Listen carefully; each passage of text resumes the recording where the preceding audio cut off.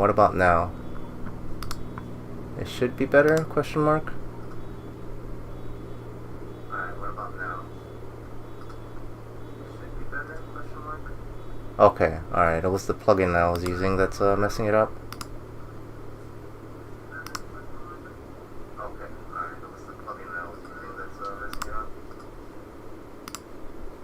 Okay, you guys might hear some background noise. The plugin was to reduce background noise. Okay, so anyways, alright, yeah, this game is a mobile game, available, you know, on your mobile devices, available in English as well. The English version is like a year behind. And then we just run over the different rarities, bunch of signs. Everybody other than the virtual singers are signed by the voice actors, but signed as the character, so they have like the character signatures, and then the virtual singers have their own the voice actor signatures. There's so many signs. The VRs I'm not sure about. Is this a new savagery?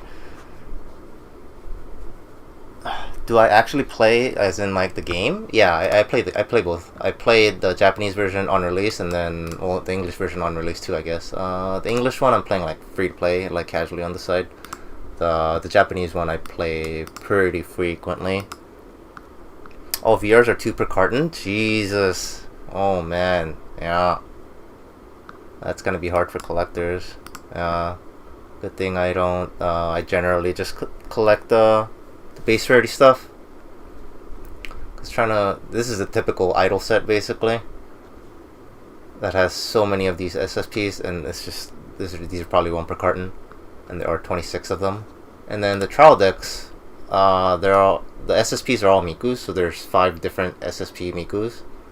It doesn't have any of their character SPs, unfortunately, for those that want extra character SPs. So you just have the 1 of each from the case.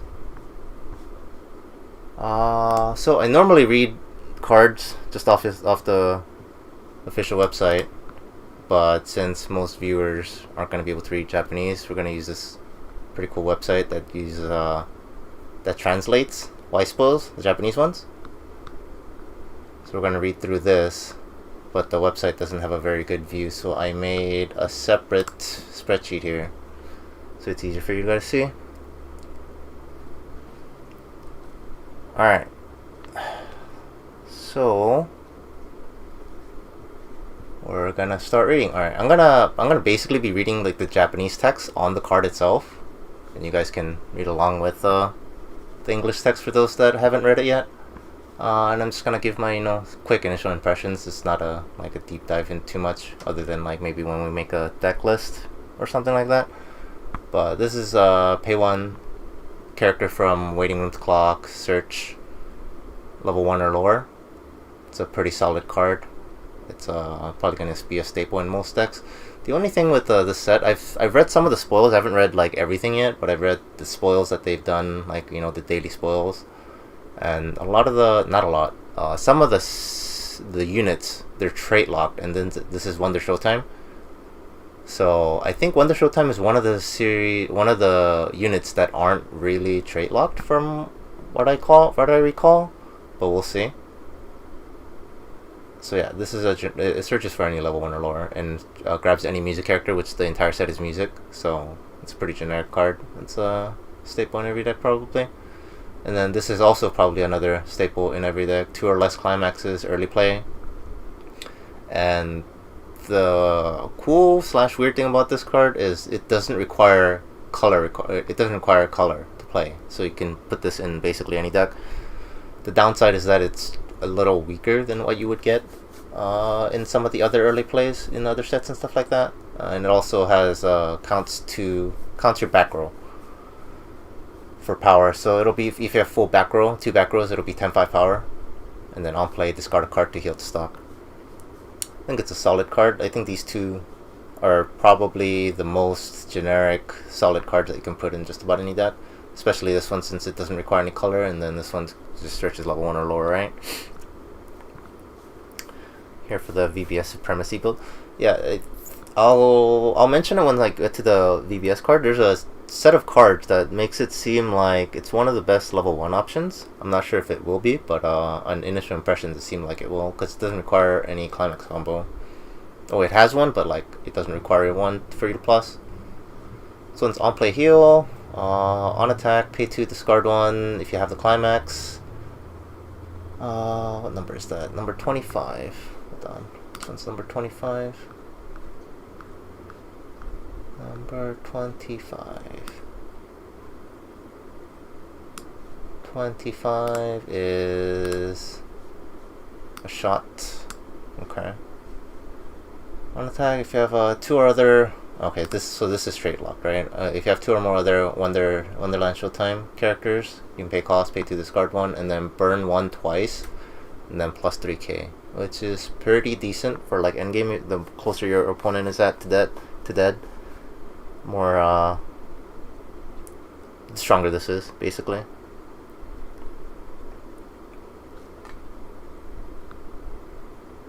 These SSPs look really nice though. They generally do, like SSPs in general, right? So this probably is only gonna go into like a Wonderland Showtime deck for the most part, unless you can run enough Wonderland Showtime cards like a Brainstormer and like this and some other, like basically if your back row is always Wonderland Showtime, or like if you play 2 of this and then like one of your Brainstormers or 2-1 back row is Wonderland Showtime, maybe it's easy to set up the condition if you need 2 or more others. But we'll have to see what the rest of the set offers for that unit. Yeah, Miku looks super nice in this game. She has so many like good arts and stuff. I think whoever is in charge of doing like the Miku design and stuff like that did a very good job.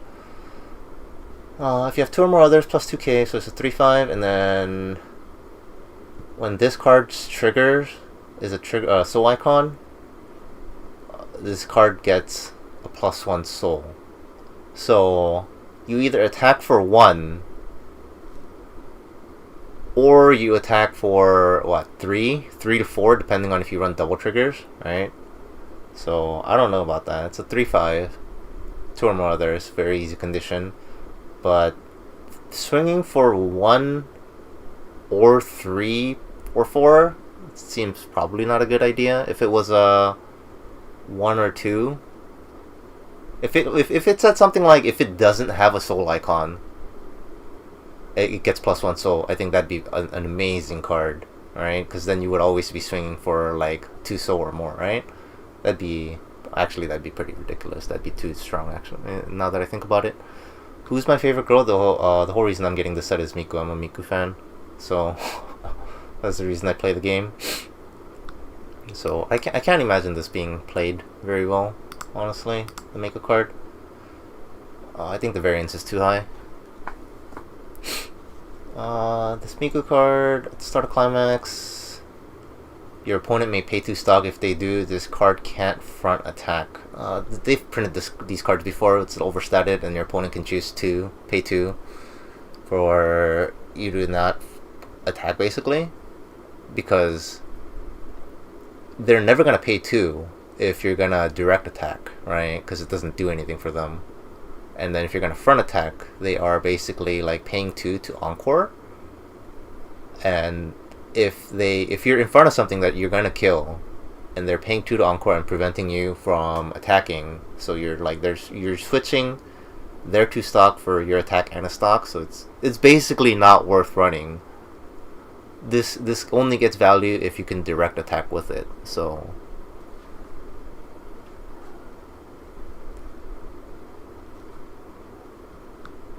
yeah. So they've printed this profile before, and I don't think it's gonna see play. The card art looks super nice though. And then, alright, this is one of the, like I said, I've read some of the spoils, and this is one of the gripes I have with the set, and why very initial impressions before reading the entire set, just by reading the daily spoils, is that the set is pretty mediocre.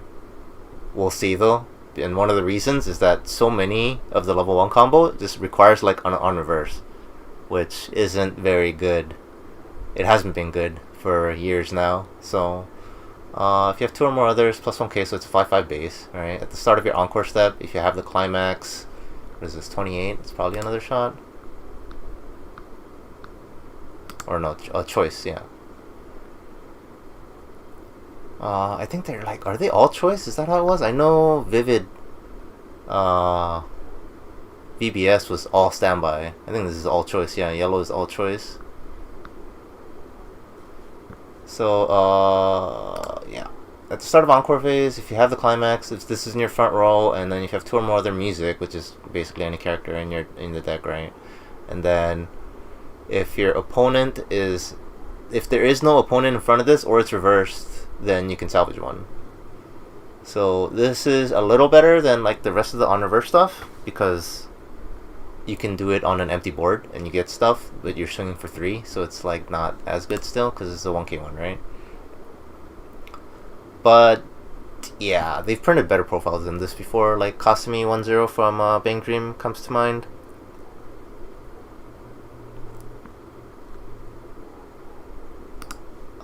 Yeah, so I think this is pretty whatever. Unfortunately, like the secondary effect doesn't really do a lot. It's just a 5/5 vanilla. It's a little lackluster. It feels like it's missing another ability. And then this one's it's a 2/1 1k global, and then whenever you trigger a choice, you can pay 1 to draw 1, which I see potential for playing in this, but it depends on the rest of the set on whether or not you can afford to just like willy-nilly pay 1 to +1 or not. Because more modern sets, I feel like, sets that have their main plussing mechanic requiring you to pay 1 don't do so well, because you want to use the stock for other things like early plays and healing and stuff like that more, or like other abilities that do more things, and then paying 1 plussing 1 isn't so good anymore, I feel like, in modern meta. So this is basically a pay 1 +1, which I don't know, we'll see.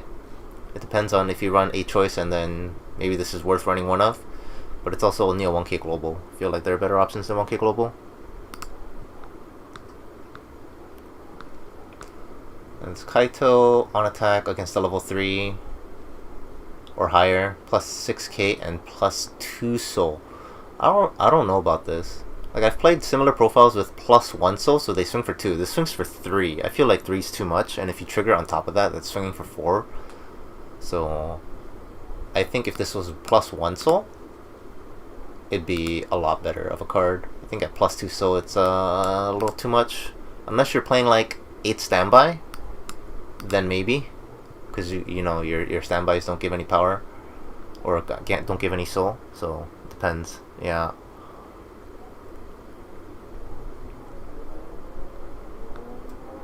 Depends on it's just depends on how behind you are in damage, but the fact that like the higher you swing, the higher chances your opponent has to cancel, right? So just like overall average, you want to swinging for 3 and higher, basically.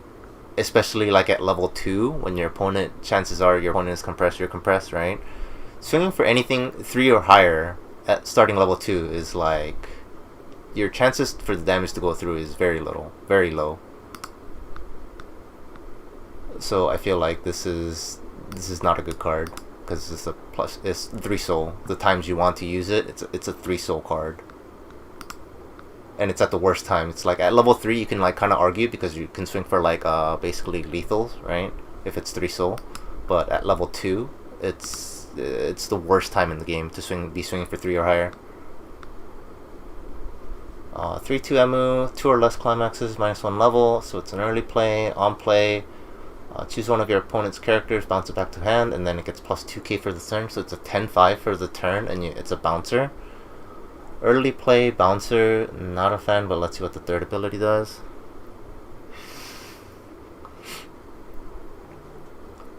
On attack, if you have 3 or more memory, you can pay cost. If you do, burn 1. I think this is a pretty good card. 1 Dawei. Oh, I like this art too. I like that grin. I think this is a very good card because it's multi-utility, right? Because you can early play it, and then you can bounce your opponent's card, especially in a standby meta. and you can just disrupt your opponent's board if they have like back rows, like a 3/2 that they stand by it out or something like that. And then if it comes out at level 2, I think it coming out at level 2 and not like a level 1 or at just at level 3, I think it's a very big bonus for this card, because if your opponent is level 2 and then they just stand by it out a level 3 like global power or something like that, I feel like this is the best time to use it. And then you play this, get some power, maybe run over like a 2/2 they have in the front, right? And then you also have like an endgame ability here. You could use it endgame, also during mid-game. Basically, if you have like climaxes to pay out and you have no real other efficient ways to pay it out, this might be decent. You can also pay it out mid-attack. The only thing is you need 3 or more cards in memory. I saw some cards that require memory in the spoils, but I don't know how easy it is to get memory in this set, like overall. I know at least 2 cards that go to memory, like one is a startup and one is like on reverse, but we'll have to see the rest of the set, because 3 is a lot unless the set just gives you free memory. 3 is quite a requirement. But even if you take this away, it's a runnable card with just the top 2 abilities, but the third one is what makes it worth running, provided that getting 3 memory or higher is easy. Otherwise, it would just be a vanilla bounce at early play sometimes. All of your characters, 500 global, all of music, so actually 500 global. And then this gives all Ruis +1, what is it? Oh, it gives a So icon to this Rui that we just went over already. Where'd it go? Number 6. Number 6. Yeah, this Rui, the level 1 combo. So, if this Tsukasa is on the board, right, all other copies of this Rui in all your zones gain a soul trigger. So that means in your waiting room, in your deck, in your hand, in your clock, whatever.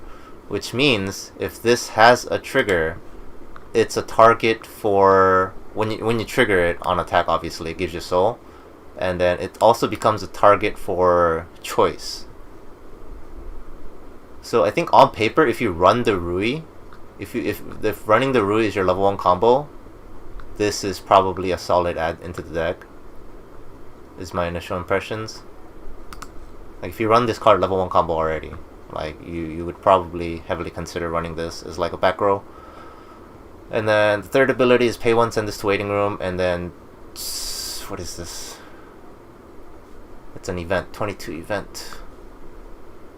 And then you can grab an event with it. So basically you can keep it in your back row and to, boost this your synergy with this level 1.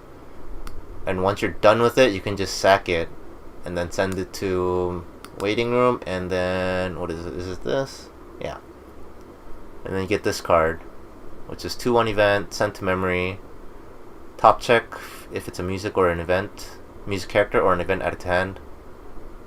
And then during your turn, if this is in your memory, all your wonder showtimes get 1,000 power.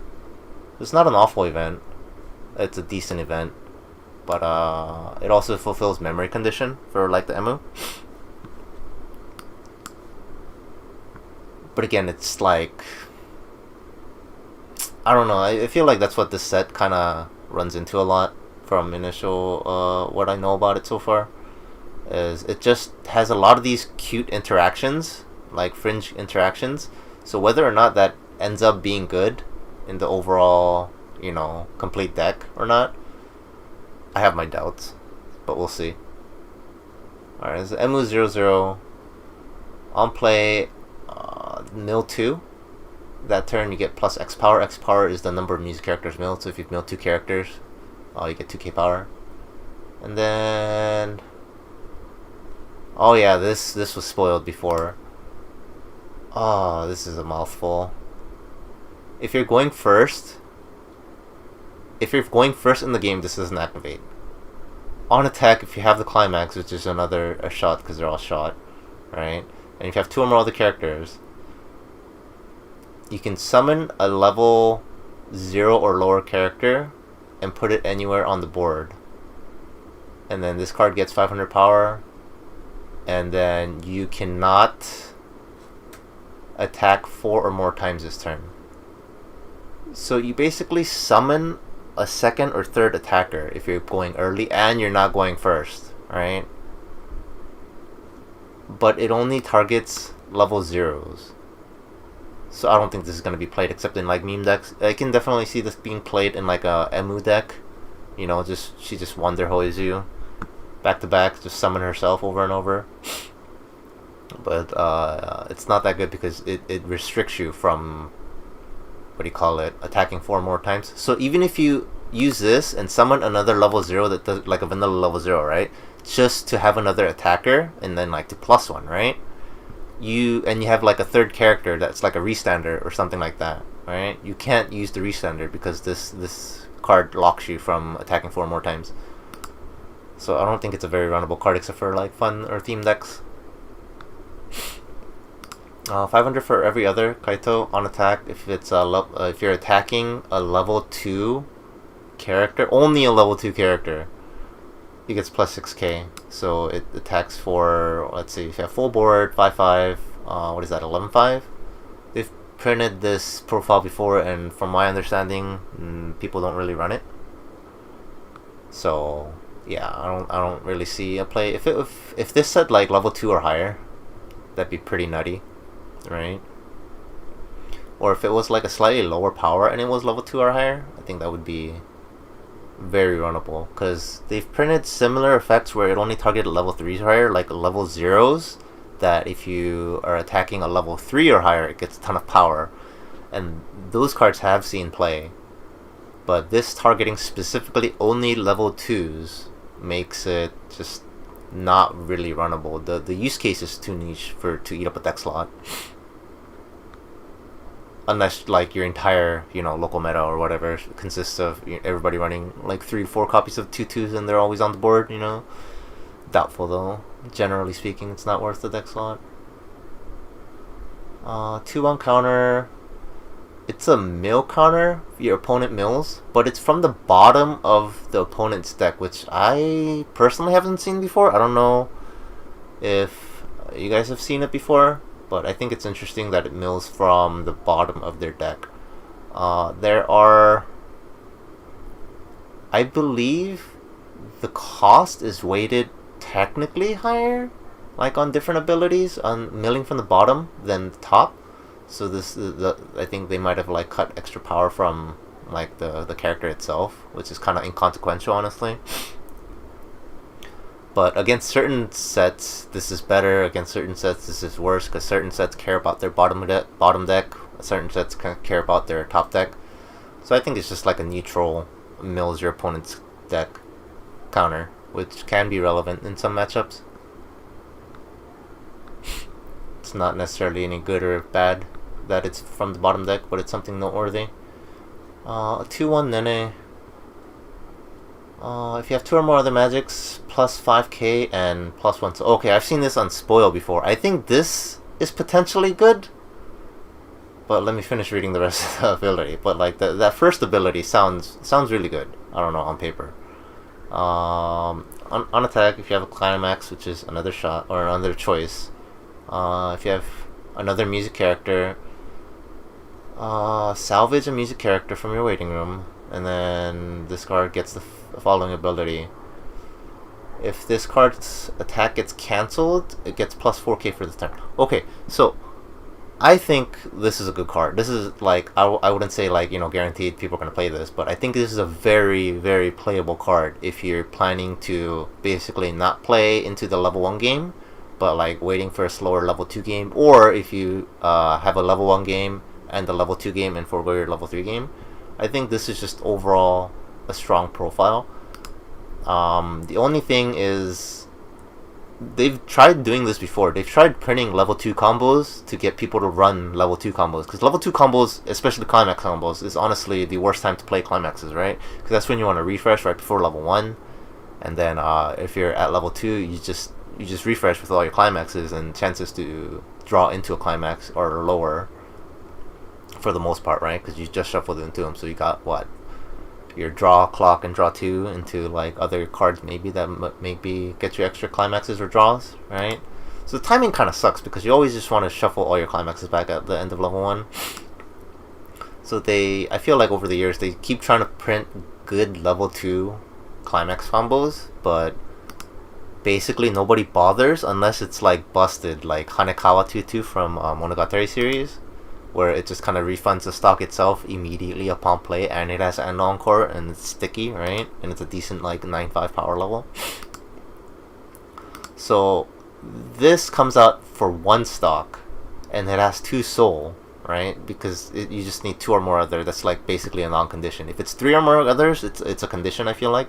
But if it's 2 or more others, you just have 2 safe back rows, and you have condition. And it's 10k. And then the climax combo, you just no condition basically. If you have another music character, you salvage a card, and then the way the cancel thing is worded, like this is the best way to get effects worded, where in either scenario you get something out of it, right? So if this deals damage, right, you dealt damage, your opponent is dying, right? That's good. If it doesn't do damage, right, this gets 4,000 power until your opponent's next turn. So it has a high chance of plussing you a card because this will probably live at 14k power, right? So I think, yeah, because of the way this is worded, I think it's a very runnable card. But we'll see what the rest of the set has to offer. If it has a really, really, really good, no argument level 1 game and then no argument level 3 game, then it'll have no place for this. But initial impressions, level 1 game kind of seems weak, so we'll see. And then Saki, 2-1 Saki, on attack against the level 3 or higher, plus 6k, so it swings for 12.5. Alright, that's a decent profile already, because that profile is normally like 13k, and then it comes with the climax combo. Let's see if that matters. This climax combo, pay 1, send this waiting room, start of encore step. If you have the climax, if this isn't the front row, if you have 2 or more other music characters, you may pay the cost of pay 1, send this to waiting room. If you do, choose salvage a character and return it to hand, and then choose a character in your hand and then put it where this was. So this lets you early play any character. Doesn't even have to be a music character, actually. Yeah, you salvage a character and you early play. So the total cost of this, let's see, what's the total cost? Your climax combo, you pay 1 for this, so you pay 2 stock total, right? And then you sack this after attacking with it. And then you salvage card, and then you summon from your hand. So you plus minus 0. So it's a climax combo to early play anything, and it requires you to run this climax plus this card. So it eats up your, what do you call it? So it eats up your deck slots, right? It locks your climaxes to this. And then it also, oh wait, hold on. This covers 2 different climaxes. This thing says 29 is a choice, and then 53.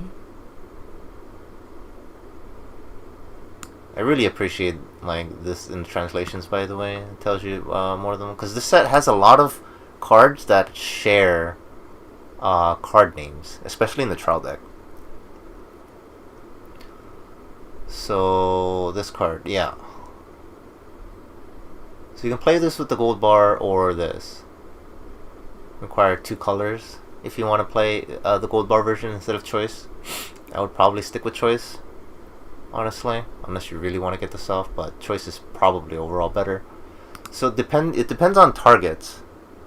Yeah, I think TD level 3s have some good effects. I know there's at least one that was spoiled that is a very solid card.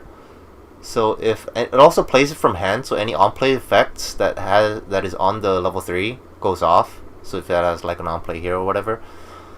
So if the set has really good level 3s that don't have ways to early play them, this effectively lets you early play them if you run this combo. So, but again, it's a level 2 climax combo, which is an awful time to do climax combos, right?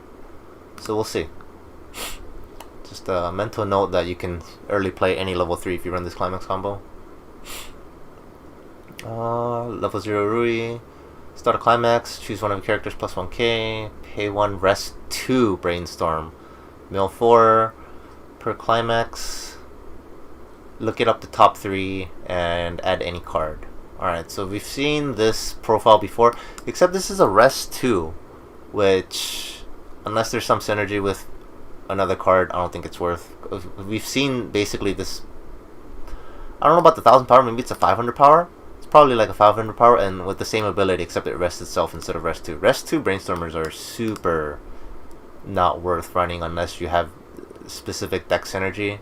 Like maybe in a standby deck this can work, but that also requires you to have a very specific back row that you can rest and like bounce back to hand maybe. And for the top check 3, unless you're running a ton of events, it's generally not worth. And from my impressions for the events I've read so far, doesn't seem to be any crazy events that you wanna like grab, especially early on. This seems pretty whatever, but we'll see. Whoa, okay, alright. I like, they've printed this ability before. Your Leo characters and climax can be played without meeting color requirement. Okay, so this is a Leo character, right? So if you run the gold bar, right, you suddenly don't need yellow if you have this Brainstormer in the back. Which I think this, I like this kind of ability, but I also think it's kind of stupid that it just completely negates like color requirements, especially if this is like your main Brainstormer, you know. But at the same time, it might lock you if this is not the Brainstormer you want to run. But it seems good. All your other Leonid in the front row center slot gets 500 power. And then climaxes can also be played without color. I think this is just overall good card because it's both climaxes and Leonid characters. I think if it was only just climaxes, it would also be pretty good. But if it's all Leonid plus climaxes, I think that makes it really good. And then, oh, okay. So this Brainstormer only salvages for Leonid, which is a big oof. If you're making a Leonid deck, this is really good. Yeah. But in other decks, I think this only salvaging Leonid is a deal breaker. If you're making a mixed unit band, but in a Leonid deck, I think this is a solid 3 of. Tsukasa. On attack, if you have another music character, or no, choose another music character, can't target itself. Until end of your opponent's turn, plus 1500 power, and then hand encore. Whoa. Excuse me. Have they printed this ability before? This seems super good. So it's a 0/0, doesn't do anything else. All it gives is one of your other characters, 1500 power and a hand encore for a turn, basically. I think this potentially has... It has potential to be really good. Yeah, I don't think I've ever seen this ability before. I think this is potentially ridiculous, but we'll have to see. If you have some like card that you wanna just spam over and over, like a level 2 combo, let's say, like this Nene, right? She doesn't have what do you call it, encore, but this can give it. It also makes it even bigger. So even if you stick damage, it's 10k, and then if you give the other thing, if you give this, it's 11.5. So if you have cards level 2 or higher that you really want to stick, that your opponent can't remove, especially if it's like level 2,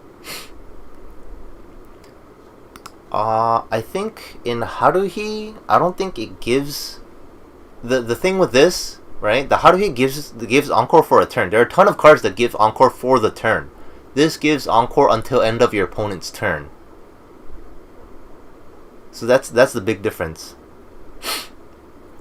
Yeah, Haruhi has a ton of cards like for this turn, during this turn, it gives you a free encore. And there are a lot of other sets that give that. But this giving it cross turn. So you attack, put it on like the 2/1 Nene, and then it doesn't die this turn, and then your opponent like removes it, you can still hand encore it because it has the ability. Unless your opponent like flickers it or bounces it or something like that, right? So if you want something sticky, I feel like this has potential. I feel like we'll see though. It needs a good target. It needs a really good target. So far, from what we've read, it's just that 2/1 Nene, but we'll see. On play, put it on play. Look at the top card of your deck. Put it on top or bottom. It's a pretty generic effect. On attack, top check. Add a music or an event, and discard. This is a pretty. This is the Nautical card. This is a super old effect, except it's been updated so that you can add events. Because previously it was only characters, like the traded characters, like in Madoka it was magic character. But now I can add events. So it's been updated for the 2020s. But whether or not this will get play really depends on the rest of the series. Because I feel like this profile isn't as good anymore. Also, the on attack is mandatory, right? Because the on play top check, you can just leave it there, and you basically have to look at it for free, and you don't have to move anything. But the on attack top check is mandatory. And then if it becomes a music or an event, you have to add it, and then you discard. So sometimes you might want to attack with this, but might not want to mill. So I feel like this profile is kinda on the downturn. I feel like there are better profiles. So we'll see. Not a fan. 1/0 on reverse, cost 0, stock shoot. Pretty generic. Oh, I appreciate this note right here. It has a soul trigger. Yeah, that's a very good note. 1/0s with soul triggers are amazing, which means you could target it for choice. It gives you extra soul power push. So but the effect is pretty vanilla. Like my Data Bullet deck has a 1/0 with the soul trigger, and it does more things than this card, I feel like. And then it also reversing only costs 0s. Your targets are so limited nowadays because everybody runs the meta's like standby, right? So 1/1s, 2/2s, and what is this like? What is this getting rid of that you can't just get rid of with like other 1/0s with power, right? There aren't really cost 0 big walls anymore that you need to get rid of with effects like this, so you would probably run it more for the 1/0 soul trigger. Like it would be like 60-40 on this ability and the soul trigger, I feel like, over just the ability by itself. So if you're running a deck that requires a bunch of soul triggers, or like you want to make it easier for your choice triggers and stuff like that, this is a solid optional card. I don't think it's like a plan A card or anything like that. It's a plan C maybe. 1/0M with this also has a soul trigger. Look at that. On play, you can discard a music. If you do, you get one of 2 different events, it looks like. One of 2 different events. I think one of them we looked at earlier. Christmas, right? Yeah. Okay. Yeah, Oshiete Minna no Christmas. Yeah. We read this before, and then the other one is no, not that one. Wonder Christmas. This card cannot be played without a Wonder Showtime. Okay, so it has to go into Wonder Showtime deck, and then top check 4, add an event or character. Okay, so if you're making a Wonder Showtime deck, this event is pretty good. Alright, and it has a discard bonder that has a trigger on it. And then you can also choose to run this if you want. Which, if you're in yellow anyways, I feel like the memory requirement is relevant to the Emu early play that we looked at earlier. And this also has a second ability, activates up to once per turn. Whenever you play an event, this card gets 2k. Okay, this card would have been really sick if you can assign that 2k anywhere, but only this card gets 2k. Yeah, it's looking more and more like Brainstorm is falling out of favor just overall, especially with every set having Brainstorms. I think this is a solid card if you're playing Wonder Showtime, because it lets you discard Bond into this event. Has a soul trigger. It's a cost 0. I guess the only thing that would have made it better if you could discard anything. Having to discard a music kind of sucks, actually. If this was discard anything, I think it would have been like a solid ad in any Wonder Showtime deck. Cowgirl can't exist again, apparently.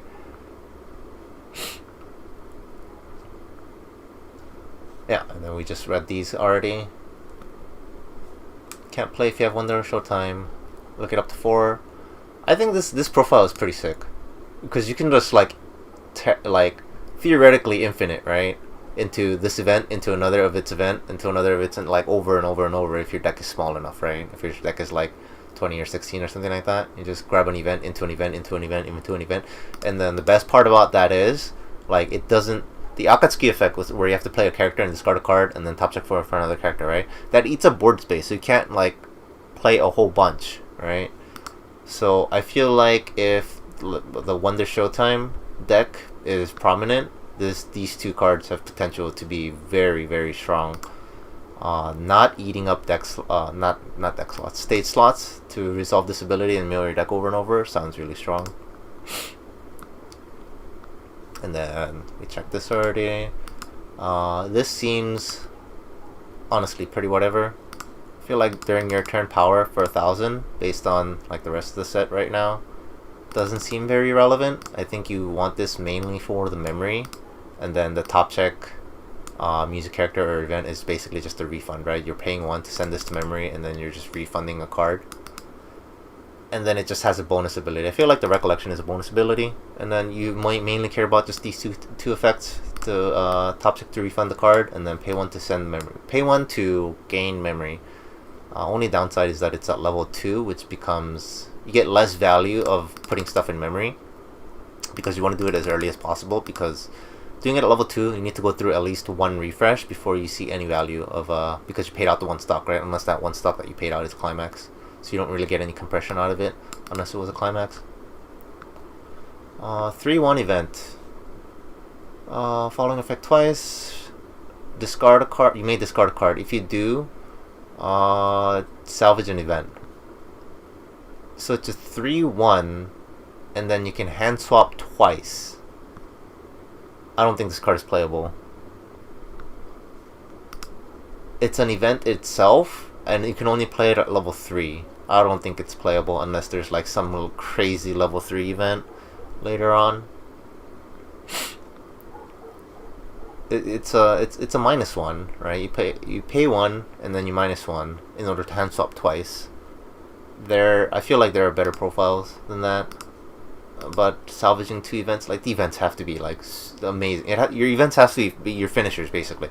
If you have finisher events and that's like your whole game plan, I can see this being run, but I doubt it.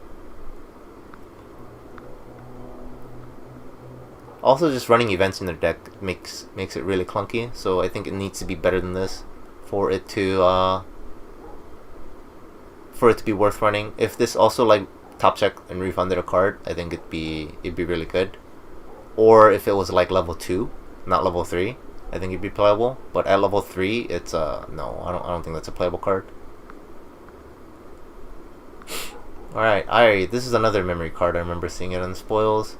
On play, top check if it's a level 1 or higher, any card. So it can be events, whatever. Add and discard, basically, which is a fine ability. And then this one, I don't really like the skill, because it requires you to discard a music. When this card gets reversed, you can pay the cost of pay 1, discard a music, and then send this to memory. The discard music part, I feel like it is super detrimental. I feel like it's like it already needs to reverse. You have to discard a card and you send it to memory, so it's like susceptible to removals, because this has to go to memory like on reverse. And it's 1500 power. If it was 500 power, I feel like maybe, right? So I don't know.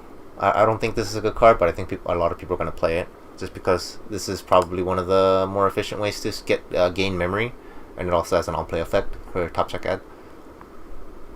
I think people will run it for the sake of running it because they need memory, not because it's a good card. We'll see though. 1-0 Minori. During your turn, if you have another music character, 1500 power. On attack, if you have the climax, which are these all gold bars now because we're in green now. All the treasures. Where's green? Green. Yeah, it looks like that's the entire set, huh? All the yellows are choice, all the greens are gold bars, all the reds are standbys. Alright, from what I understand, all the reds are standbys, and then that means what? All the blue are gates, the blue gates. Alright? Yeah, I don't know how I feel about that. I have an inkling on why they did that, which no, I don't actually. I can understand for standby and blue gate, but it doesn't really make any sense for like yellow and green. Why they made it all the same. But we'll see. Yeah, there's a blue card that makes sense why like this is all standby and this the blue gate's all blue gate. So on attack, discard a card. On attack, if you have the climax, and then if you have another music character, you may discard a card, any card. If you do, look it up to top 4, choose up to 2 music characters, add it to hand. Oh wait, hold on. Oh no, it's a discard card. Okay. So, yeah, no shot or wind. It's all choice. I think even the trial deck doesn't have shot or wind, from what I remember. Oh no, this has like a, what is this? These are some trial deck cards. Yeah, we'll look at that later. Oh, there's a book for trial decks. Are there shots and wind in trial decks?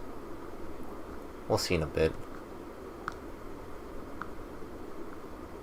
Oof, these double soul triggers. Yeah, I don't think so. So this profile has been printed before. Alright, so it's a 106k if you have another non-conditioned 6k. On your turn only though, so it's dead next turn. Your opponent's gonna kill it. 6k, 7k with the climax. On attack, top check 4, but you have to discard a card. On a top check 4, add 2, so it's a +1 because you discard a card, right? So, but it's a hand fix. But the fact that you have to discard a card in order to mill up to 4 is a huge detriment. Because sometimes your hand is good, it's all set, but you want to mill cards, but you can't because you would have to risk discarding a good card that you need later in order to top check random mill 4, right? If this was worded to on attack, top check 4, and then if you added something, you discard a card, it would make more sense. But they've printed these abilities before, and it doesn't get a whole lot of play in my opinion. The having to discard first sucks a lot. But it is a non-interactive +1 on a level 1 combo, so that's something to note. It's not on reverse like a lot of the other ones. Alright, so this level 0, I'm a little excited about this one because it's a Miku card, but at the same time it only searches for Miku. Whenever your character triggers a gold bar, you can choose one of your characters, and then it gets 1000 power until end of opponent's turn, which is super good, right? And then pay 1 rest, top 4 for every climax. Search for a more jump. So that's the demerit basically. Otherwise, this top ability is really good. So you would only run this in like a more jump or more jump heavy deck, which I feel like, I don't know. There aren't enough cards because there's 5 different units, right? There are 5 different units, and there are 108 cards with a bunch of climaxes. So each unit only has like what, roughly 20 cards, if that. So I feel like these cards that restrict based on unit only is super bad right now, unless like a second set comes out. So it's like, yeah. Another thing, more music. It looks like, well, so far the impressions like it's weak on defense. So it's like you're pumping something for defensively, but it doesn't really do anything if they're already so weak in the first place. Yeah, I'm not a fan of these unit locked cards right now, so we'll see. 2-1 support, 500 level support, 500 per level, yeah. And then rest this card, choose one of your other characters and send it to stock. Oof. Oof. So this is only good if you are just like flooded in hand, right? Because they've printed similar effects before that targeted specific cards or specific traits that rest and send the ability. Like Fate Apocrypha has a 1/1 that targets any homunculus trait, and that's a decent card. It's also a level support, but it's a 1/1, and this is a 2/1. So I feel like this is not that good of a card unless there's some kind of a crazy like card that you can send for maximum value that you already run. Maybe if you run it with a card like the Rest 2 Brainstormer earlier, and then you just do the Brainstormer and then send it to stock. But at the same time, it's just, I don't know, it doesn't sound value unless the rest of the set just generates hand like a madman. But I don't see it. I don't see how this could be very useful. Like, you would have to bring this out with standby at level 1, and then hopefully you're not level 2 next turn, and then be able to generate stock, but you -1. It's like there are plenty of cards that they've printed where you just -1 to gain 1 hand, and it's generally not worth unless that card does something else. Like they've printed level 0s that gain you hand, right? Or level 0s that on play does something, and then if you're level 2 or higher, it goes to stock, right? So in those decks, you can play it for the on play effect, and then rest it for like some other effect, and then send it to stock, and then do other things with your stock, right? But this, you can only do it once a turn because this card rests. Like, this card rests. So you can only do it once per turn. The good thing about those other 0/0s in other decks that level 2 or higher, you just send it to stock. You can do it like over and over and over again, right? In one turn. As long as you have this hand, which you can like, replenish with Brainstormers or whatever. But being able to do this only once, it's I don't think it's good. If your opponent has 3 or less characters, plus 1k, so it becomes 3k, and then this is a clean cut from music. Ooh, yeah, when your opponent gets reversed, choose another music rested back row. 3k if your opponent has 3 or less. So chances are it's gonna get the condition early on in the game, and then later on the game, it's never gonna get condition again. But I don't know. I feel like clean cuts that have power all game are way better, or like even on play power. I think 2k, because I played Mob, right, in English, and like I forget how much power Mob has, and it's I think it also has 2k power. Or was it 3k? I think it's 2k power. I think Mob has 2k power, and it's just, it feels awful. Like mid to late game, it just becomes useless almost. So this part about requiring your opponent to have 3 or less, which you basically have no control over in 90% of the situations, it's an okay clean cut. It is a clean cut, but it's 2k, and sometimes early game it's 3k. Yeah, these sign cards look amazing though. So yeah, people are still 100% gonna play it because it's a clean cut, right? So you still play it, but it could be better. It's not as good as it could be. I'll play heal on attack if you have the climax. If you have 2 or more music characters in memory, and then all your characters are more and more jump, you can pay the cost of pay 2 stock on attack. If you do, look it up to top 3 of your opponent's deck, choose up to 3, and then leave as many as you want, and then mill the rest, and then it gets plus 4k for the turn. So this is like the Mocha effect, right? Except you don't check your own deck. Alright, so the problem I have with this card is there is another card that just isn't a climax combo. I forget which one it is. It was spoiled. Let me see if I can find it. Yeah, here it is. Alright, so this card exists on play heal, right? This card is a trial deck card, also on play heal, right? And then it gets 1500 power for the turn, but like it's 9k base, 10k base, so you can, let's just cancel that out, right? So it's on play heal on both of them, right? And then this is on attack. If you have another music character, you may pay the cost of pay 1, discard a card, discard any card, right? If you do, look it up to top 2 instead of 3. It's the same effect, except it's 2 instead of 3. Right? This is cost 2, this is cost 1 and discard a card, which I think cost 1 and discard a card is a far better cost. And it doesn't require climax. I guess provided it doesn't also get 4000 power. But do you not think this is just a better card over this climax combo?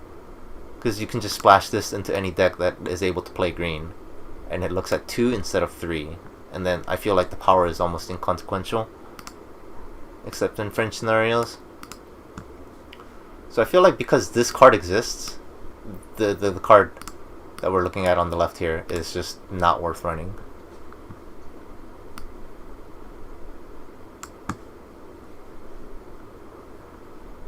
I just don't see it. Because if you want to, like, let's say you want to triple this effect, right? Like, do this effect 3 times. You need 10 stock going into turn. Because it's on attack, right? You have 10 stock, you play 3 of these, that's 6 stock, and then you have 4 stock going into attack in order to be able to do this 3 times. Compared to, this just requires you, what? If you want to triple this, you need, what, technically 7 stock? Play 3 of these, heal 3 times, same as that one, yeah. And then you have 1 stock going into attack to be able to do this back to back to back. So I don't even understand why these 2 cards were both printed. It doesn't make any sense to me. When they do the same thing, it's just the climax combo requirement plus an extra stock instead of hand is not worth it for me.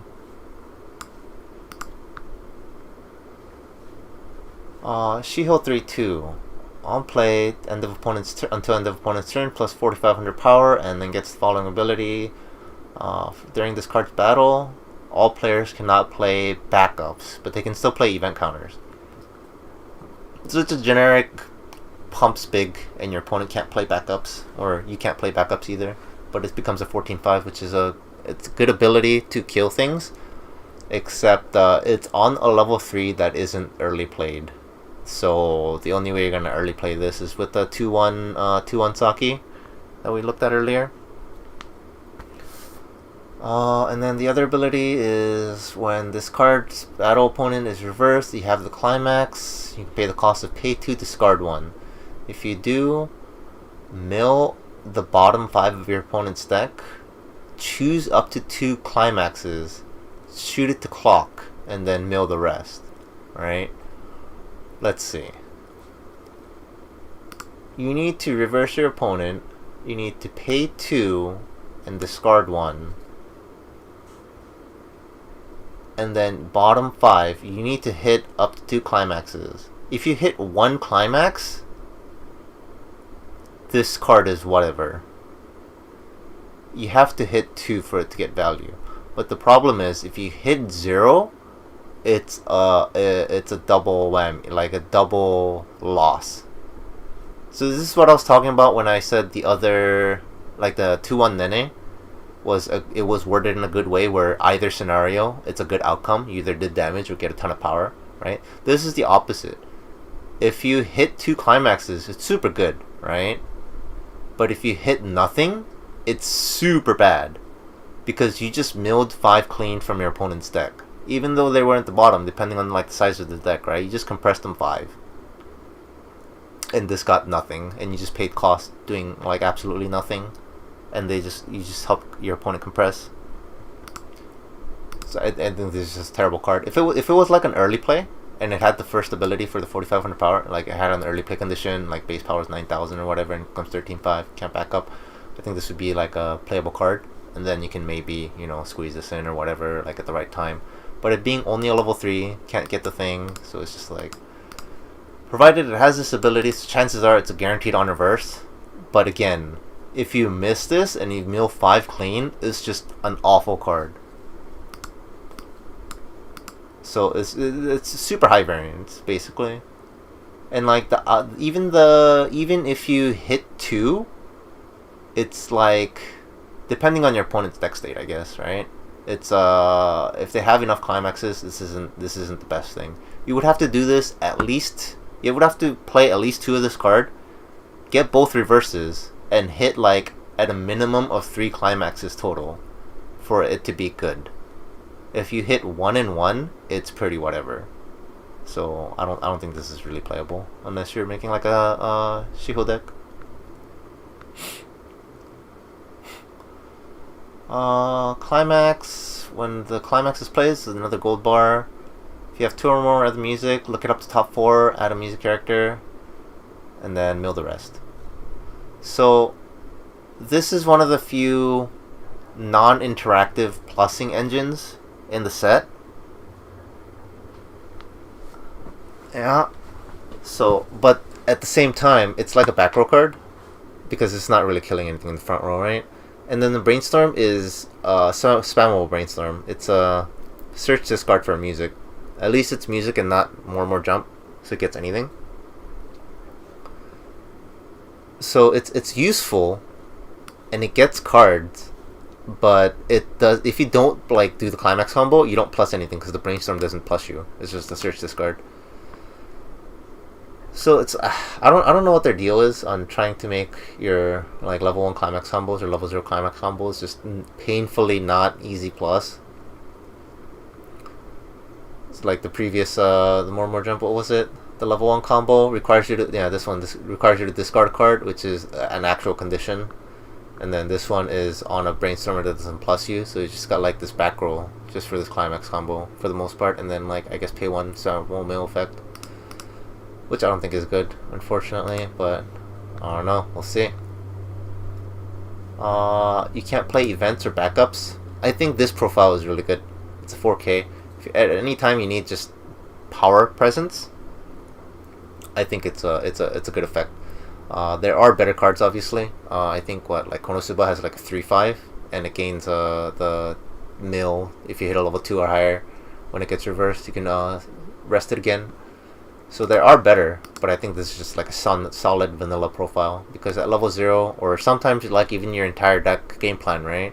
If you don't play event or backups, this is just a 4K for free with no demerit, right? So depending on the deck, this is a very playable card.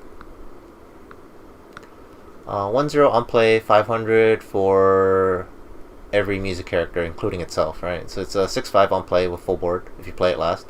On play, if you have 2 or more music, you can choose a character in your waiting room and send it to memory. Alright, which one is this? Haruka 43?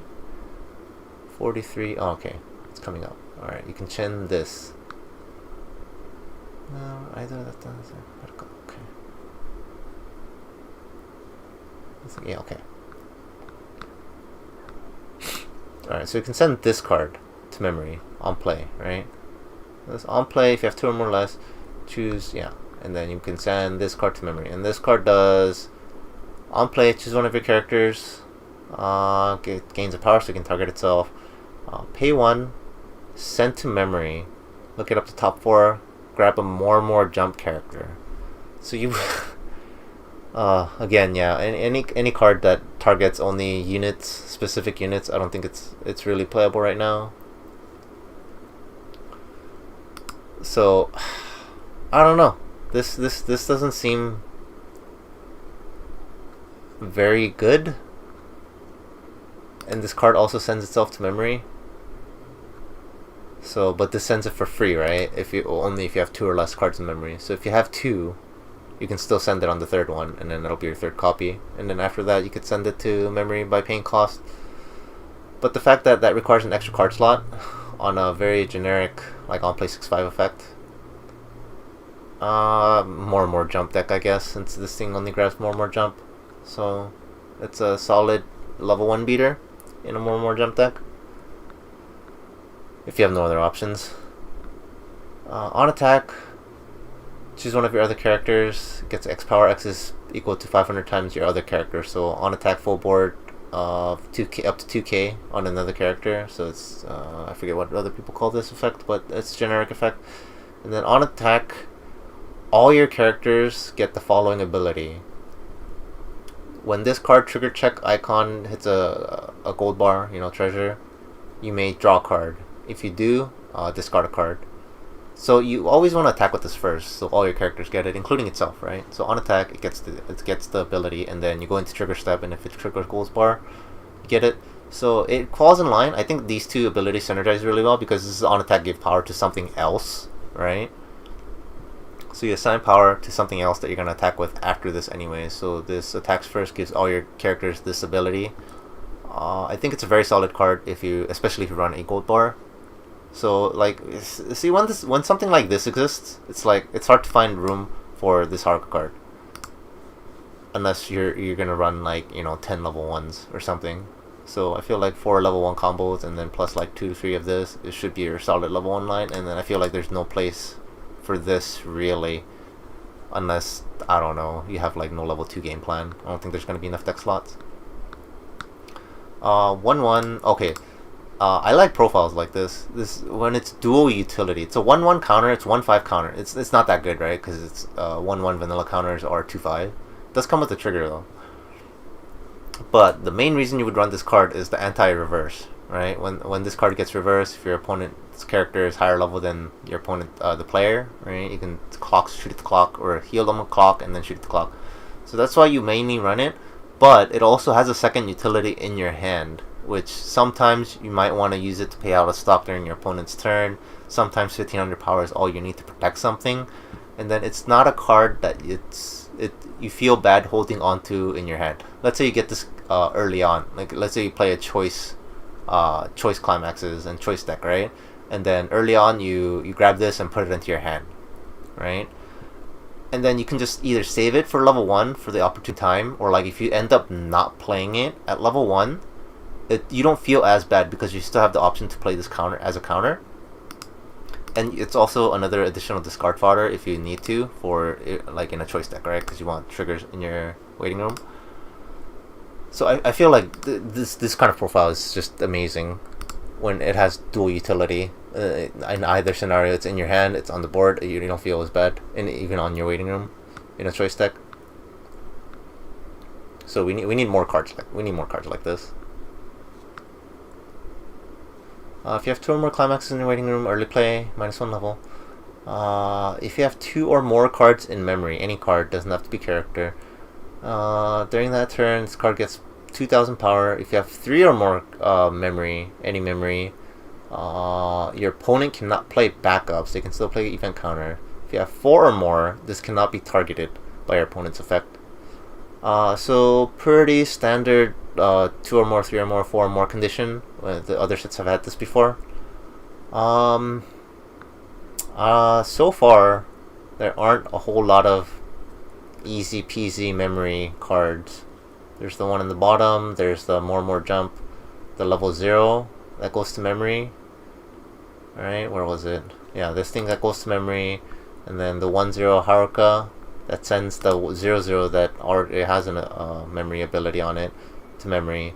So if you set it up, it's very possible to get 4 by level 2. So it's a very doable condition, and depending on the deck you're playing against, the 4 might not even be relevant, right, until level 3 or something like that, when they play like an level 3 bouncer, something like that, right?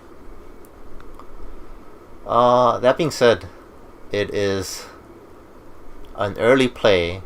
If you meet the condition of memory, it becomes an 11/5, and then on play it's draw 2, discard 2, and then blind stock 1,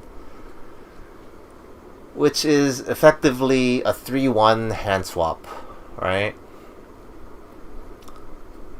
It would just go into a more jump deck, or in a deck that requires a lot of drawing. If your deck requires a ton of draws for like climaxes, digs, and stuff like that, I think this could be a fine addition. It also adjusts like how you pay out stock if you're okay with the blind stock. I think it's just an okay card. I find it hard to believe that people would want to run this unless the set just absolutely has no way to draw into cards. We've already read this card. Rin has on play, choose one of your characters, 1500 power so it can target itself. On attack, choose one of your characters, it can target itself and 1500 power. Okay, so if you really, really need power on your turn, this is one of the better cards to play, because this by itself can pump 3000 power, right? As long as it, oh, hello. As long as it, gets value of running over something lower or smaller or running into a direct attack. Being able to pump 3k power is pretty good, but chances are there's not going to be many instances where this is going to fit into your deck, I feel like. So I feel like on paper this card is really good, but in practicality, in real use scenarios, I don't think it's going to make the cut. There's assumptions, of course, that your deck is not going to have enough space, because you're going to run like, what, 4 clean cuts, 4 of like either the memory sand or brainstormer or like other utility, or like the Ricky effect, right? Like this effect, right? Well, yeah, like this effect. All right, so you're very easily going to run out of deck slots. So I feel like this is not gonna be. You might run 0 to 2. You might run 0 to 2. Just if you need a specific power pump play. If you have like a level 3 that really requires to be high level or high power. But so far we haven't run into anything like that. Yeah, that requires a reverse and needs high power. Unless you wanna like really pump your level 1, which is that's kind of awful if you need this to get your level 1 combo off. All right, 0/0 shield on play. This is the flicker, blink, whatever you want to call it. On play, choose one of your characters, send it to memory, and then your opponent chooses anywhere on their stage to bring it back, right? So it makes cards like the 2/1 Nene that gains power cross turn lose its power. Right? So it's just a good generic effect, and then it has the other ability of on play. It gives another one of your characters 2000 power. See, stuff like this. This card, you're gonna 1000% run this card over this card, because the flicker effect is very relevant in like a lot of matches, right? So even if you want to run like 2 copies of this card, you would at a minimum run one copy of this and then like another copy of this, or like just run 1 to 2 copies of this, and it gives just 2000 power, right? Because the on attack pumping itself isn't too relevant except that early game, right? Because you can attack. You can play this, pump itself 2/5, and then pump itself again on attack, so it becomes a 4k attacker. That is gonna be only relevant in early stages of the game, I feel like. So this does have dual utility. This can only target others, but chances are you're gonna want this. This card is just overall better. The Shiho is just overall better than the Rin, because you get 2 different multi-uses out of it. Yeah, I think this is just a solid one of in just about any deck, I feel like. Any deck that cares any remote chance of remote, instance of power at all, pumping 2k is pretty good. During your turn, plus 1k, so it's 3k base. When this card reverses, look it up to top 3, or reveal up to top 3. If you revealed 1 or more others,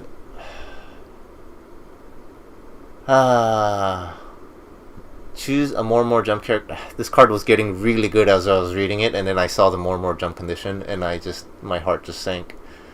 Choose one of your more jump characters, add it to hand, and then mill the rest. And then if you added 1 or more, discard a card. So they've printed this profile before. The 1k on your turn is super good. This kind of profile, I think, is you want this combination. You want it to be big on your turn so it lives, and then you want to have your opponent reverse it, right? So it's good, except that it only gets more jump, which is kind of awful. So if you are playing a more jump deck, you would 100% run this. You would run like 2 to 3 copies most likely, depending on your deck slots.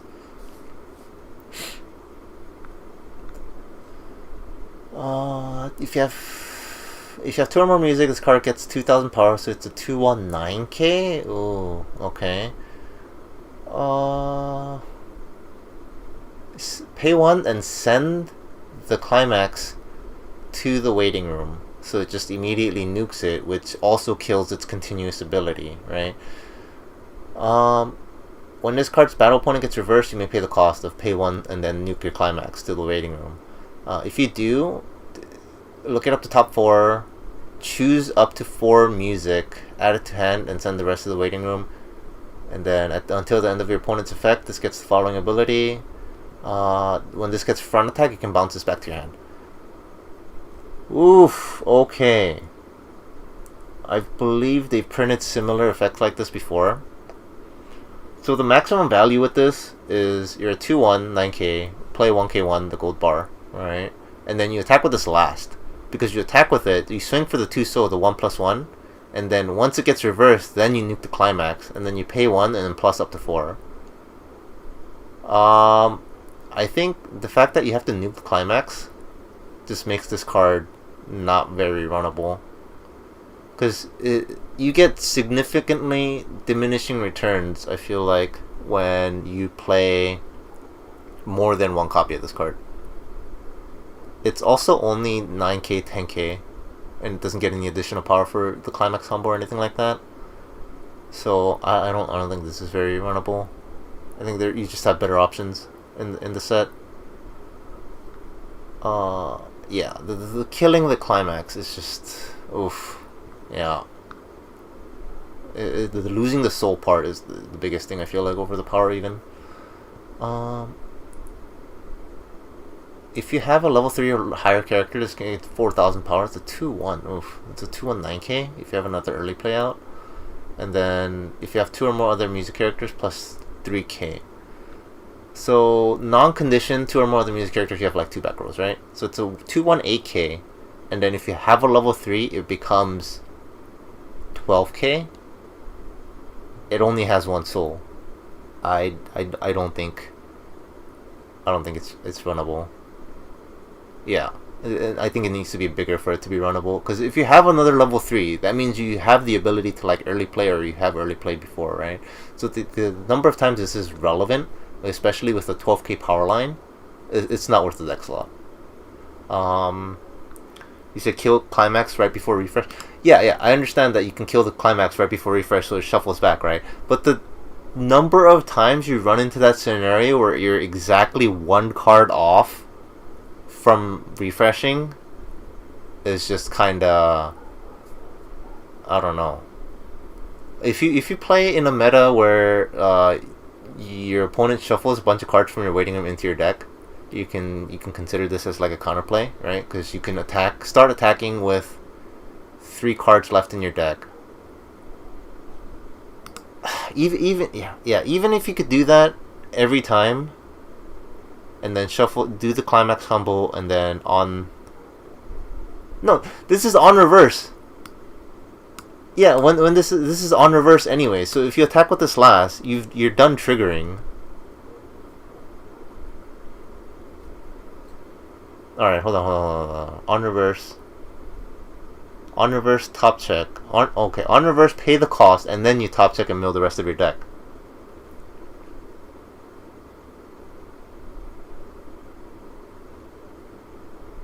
Yeah, that's pretty good, except you can still only really do it once if you want. Like, the soul. No, okay, even if you're attacking with this last, right? Attacking with it last gets the most value because you get the extra soul. Yeah.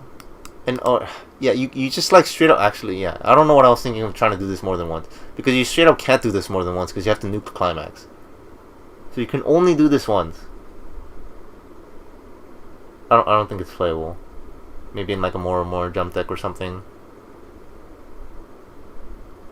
It's a pay 1, top check, 4 at 4. It doesn't even add events. If it added events, maybe. I don't think this is playable. And then it gets the you can bounce it back if your opponent front attacks it. Optional.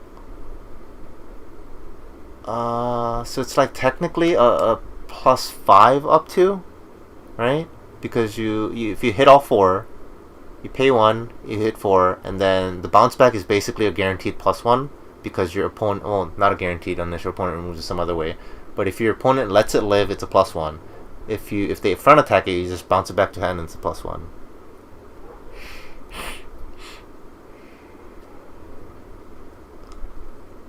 Main weakness is it doesn't come down at level 1. Yeah.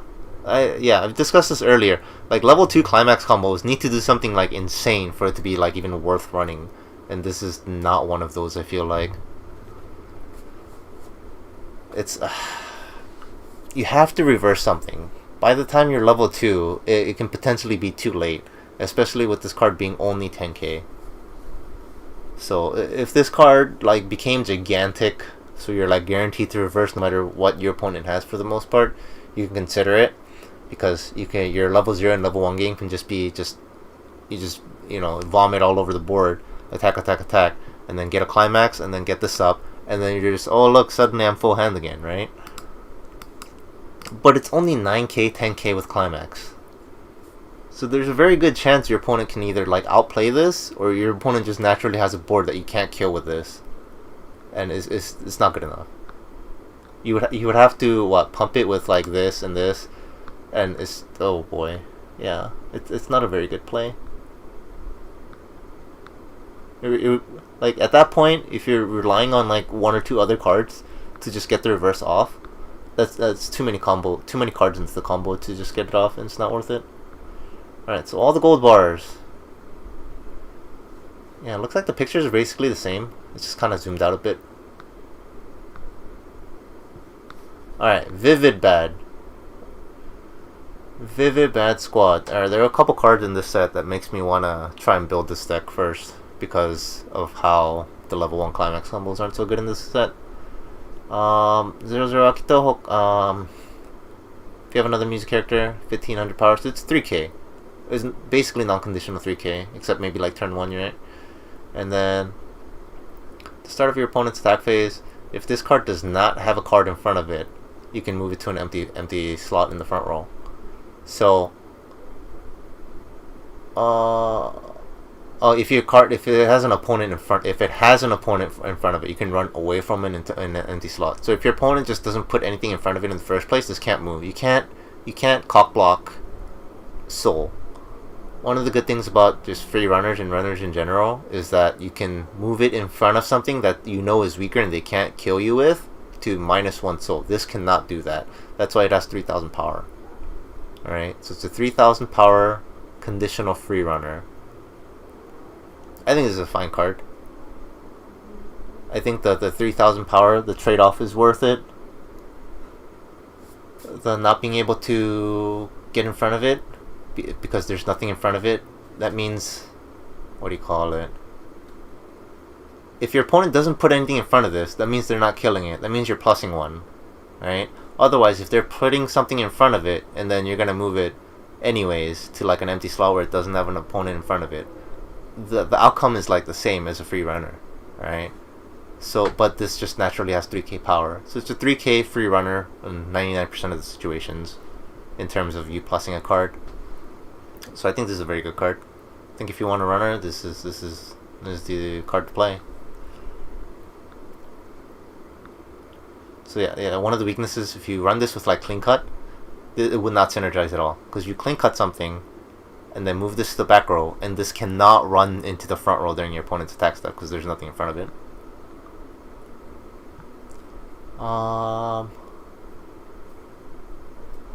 If you reverse a character, if you reverse an opponent's character, choose one of your music characters, give 500 power. So it's a snowball 500 power, right? So that's fine. And then pay 1 rest, mill 4 for every climax, selfish character. This is a very good vanilla Brainstormer. I feel like I'm probably gonna run this Brainstormer based on what all the other Brainstormers they've released so far, or we've seen so far. I feel like all of them had some condition. You can only search more and more jump. It's like top check 3, but it's rest 2. I think this is like the Brainstormer to run, like the default brainstorms. Like you don't know what brainstorm to run and you're running like a mixed unit deck. This is the brainstorm you run, I feel like.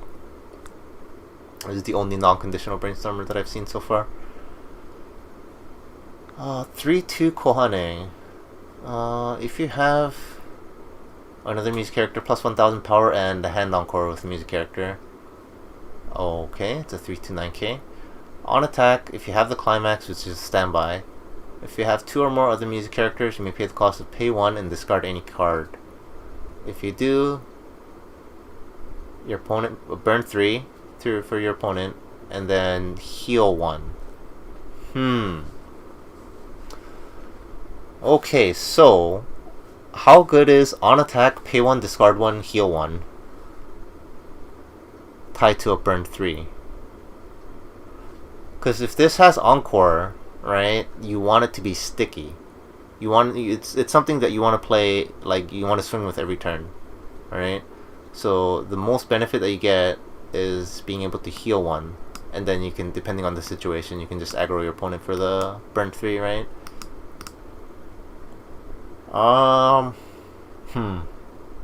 10k hand encore, and then has this climax ability. On attack, pay 1, discard 1.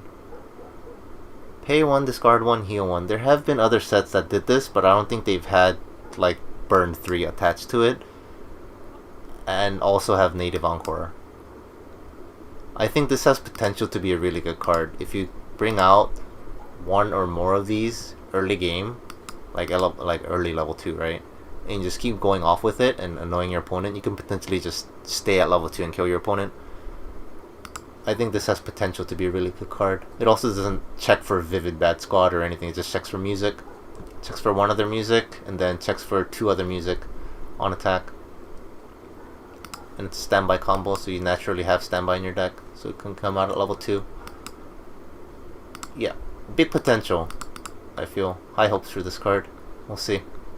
The only thing is whether or not your deck can keep up with the paying 1, discarding 1 every turn.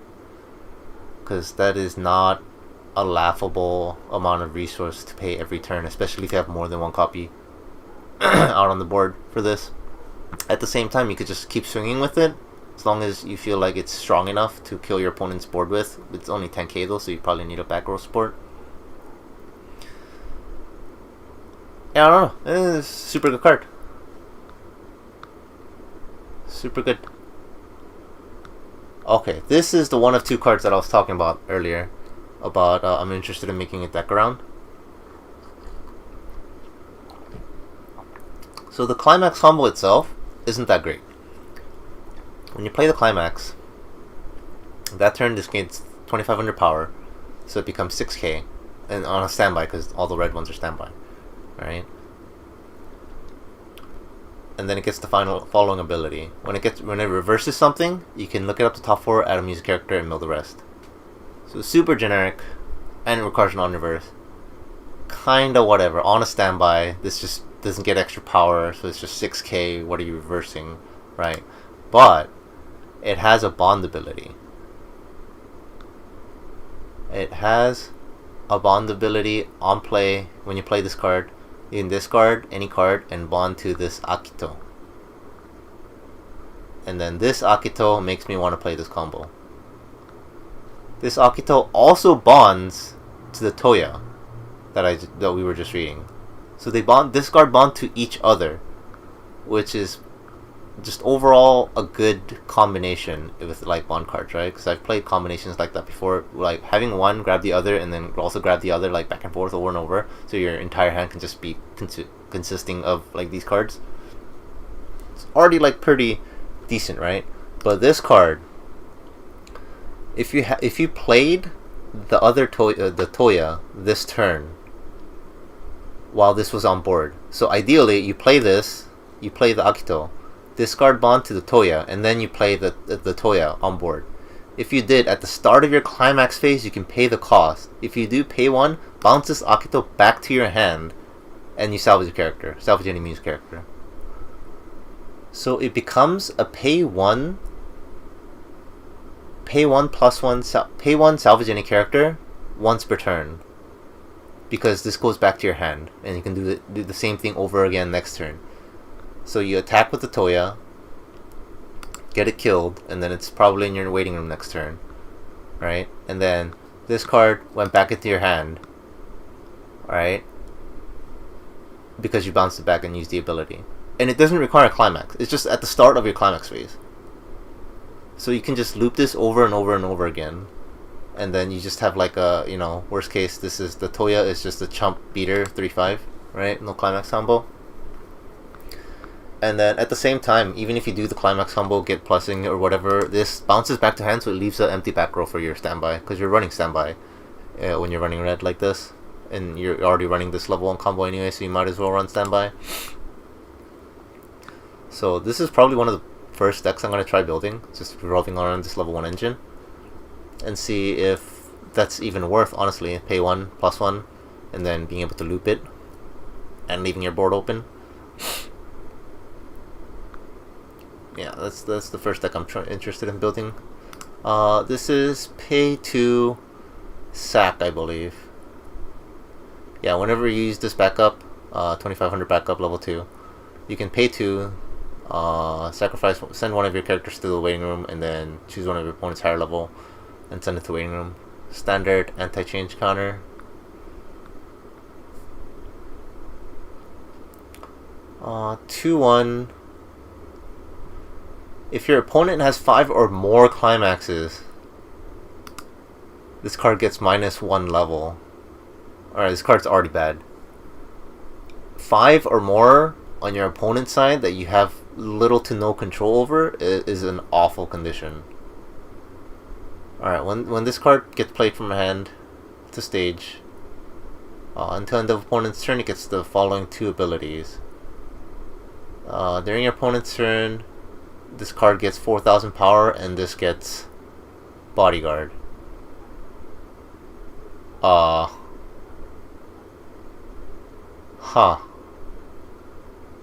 So it's a 2-1 9k bodyguard.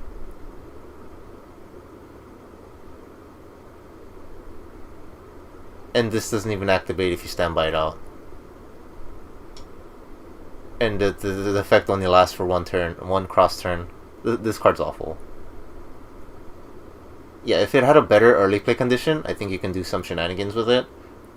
Alright, if you had like a 4 or more early play condition or something like that, I think you can set up like a shenanigan where you have a bunch of pump power everything on this card, right? And then you bring out the 2-1 at level 1, and then your other cards just has global power or whatever, gives center power, and then this is way bigger than 9k. But the fact that it only lasts 1 turn, one cross turn, and your early play condition is dependent on your opponent's climaxes, is unplayable. Oh man, that's the SSP. Oof, that sucks. Alright, this is a back row 3-2 500 power. Ooh. Alright, assist. 2000 to front, generic to all characters. Okay. On play, discard a card, and then you can heal to stock. Okay, we're 2 good effects so far. And then rest this card, start up. Choose one of your bond characters with the bond ability. Give it the following ability. Send this to the waiting room.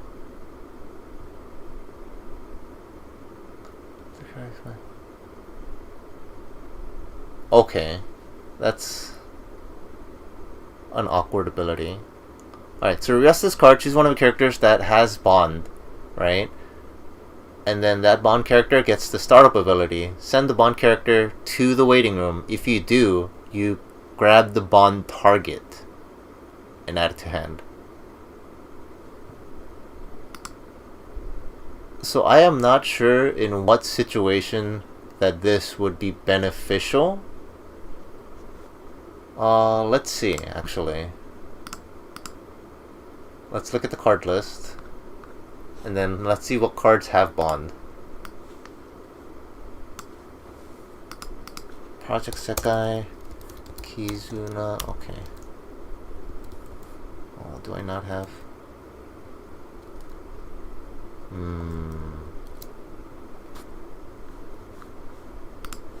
I might not have Japanese text turned on. Oh no, wait, hold on. Let's see. Here, there you go. Kizuna. There you go. I forget the keyboard shortcut for it. Alright, so Project Sekai, Kizuna Bond. Oh boy, yeah, Rin has the apple. And then this has thing. the Akito. So this is a discard bond.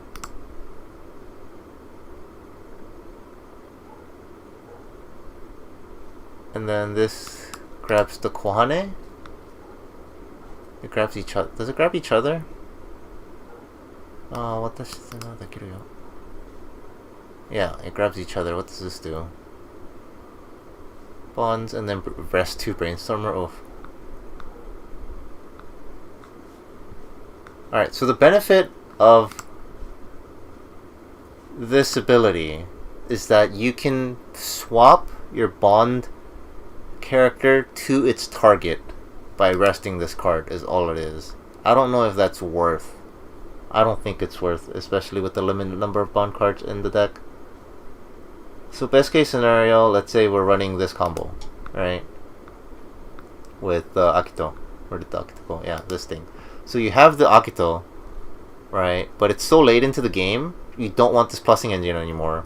But you also don't want to spend the stage slot because you're playing this level 3. So you play the Akito, rest this, give the Akito the ability, sack it, and then grab this so you can do the climax combo with it, I guess. That's like the best case scenario, right? At least in this set. And I feel like that's kind of whatever.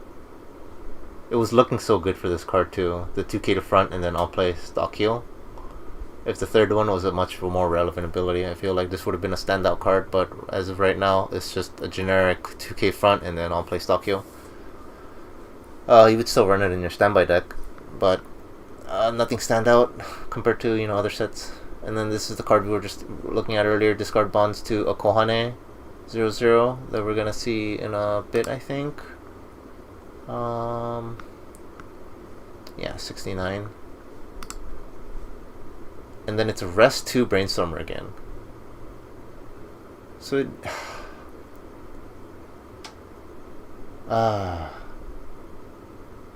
yeah, so I guess if you run, oh no, yeah, see, yeah, even if you run this with this on, like, you have to rest 2, so you can rest itself and then rest something else, but then you have to rest this, so you can't rest this to send this to like grab the Kohane. I don't think it works. I don't see it. This is yeah. Let's look at this Kohane real quick. Like, what does this do? When this card's played, when you play a climax, you may pay the cost of bounce back, and then choose one of your characters and get 1 soul. No. I have played so many sets that have that profile to like give 1 soul, and that's like basically all the card did. And I always want to put it in the deck. When I first make the deck, I always put this profile in the deck. When I play standby, I'm like, oh, this is good. Or like even when I don't play standby, right? This is good. Let me cycle and then I give +1 soul. It always ends up coming out of the deck. It's never worth it unless card does something else, which these I feel like it doesn't. So I don't think this card is like worth, and this third ability is just like not worth. Alright, Honami 0/0. Climax combo, when you place the climax on another standby. Wait a minute. Door CX. Hold up. Hold up. Hold up. 108.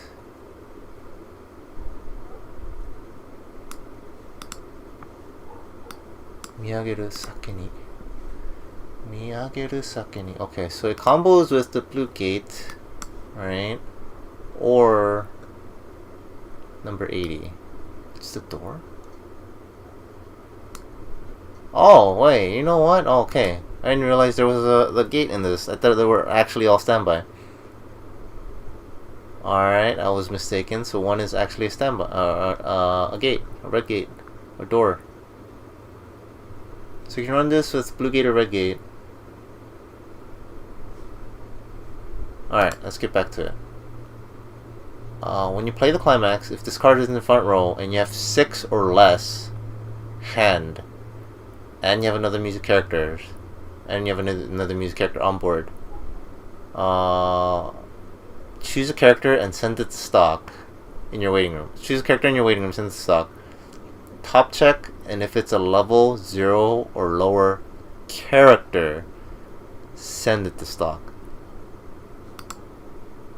This will be potentially 2 stock on climax placement. And that's all the card does. I do not think that's worth, especially when it doesn't send climaxes, it's only characters. If it was, if it's sent climaxes too, I think it would be, you could consider running it in like a very themed deck or something like that. I don't, as of right now, I don't think this is worth running. It doesn't even do anything else. And it has a bunch of conditions. It's like, you have to be in the front row, you need 6 or less hand, and you need another character, like... Yeah, this is way too many conditions, it's not good enough. 1-0. Okay, while I did say previously that multi-use cards are good, this first ability is basically useless. Oh no, wait, this is not a board counter, okay. I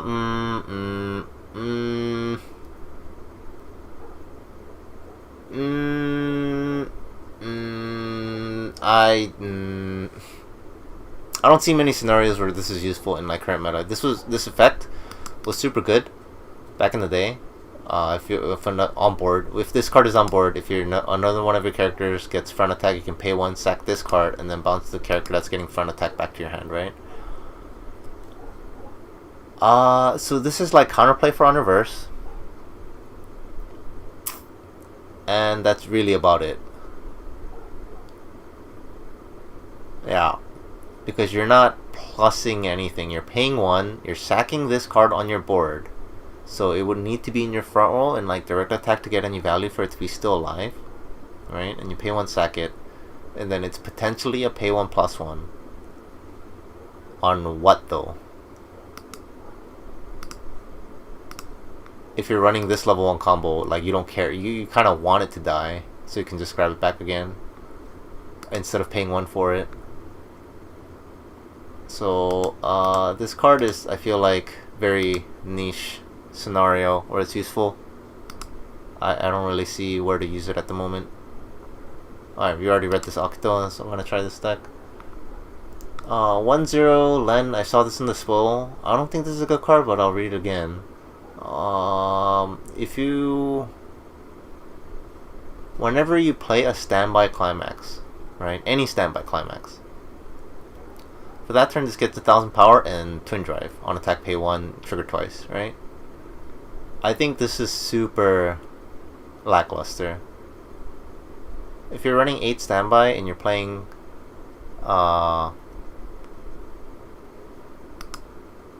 if you're playing climaxes every turn, I guess it's useful in the sense that it lets you twin drive for more standby triggers, but the fact that this does like absolutely nothing without the climax, where it doesn't even necessarily plus you, it just gives you an extra chance to trigger a standby, I don't think it does enough. I think this card needs to do something else. But I think it's worth trying, worth like testing on an 8 standby deck.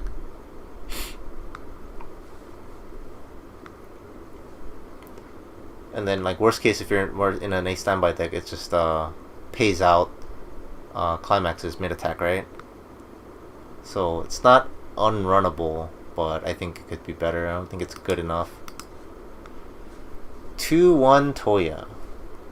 On attack, if you against a level 3 or higher, plus 6k, so it's a 13k, and then it's a solo encore. At the start of encore step, if you have no other rested characters in your front row, you can pay 1 and rest this card. I think it's a good card, because chances are your opponent plays level 3 or late play, right? And then you play this, and then you kill it with 13k power because it's pretty huge, right? Chances are pretty good that you're gonna kill it. So this is on the board, and then your opponent on the swing back kills all your characters because this is also weak, right? 7k, and then you solo encore, and if your opponent, because your opponent attacks first, or your opponent's attack step and then encore step, and then they decide whether or not they encore things. And then if you happen to like know that they have a level 3 again, you can choose whether or not you want to solo encore this or not, or they reverse this and let something else live. So essentially, this either gives you a scenario where you pay 1 plus 1 to kill their level 3s again, or just pay 1 plus 1 in general for like a 217k body, right, if they don't have any level 3s. Or you just innately plus 1 because they killed this but let something else live.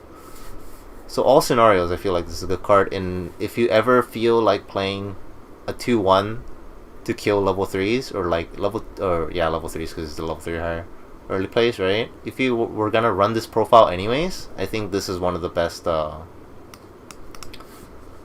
do you call it? Best secondary abilities that it can have. I think the only thing that's better than this is just straight up hand encore. And then 2-2 Mako with hand encore. This is your standby for the set, right? For every other music character plus 1000 power. So this is a 2-2 10k hand encore. It's just no brain. If you're running 8 standby, you're running 2 to 3 of this 2 to 3 copies of this card in your deck.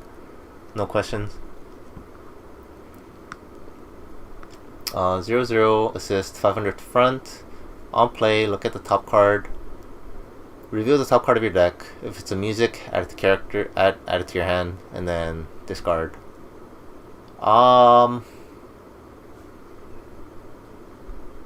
This card sucks.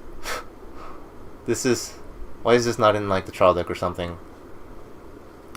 Also, I'm of the belief, I know, like, I think a lot of people disagree with me, from what I understand, but any like back row card that has an on play effect is awful, I think. Because it being a back row card, that means you play it once and then it stays in your back row for like several turns, right? So that on play effect you only get once, especially on like a level 0 support. It's super early on, right? And you get the on play effect once and it does literally nothing for the rest of the time that it's on stage. So it's just like a wasted ability. So any on play effects, you want it on cards that you would play multiple times over and over throughout the course of the game, right? But on an assist like this, it's just you play it once, get the 500 power, and then you get the on play ability, and then it's just the vanilla 500 to front. It doesn't do anything else. I feel like that's an awful ability. I see a lot of Brainstormers nowadays too, where it's I think this set had it earlier too, I think, or we haven't hit it yet. It's like a Brainstorm on play, and then you like top check or whatever. I feel like those are awful abilities compared to, it could, like a Brainstormer could have like 500 front and center, and it's just on the board doing 2 different things, right? Compared to this, you play it, it does the one thing, and that second text is completely useless, and you just have a GIMP card in your back row. So yeah, I don't think this is playable like at all. Unless there's some crazy synergy with like this name or something, which I don't know. I feel like they would have put this in under translations notes if there was any. We read this earlier. Bounce back to hand, give something +1 soul. I don't think it's runnable. I've never found an instance where this is basically worth it. Like, would you rather play this in an 8 standby deck, or would you rather play this Akito, where it's just like you pay 1 + 1? Right, I guess this requires you to play the Toya with it, right? So if you're not playing the Toya, this might be maybe worth, but like I said, it's just not worth. Like, this card doesn't do anything else, because the card that it bonds to also doesn't really do anything else. It's like, on paper it's so good, but like it just doesn't do enough. And then the turns where you have this in your hand and you don't draw into climax to play, because it requires a climax to play to like get the benefit of the +1 soul, right? It's just a dead card in your hand until you get to play a climax again. Compared to like the Akito Toya combo, you can just do it even without climaxes.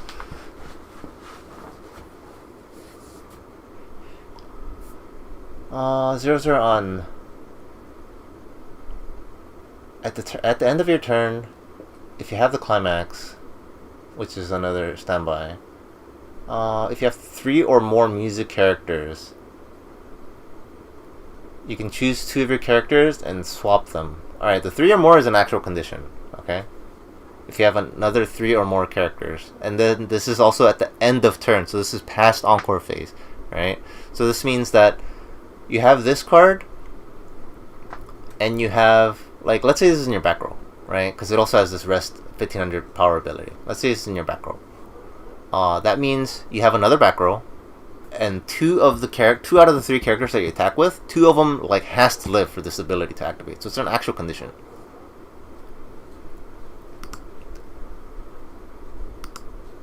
So the idea with this is you can, because you're running like 8 standby, right? Because Vivid Bat Squad is all about running 8 standby for the most part.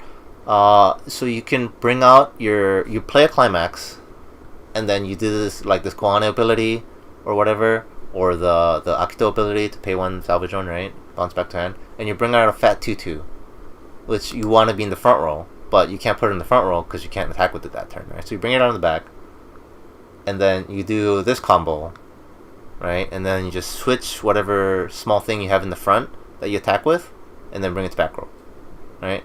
So the best case scenario is just like you attack with this into an empty slot, right? And then you summon, I mean, you like play this or the Akito, bounce it back to hand, and then you summon this Mako in its place. And at the end of turn, your board is alive, and then you swap this with the Mako. So this goes into your back row, so you can do it again next turn, right? And then this goes into your front row, where it'll, you know, have board presence. I believe Hanayome, Quince, has this profile. I don't know if it got any play though. I am not sure. I haven't paid attention. I think on paper it's cute, but the fact that it requires a deck slot, or not a deck slot, a board slot to get things off, I feel like it's not very playable. I could be wrong. If anybody knows if Quince players play this or not, let me know.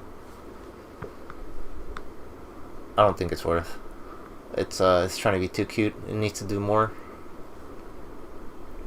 0-0 Toya.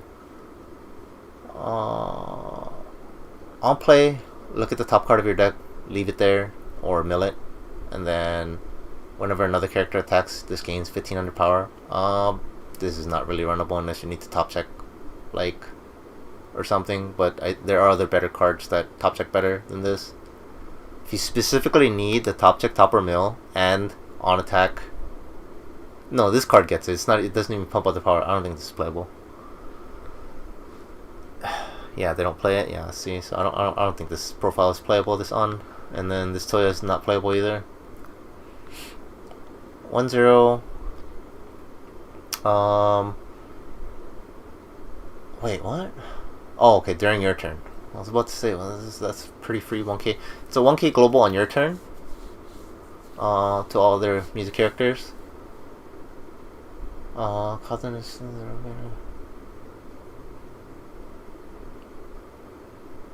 Whoa, okay. This card gains... Alright, gains colors of the markers under this on play.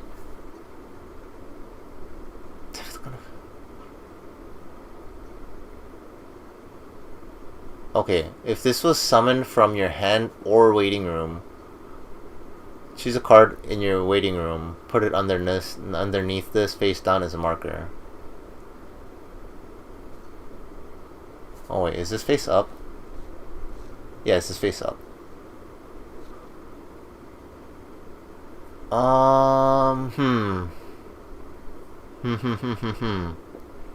I believe there was another card that checks for 4 colors. I think we haven't run into it yet.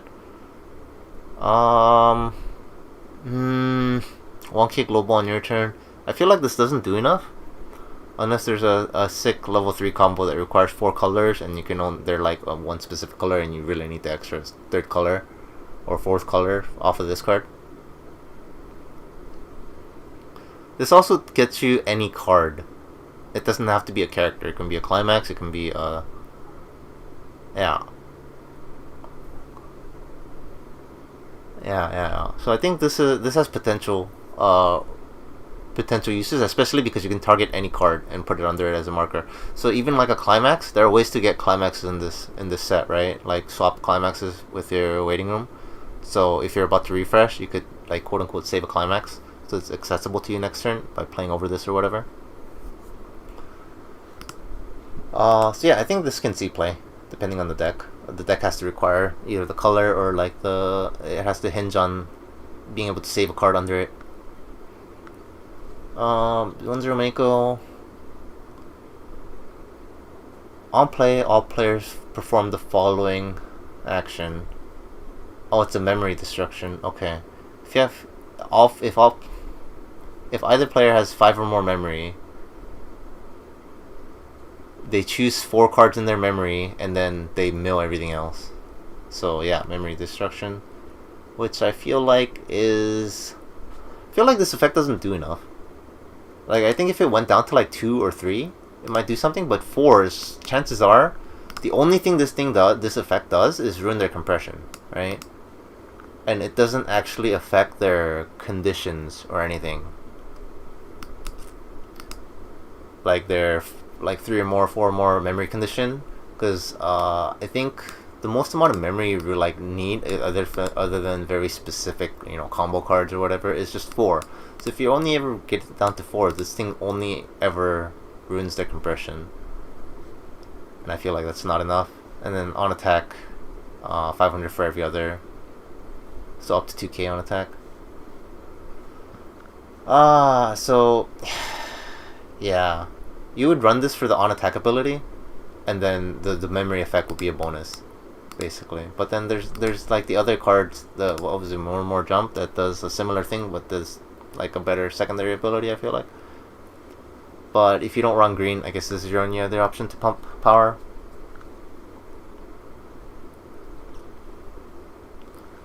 Yeah, it's good against like super memory compressed decks like Sinful Gear Alchemist or Day I Became God, right? But it's just such a fringe use case, so I don't think it'll make it in regular deck building. If you're going for specifically counter certain decks, then yeah, of course, because this is a counter memory compression deck, right? But general usage, I don't think it's worth. 2-2 Akito, what is this? If you have 2 or more other music characters, this gets 2k power, so 9-5. Climax combo with the standby. Look it up to 2. Grab up to 2 music. Alright, on attack climax combo with the standby, look it up to the top 2 cards of your deck, and add up to 2 music characters. Huh. It's 9-5, 2-2, 9-5. No encore. Compared to 2-2, 10k with hand encore. With this as a climax combo to plus you 2.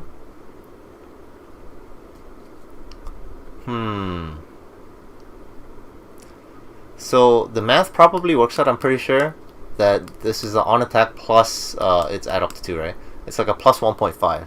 Because you're not always going to hit 2, right? Especially if you run events. So it's like a plus 1.5. How good is that? Compared to just a 2-2 with 10k.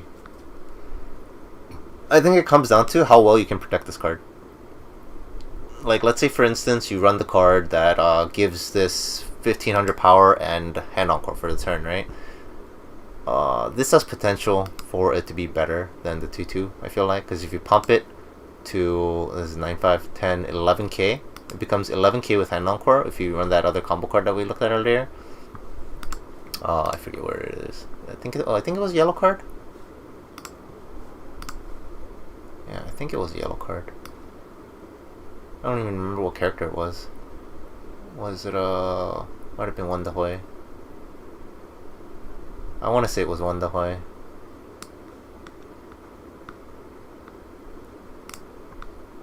Was it not? Oh man, what color was it? Do you guys remember? It's on attack, give something hand encore. And 1500 power. It was Tsukasa. Tsukasa. Wasn't this? No, it wasn't this far up. It was later down. Oh, here it is. I found it. This one. Here you go. Yeah. So if you combo this with this, I think this has potential. But again, level 2 climax combo, right? Oh no, at the same time, this is a level 2 in a standby deck, so you can potentially do this.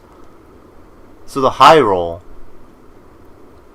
is you standby out like 2 to 3 of these at level 1, and then next turn you just go off, and then at least one of them has hand encore using this card, right? That's the wombo combo. I think that's only worth if you run this card. Assuming no other cards in the set give you encore, like you have to run this card if you want to run this Tutu Akito. You have to run this card that gives it encore, and it also gives 1500 power on turn of opponent's turn. So yeah, if you want to run this combo, run the Tsukasa with it. And then this is a generic magical girl appears, salvage 2. 2-1 event, salvage 2 characters, discard a character, or discard a card. A fine card. Nothing too impressive in modern meta. You got the 1 gate, 1 red. Alright, Ichika. This is a 1-0 Ichika. She's got a bunch of abilities. This SSB art looks nice. There's a TD plus music you can make use of. Alright, we'll have to see when we get to the TD plus. During your turn, if you have 2 or more other music characters, it gets plus 2k power. So it's 6-5, so that's not bad on your turn without doing anything. If you have 2 or more music, that's basically a non-condition, right? When the climax is played, which is the the Pants Blue Gate, you may pay the cost of discard a card. If you do, you get a cost 0 music character and put it anywhere on stage. So it is a ±0. You just hand swap, right? And discard climax, maybe bring out a 1-0 of like another copy of this card, let's say, or another copy like a Brainstormer back row or something like that. So the other climax combo with the same climax, by the way, on reverse, if you have the climax, when you reverse something and you have another music character, you salvage 1. So this is the second ability here is good so that you can bring out multiple copies of this, right? So you play 1 of this, and then you use the ability on climax placement, and then bring out another copy, and then you can reverse 2 things. You reverse an extra thing. But it's a 7-5, 1-0-7-5 after climax placement, and it requires an on reverse. Like I said, these on reverse abilities, I feel like it's not enough. It's just a vanilla salvage character, and it's dead next turn because it's a 4-5. Yeah, I don't know. I mean, as far as consistency, if you're not playing against strictly a standby deck, this would be super consistent because you only need 1 copy, and then maybe 1 in waiting room to get it off, right? So let's say you have 2 copies in your hand, and you have 1 in your waiting room. You play only 1, summon the other one from your waiting room, and then get 2 reverses off, like optimally, right? Like if you're lucky. And then the next turn, this is dead because it's 45, it's tiny, right? You have another copy in your hand, and then you play climax combo again, and then summon another one, and then you can do 2 reverses again. So in terms of consistency, it's really good, but the fact that it's a 6-5, 7-5 with climax on reverse, it's I don't know. It doesn't seem good enough. 6-5, 7-5. So you're just like not reversing anything against standby decks unless they leave like a weenie up. And if they get lucky and bring out a bunch of 1-1s, you're just not reversing anything. Alright, so yeah, Nigo cards, it looks like. Nigo cards is another deck that I'm interested in because they're my favorite unit. So we'll see. I saw some spoils, and I don't know. I don't know what to think, honestly, for some of these cards. Definitely feel like you can make some shenanigan decks. Alright, if you have 2 or more music characters in memory, this gets 2000 power, so it becomes 10 PA based. On play, heal. And then this only activates once per turn. On attack, if you have the climax, which is the Pants Blue Gate, you may pay the cost of 1 on attack. If you do, reveal top. If it's a music character, stand it. Oh boy, so yeah, they've printed this ability before. It's super cheap, but it's climax combo, and if you miss, it feels so bad. It feels oh so bad.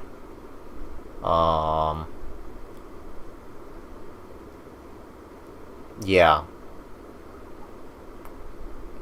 I don't know what else to say because it has to check a music character for it to stand, and it's top checks 1, and it's a climax combo. Like Konosuba has this ability, except it's not a climax combo, right? And it's whenever your center character attacks, you can I believe it's pay 1 or pay 1 discard 3 or something like that, and then your top check if it's a character, basically a character in that deck, it'll restand. This is cheaper, but it's a climax combo. I think this is only really good if you can bring it out at level 2. So you would have to play the 2-1 climax combo, which means you're just straight up blocking your climaxes to the yellow one and the blue one.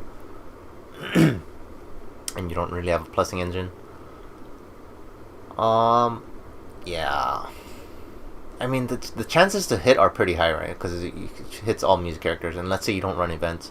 So you have a pretty good chance for it to hit. But when it doesn't hit. Also, it's on attack, so you better be sure that you are above the power level of your opponent. Because otherwise, if you're attacking and then you restand and your opponent counters and it's bigger, this will reverse after standing and you won't get to attack a second time.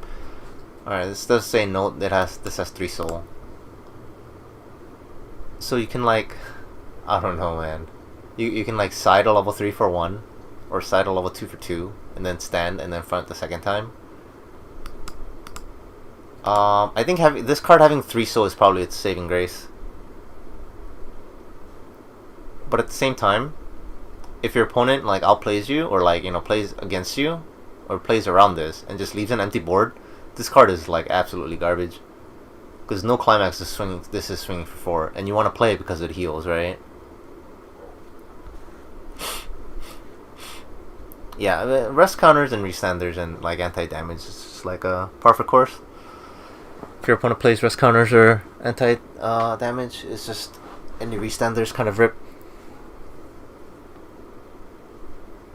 Well, except for the ones that pay afterwards. Those are better, but this is on attack pay 1. So I feel like for the low cost of just paying 1 on attack, it's just not bad. I think the biggest issue is you being big enough. And this just only 10k doesn't get an extra power or anything like that. I think that's the biggest issue. Yeah, I don't like it. I don't like the card. I don't think it does enough. 3 soul is probably the saving grace to make it playable, but not good enough to be actually played. In like a meta deck, obviously. You might have to run it in just an ego deck because you have lack of better options. If you have 4 more other music characters, -1 level. Okay, that's a solid early play condition. Okay, it's one of the best consistent ones because you just control whenever that goes off, right? If you have 2 or more of the music characters, it gets 2500 power and hand encore with any music character. It's the 10-5 hand encore, 4 more early play. Okay, on play, top check X. X is equal to number of the music character. Top check X and add any card. Don't have to show your opponent. Man. Yeah, I don't know. I've seen this profile before, and it's just, do you just want a vanilla 3-2 10-5 beater with hand encore, and then on play top check X to like replace itself? It's not that good of a card. I feel like if compared to just you running a standby, and then bringing out this 2-2, alright. So my point is, this card is basically just an on-play top check X. So if you need to dig your deck, or you need to fish for a climax, that's the ability. And it just so happens to have the 4 more condition to play it for starting at level 2. So if you're running a level 2 climax combo, this is really good. But then at the same time, this is also blue, which I don't think works very well for the cards we've seen so far. So we'll see. We'll see. Maybe blue has a really good level 2 combo. But yeah, you would just run this card for the top check X, and then the encore is just a bonus. It's like, hey, it's a free 2 soul beater if your opponent kills it, and then you just hand encore it. 1-0 does not require color to be played. Okay. I'll play discard climax. If you do salvage a music character, okay, that's solid, except this is a level 1, which is oof.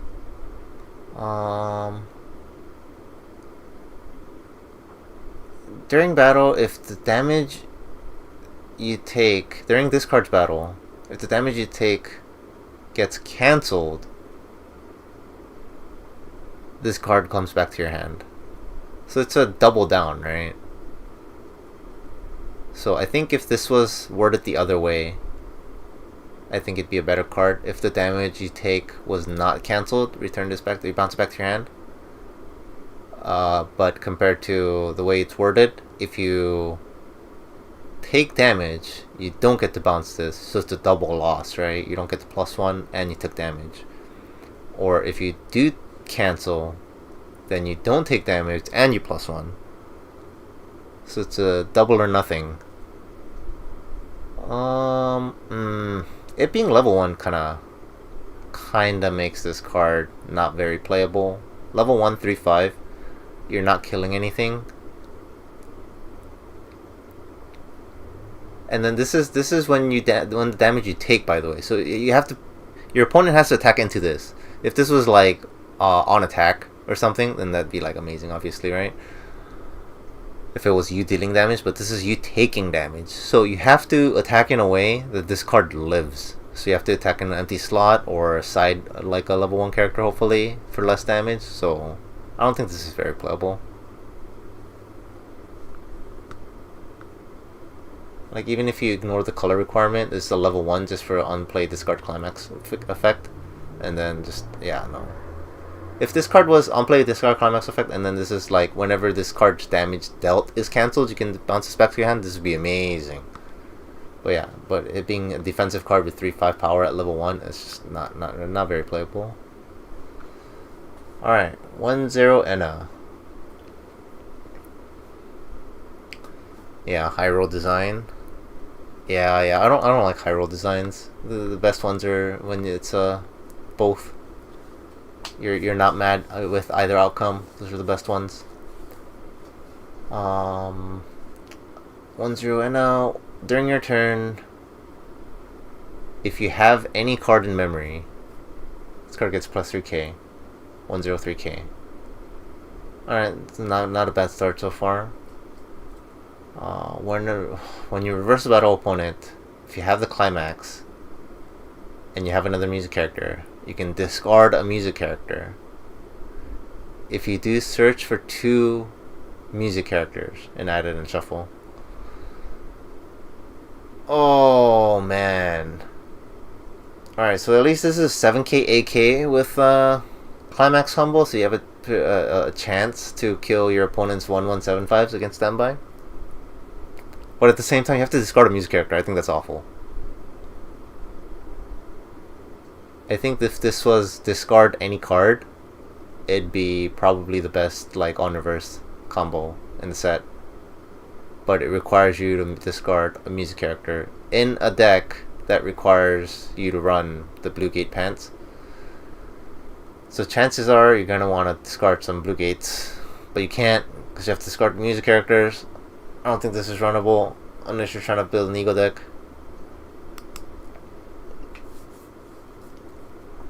One zero Luca. On play, if you have another music character, it gets 2k for the turn, so 1065, okay. Solid. Just plan B beater, okay. During the turn that this is played, if you reverse character, if you have 4 or more total colors on board, you may pay 1. If you do, search for music. Okay. We have a different card that fixes the Blue Gate problem. Yeah, you're talking about the Nigo one, right? The Nigo. But the problem with that is it only grabs Nigo. That's the thing. We'll get to it. So this card is a solid card except for the color requirement. I feel like this card can be a card without the color requirement. It's a Leo need card. Leo need cards are the ones with the iffy, like, you need color, need not color, stuff like that, right? So if you already have like a 4-color setup somehow, I think this is a solid card. Otherwise, it's that 4-color requirement is a big oof. Alright, 2-1 Mafuyu. This is one of, like, this and the Miku one are like very interesting cards, I feel like, in the Nico deck. It's 2-1, 2002, level 3s or higher in front. On placement of the climax, Blue Gate Pants, you may discard a card. If you have another character, yeah. On play the climax, if you have another character, discard a card. If you do, shuffle your entire waiting room back into your deck, shuffle it, look it up the top 3 of your deck, and then rearrange. Okay, so does this happen to climax combo with the same card as this? No, right? Yeah, see, if this effect climax comboed with the same climax as this effect, that would be good, because then you know you can guarantee this. But you can't. You could also set up your soul so that you can like side level 3s more free than, like, you know, siding for 1. But it doesn't. So it top checks 3 and put it in any order. And then whenever you play a climax, you look it up to top 2 and then put them in any order.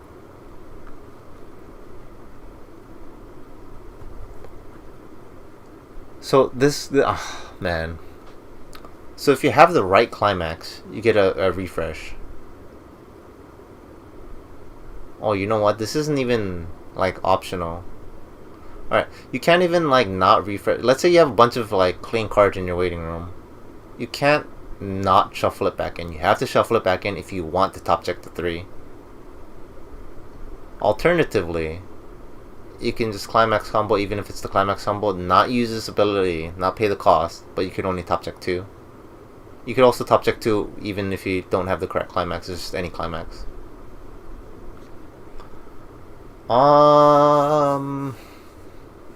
I don't know, man. I think on paper this is fine, but I wonder if this climax combos with anything else, like the 104. I feel like it doesn't. Yeah. So I think on paper this is very good, but in practicality it might be different. Because you always just like top check 2, right? But you have to rearrange. You can't mill anything. Yeah, it would have to be a very specific synergy with something else or something for this to get maximum value. Right now it doesn't seem like it. Alright, 3-2 Miku. The Miku SSP. Rest one of your standing characters on play from hand to stage. You may pay the cost. If you do, your opponent chooses the climax in their waiting room and then shuffle everything else back in. Okay, so this is just generic shuffle back, and then climax combo. On attack, Blue Gate. Yeah, on attack if you have the climax. You can pay the cost. Oh no, there is no cost. Yeah, on attack, Blue Gate. Look at 2 of your opponent's cards. Look at the top 2 cards of your opponent's deck. Choose up to 2. And then leave in on top in any order and mill the rest. So top check 2 like Mocha from Mega Dream, right? And then top check 2 on your deck. So this is just straight up Mocha. Except it's a 10-5. But it doesn't heal. But it has the shuffle back. Okay. So this card is pretty playable, but it's kind of unfortunate that it's a climax combo. I think it's good in the sense that it has 2 two abilities that are good in either scenario. Let's say your opponent is super compressed, right? You'd probably don't want to do the first ability unless they have like a bunch of empty stuff in their waiting room, right? And if they don't have a bunch of stuff, the more compressed they are, the more value that you get off of the second ability of top checking 2, right? Your chances to like mill climaxes out of their deck is way higher in decompressing them much, right? And if they're too compressed, or if they're not compressed,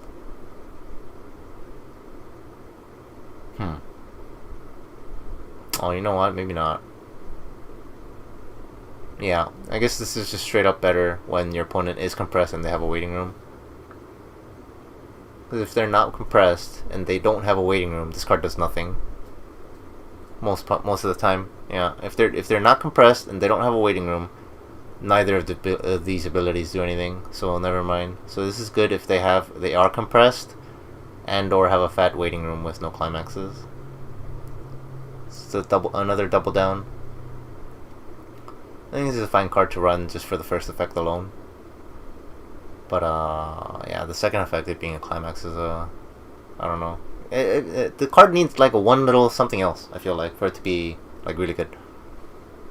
I don't know what, but a little something else for it to be really good. Instead of this 10-5 extra power ability, which is like, you shouldn't care about the extra power. Like, I would rather have it like 1500 less power, like be 9k 9-5, and then have another ability.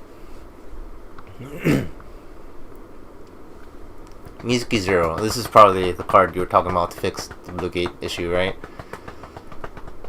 But unfortunately it only targets the Nigo characters. Alright, so it's 500 global to all music, so that targets everything. And then whenever you trigger climax with the Blue Gate, or Pants Icon as people call it, you can choose to discard any card, choose. Oh no, this has more conditions. Jesus. Alright, if you trigger a Pants, if you have 2 or more other Nigo characters, you can pay the cost of discard any card. If you do, you can salvage a Nigo character, add it to hand, and then choose one of your characters, give it +1 level and 500 power. So this card is amazing if you run a Nigo deck, because it does so much, right? Because this profile alone, 500 global plus the Pants effect, like universal Pants effect, is super good, right? It's just hands down a really good effect if you run 8 Pants, right? But this, provided you're running a Nigo deck, also gives 500 power in a level somewhere, which is amazing. But again, we're back to the whole you're running a Nigo deck, which I don't know, initial impressions, it doesn't seem like the units have enough cards to make a comprehensive deck, because a lot of the good cards are just kind of spread out here and there. So I'm probably going to try to build this deck. We'll probably make it one of the decks we try to build it like around this 8 gates, and then make a Nigo deck and see what we can do.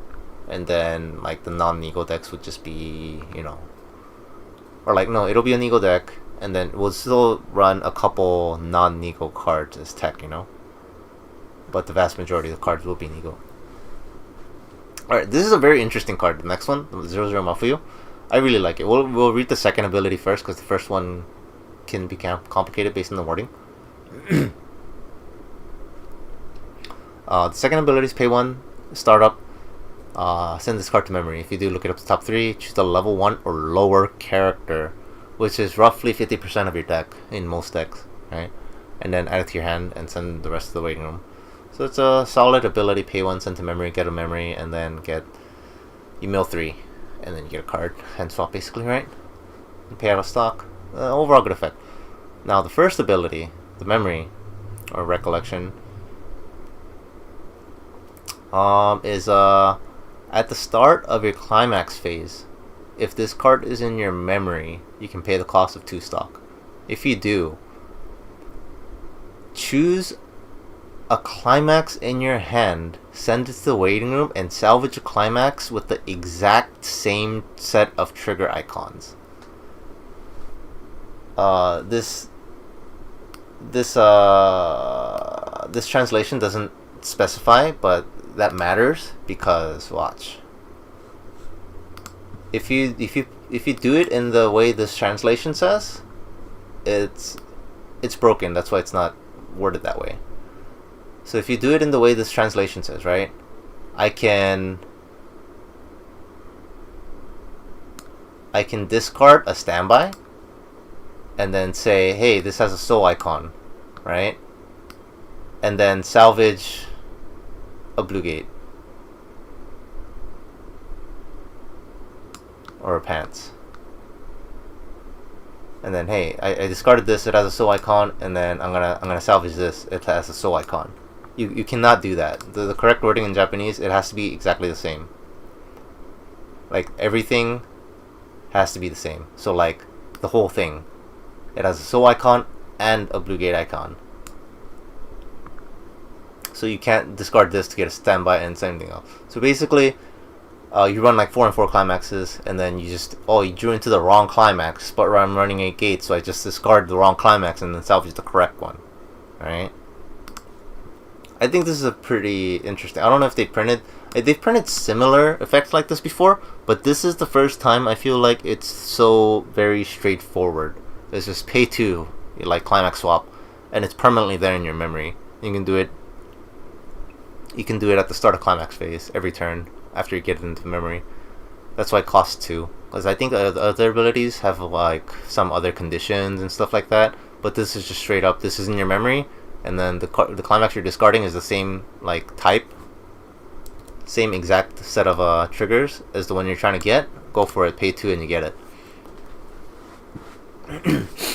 So in this deck, if I'm running this Nigo deck, I am definitely running this card. I'm running like probably 2 copies, and then just hold on to it, and then when I need to mill my deck or hand swap or whatever, or pay out of stock, I'll use it, set it up in the memory, and it's set for the rest of the game. And then anytime I draw into a climax, it's the correct climax, provided that there is one in your waiting room. It just costs 2 though, which is kind of, honestly, it's a little oof. It's a pay 2 for hand swap, but it also gives you access to the entire waiting room for the correct climax, as long as you have it in your hand. I feel like this is a very good combination. So I think if you're running either the 8 pants deck, or you know what, any of these decks, because like the yellow deck wants to run like 8 choice, right? And then the green deck wants to run 8 gold bar, and then the red deck wants to run 8 standby, and the blue deck wants to run 8 blue gate or pants, right? So any of the decks, because this isn't trait locked. It's a Nigo card, but you just add a level 1 or lower character, and then you just climax swap. So I think this is just a staple. It's an uncommon card. I think this is just a staple in any of the decks that you run like 8 of the same type of climaxes. It doesn't even have to be 4 and 4. If you run like, what do you call it? If you run like 2-2-4 or like, you know, 3-3-2 that some people do for different climax combos, it's just always the right climax if you pay 2, right? I think it's just a staple. 1500 power, yeah, not bad. Alright, on play 00 Kanade. Choose one of your characters. You can target itself at the end of opponent's turn. Until the end of opponent's turn, it gets the following ability. It cannot be reversed by your opponent's auto effects. So anti-hierarchy. Yeah, see, this is what I'm talking about when I talked about earlier about brainstormers and stuff having on-play effects. Yeah, this is the stuff that I don't like, because you get this effect off once, and now it's just dead text for the rest of the game that you want this in the back row for brainstorm. It's like this card should do something else, basically. Like maybe 2 on-play effects for this to be worth it, basically. But then I don't know, maybe it's too strong then. Or maybe like an on-reverse effect on top of it, so that when you don't need it later in the end game or something like that, you can like run it in and then get like an on-reverse effect, basically extra, like when it dies. But just the one time on play, get an ability, which isn't even too relevant most of the time, especially this effect. Like a lot of them would be like on play top check, top or mill. I feel like top or mill or something like that is better than this effect, which just cannot be reversed by your opponent's effect. This has so little use cases. It's just I don't know. I don't know why they keep printing this ability, especially on brainstormers too. I see this ability a lot, like tied to a brainstormer. And then this is just a generic rest itself search brainstormer. So I feel like they just give this ability to brainstormers when they feel like they don't want to give anything else to the brainstormer, but they don't want to make it a vanilla for whatever reason, so they just kind of like tack on this, basically, in my opinion, useless ability to it, and then it just gets a power nerf. So it's like this is 1,000 power now instead of what 2,000 or 2,500 this card should be for being a vanilla Brainstormer. I would rather take a vanilla Brainstormer with more power than this ability.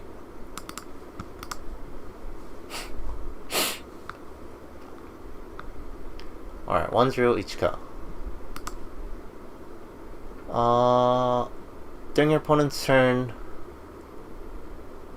it gets 1,000 power per your back row. So it's 1065 on your opponent's turn only. And then on attack, it gets... What is this card?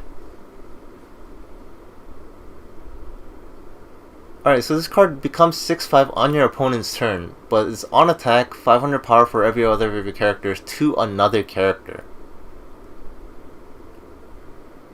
So this will only ever swing for 4/5, right? Plus any other power pumps, whatever. But it has to live for it to even get any effect off of defending. So this card is just, I feel like it's bad. It's just counter synergistic. You're weak on the attack. Yeah, no. Like you have to swing this into an empty lane. Yeah, I don't see it. I don't really see it. I don't think this is a good synergy of a card. Like if this ability can target itself, it'd be pretty nutty. But yeah, no. I don't think it's worth it. There are so many cards in this set, I feel like, that has this ability. The on attack. I think there's one in every color at level 1. And I think this is probably the worst one. It was either this or the one before it, like in red. That was like the worst two. The other ones were better. Alright, 2-1 Nuka. If you have 4 more colors on board, plus 6k, so it's a 2-1 10k, assuming you're playing Neo Need deck and you get the free color conditions. On play, if you have 2 or more other Leonid, you may choose to draw up. You may choose to draw 2, not up to 2. Yeah, you may choose to draw 2. If you do, discard 2. That's okay. You can't even just draw 1 and discard 2. You have to draw 2. If you try... Yeah. I don't know about that. On a 2-1. And then the third ability is on play. If you have 4 more other Leonid characters, you can stock one. What is the use case for this card? I don't even understand. This card is just all over the place. If you have 4 more, it's a 2-1 10k, so it's just like a beater. And then on play, you draw 2, discard 2, if you choose to. And then you get a stock refund.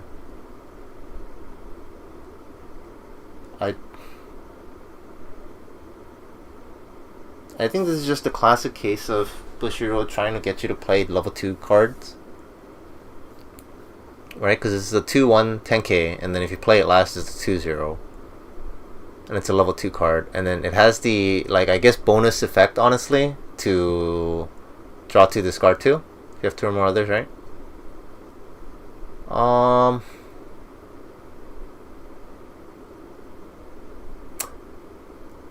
You know what? I guess this is a solid card. If you're tight on stock and you don't want to play an early play for whatever reason, and this is not susceptible to early play, anti-early play, right? Because you have to be level 2 to play it.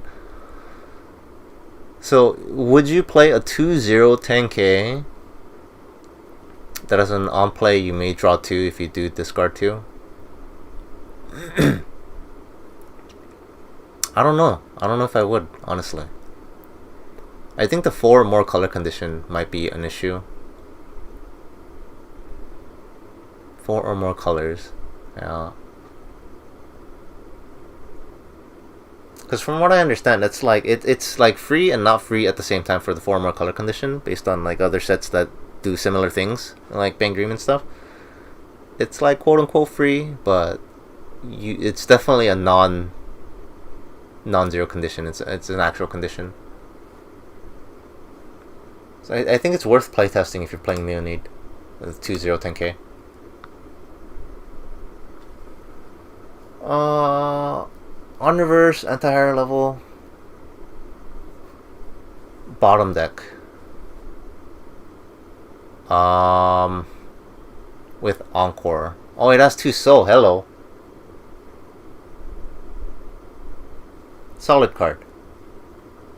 The hand Encore is like kind of useless, honestly, because chances are you're smaller, reversing them, and then like hand Encoring this during your turn is pretty awful. Yeah. Like the hand Encore only matters if you're playing this in like, let's say, a standby deck, and then you bring it out, and this is like your only target. But would you rather bring this out or a 2/2? You would rather bring out like a 2/2, right? 2/2 10k, and that has a pretty good chance to kill whatever you're trying to kill with this. So I think 2/1 10k anti-higher level bottom deck, 2 soul, solid. The Encore is just irrelevant, I feel like. Yeah, if you just got rid of the Encore, it'd be the same card basically. I don't see any application where the Encore is relevant. I guess if you want a 1 stock 2 soul beater with Encore, but it's only 5k power. So in the French scenarios, in French scenarios where you're level 2, you want a 2 soul beater, you don't have much resources, and your opponent is still at level 1. This is probably fine, right? Because let's say your opponent is at like 1/5, and you play this, and you're like a 2/0 or whatever. Play this, kill their level 1s. This is alive. You swung for 2 soul. They become level 2 after you're done attacking. And then they play their early plays, and then they obviously don't run into this, but they kill it. And then you hand Encore it, and then you use the anti-higher level. So yeah, that's like the only way the hand Encore is relevant, right? When you play it before your opponent plays the anti-higher level, and then you can kill something with it, or like you don't want to direct with this because it has 2 soul, then you're going to be swinging for 3. So you're killing like a level 1 or level 0 with this. Yeah, I mean, I think I would rather have the higher power, almost. Maybe not. I think either way it's a fine card. Either way it's a fine card. 2 soul. Love to see anti-higher level anything with an extra soul. I love them. Anti-higher level, like level 3 or higher with 2/1 2 soul is just good profile. Wait, whether it's like 13k swing or at the on reverse effect or not.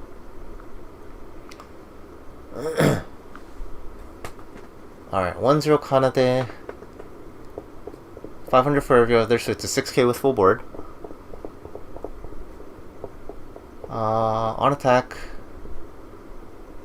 if you have 2 or more music characters, look at the top 2, choose up to 1, and put it on top, and the rest into the wing. This is a generic card. This is the Crush without the climax combo, pretty much. Yep. It's a fine card. 1/06k if you need a 1/0 like beaters after your climax combo level 1s, and you just need a solid beater. This is fine, and it helps you control your triggers and mill your deck an extra. Increase your chances to trigger climaxes if you want to trigger climaxes.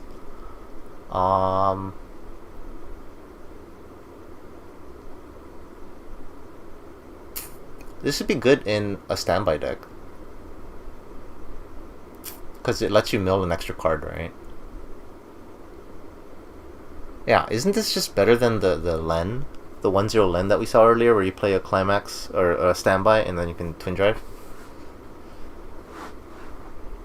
I guess twin drive you could technically trigger standby twice, right? But this is also just free. This is basically no condition. It requires 2 or more other music. I don't know. I've always liked this ability where you look at the top 2 and then see which one you want to trigger. Yeah, I think it's just a solid card. Alright, 1-0, this is just a vanilla 2k counter. 1-0 2k, choose your battling, so you can't split it like Sword Art. They stop printing those. So you can never split these powers anymore. The Sword Art one was too strong, and then like 1 or 2 sets also had the splittable. They just don't print those anymore. It's always just 2k. Non-split. 0-0 and if you have 2 or more other music characters, this card gets 1000 power. Start of your opponent's draw phase, reveal the top card of your deck. If it's a level 1 or higher, bounce back. It's a coin flip. It's just a coin flip. It's a 2-5 coin flip. If you want to draw a coin flip, or if you want to play a coin flip, this is just your coin flip. That's it. It's just vanilla 2-5 coin flip. Solid. On play, mill 2. If there's a climax, choose one of your characters, 1500 power. Okay, pretty generic ability. On play, choose one of your characters, give 1500 power. Okay. So this is similar to other power pump cards that we saw earlier, except this, if you specifically want more mill, on play mill 2, which is mandatory by the way when you play this. This is fine and it pumps. So basically it looks like you have your choices of cards that pump power, and then it's just a matter of what second ability do you want, because there seems to be a lot of cards that pump power. And then you just choose what second ability you want. Now, I guess this is an option if you want the second ability to be mill 2. 500 global to all music. And then rest this card, choose one of your characters. For that turn you get +1 level and 1000 power. And this card does not stand next turn. No. I don't think this card is playable.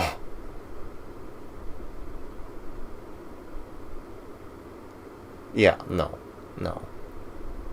It doesn't do enough. Like if level 1 reversers or level 0 reversers were rampant or something, or people ran 8 copies or something like that crazy, maybe it's worth it. But no, this not standing next turn is just awful. Alright, 1-0 Mizuki. On play, if you have another music character, it gets plus 2000 for the turn.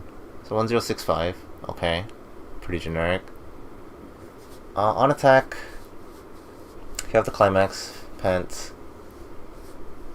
1000 power until end of opponent's turn, gets the following ability. When this gets front attacked, you may bounce it back to hand. Huh. So it's a 1065, 75 with climax, 85 with the climax combo. 65, 75, 85. Yeah. And then it's just the generic bounce back to your hand. Oof. Yeah, I don't know, man. I don't like it. They do swing for higher, so it's an 8-5, right? I'm pretty sure the other cards of this profile are weaker, so this is just higher, but it doesn't do anything else. I think it's pretty whatever. Is this the only level 1 combo for Nigo? Jesus, it is, isn't it? Oh no, this the Enna. This discards the music. Man, yeah, level 1 combo is the bane of my existence for this set. It just feels so awful. Alright, 5 or more music characters.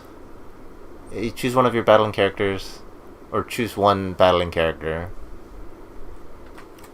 and it can't do damage for the turn. Anti-damage counter, right? And then you choose one of your characters, give 1500 power. So the vanilla version of this card is a 2-3, no character condition, and anti-damage.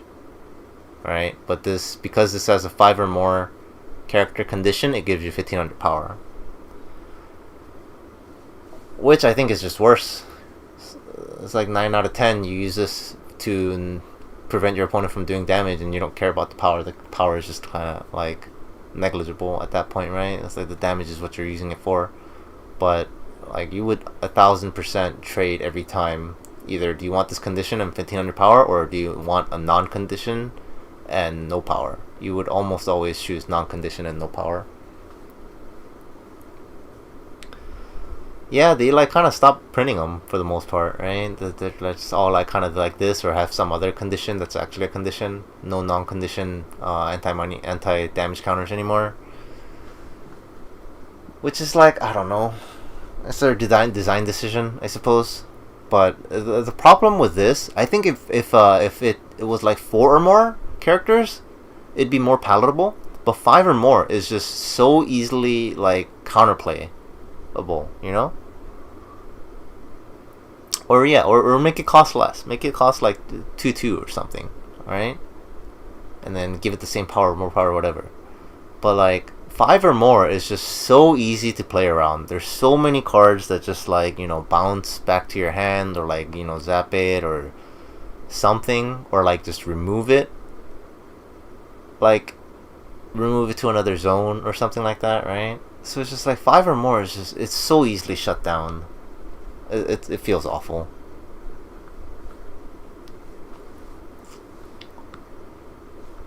Alright, 2-1, search for a climax. And then choose. Yeah. Search for a climax, and then shuffle your deck, and choose one of your characters, and get 2,000 power until end of opponent's turn. Alright, so this profile is in other sets, like even old sets. It's a 1-1 event that searches for a climax, and that's all it does. This is a 2-1 event that searches for a climax and gives 2,000 power until end of opponent's turn to something, which I think is worse. You want it at level 1, you want this card at level 1, at level 2 is just not as good. You would run this with, I don't even know what you would run this with if you want a level 2 combo. Level 2 combo with what, Nene? To make it a giant like 12k or 16k ball. And then climax combo off of it. It being level 2 is pretty awful. It's like, would you rather play this hand swap with your deck, or would you rather use this ability and just draw into any climax, and you just 50-50 into the correct one, and then if you lose the 50-50, you pay 2 stock. It's just 1 more stock, doesn't require like an extra card in your hand for the most part, and doesn't technically eat a climax out of your deck. I guess if you assume that you didn't draw into a climax and you play this, and you're either way, and then you draw into a climax with the other one, either way you're 1 less climax into your deck, right? But deck slots are a resource which a lot of people discount, and I feel like the deck slot usage off of this is just, it's not enough.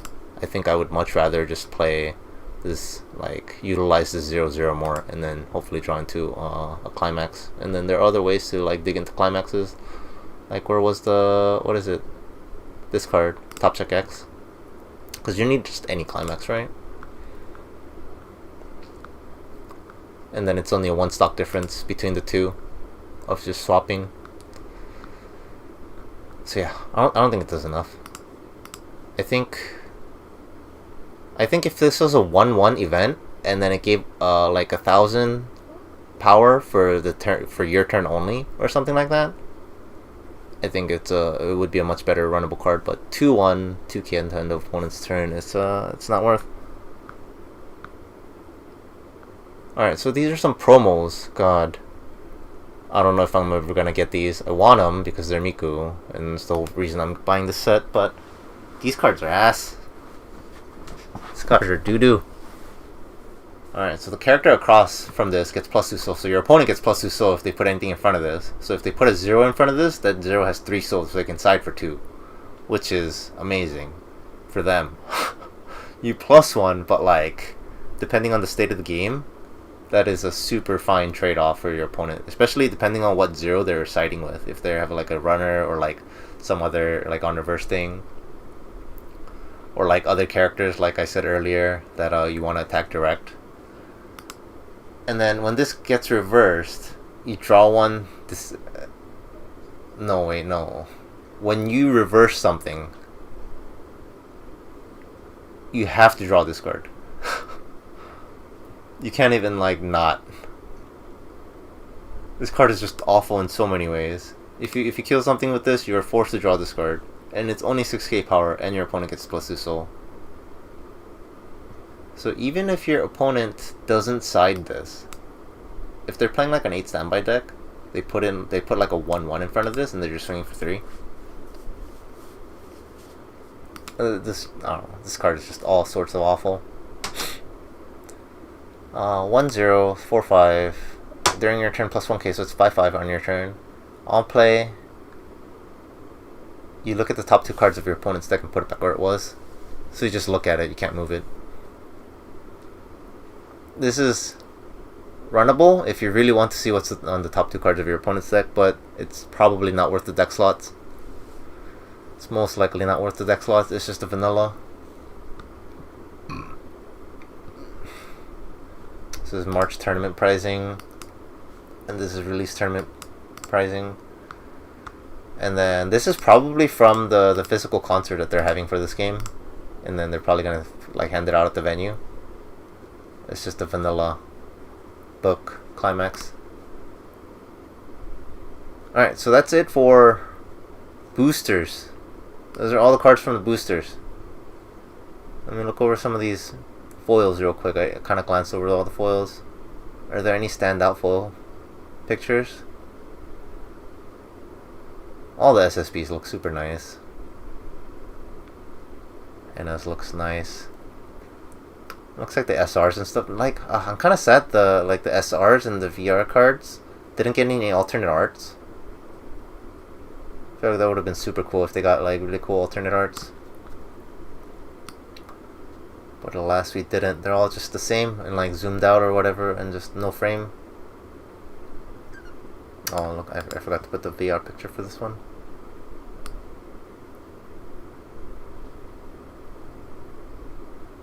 Yeah, and then we'll look into trial deck cards in a second.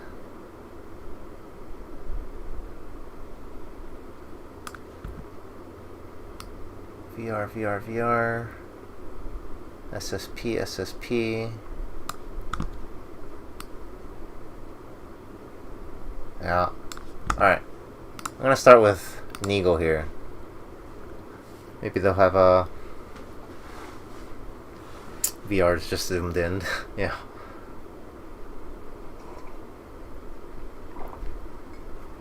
Yeah, I kind of wish they did the VRs like they did the SSPs, where it's just kind of their upgraded like art, right? So I wish that's what they did for the VRs. I'm not sure if these cards are like even 3 stars in the game, which have upgraded art or not. I know these don't, obviously. These are like the 1 stars. But if they do, like, I definitely feel like it should be like the upgraded art. Unless these are 2 stars. Are these 2 stars? I don't even know.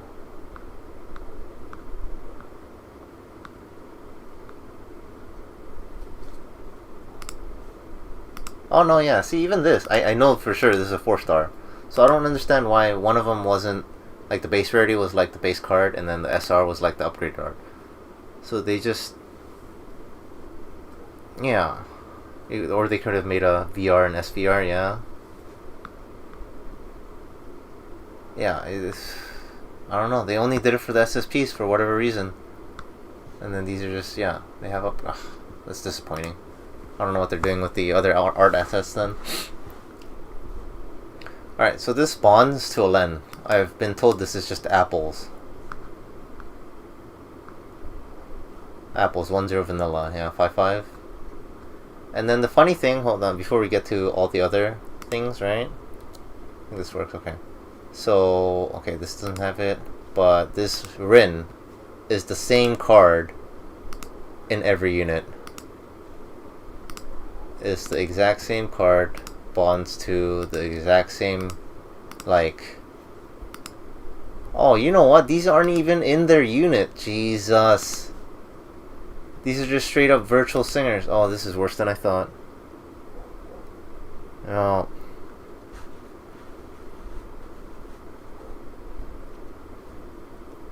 So I was thinking like, oh, maybe they're different colors because each one is a different, like this is more jump, you know, this is this one's vivid bad or something like that. No, these are worthless. They're just virtual singers. The video game has like the same problem, by the way. It's less so now because they kind of patched it in like the recent year. But yeah, earlier on in the game, this is what the game was like. Being a mono virtual singer with no unit was ass, and it's the same in the card game for whatever reason. I don't understand why they choose to do this. So these are only good in mixed unit decks. These are worthless in mono unit decks. Well. And then Luca is the same story. Look, it's just different colors. She's a Brainstormer, same ability. On basically all of them, I think. Yeah. The Rin's the same, Brainstorm's the same. I don't know what the point was. Just different colors. It's the same name, by the way, so you can't run like 20 copies of this card. It's the same name. Yep. So you just get vanilla trait. You can only run it in a thingy, mixed unit band, a mixed unit deck, and the only differences are the colors, which is frustrating to say the least. One good thing is the Brainstormers are Mill 5 now. I think a lot of other sets started doing this as well. It's Mill 5, so people can actually run it, because every Trial Deck Plus has a Rest Itself, Mill 4, and Draw Brainstormer, right? Per climax hit, but nobody ran it still, even with the good like second ability, so I think they just bumped it up to 5. And then this also has a really good pay 1 draw and discard 1. This is one of the most... This card is this effect is super underappreciated in my opinion. I remember using this ability a lot when I was playing Project Diva, the Miku set, way back in the day. And it's just, it's a stock out, hand fix, you draw into climaxes more, it's just a really good ability. And it's spammable on a plus and Brainstormer. Solid. This I just put it over here. Because apparently this comes base, OF4, and SR. I guess this is like the cover card. Hololive started the trend for the Mill 5 Brainstormer. Yeah, I like it. Yeah, people weren't running it otherwise. Maybe they'll run it now, who knows?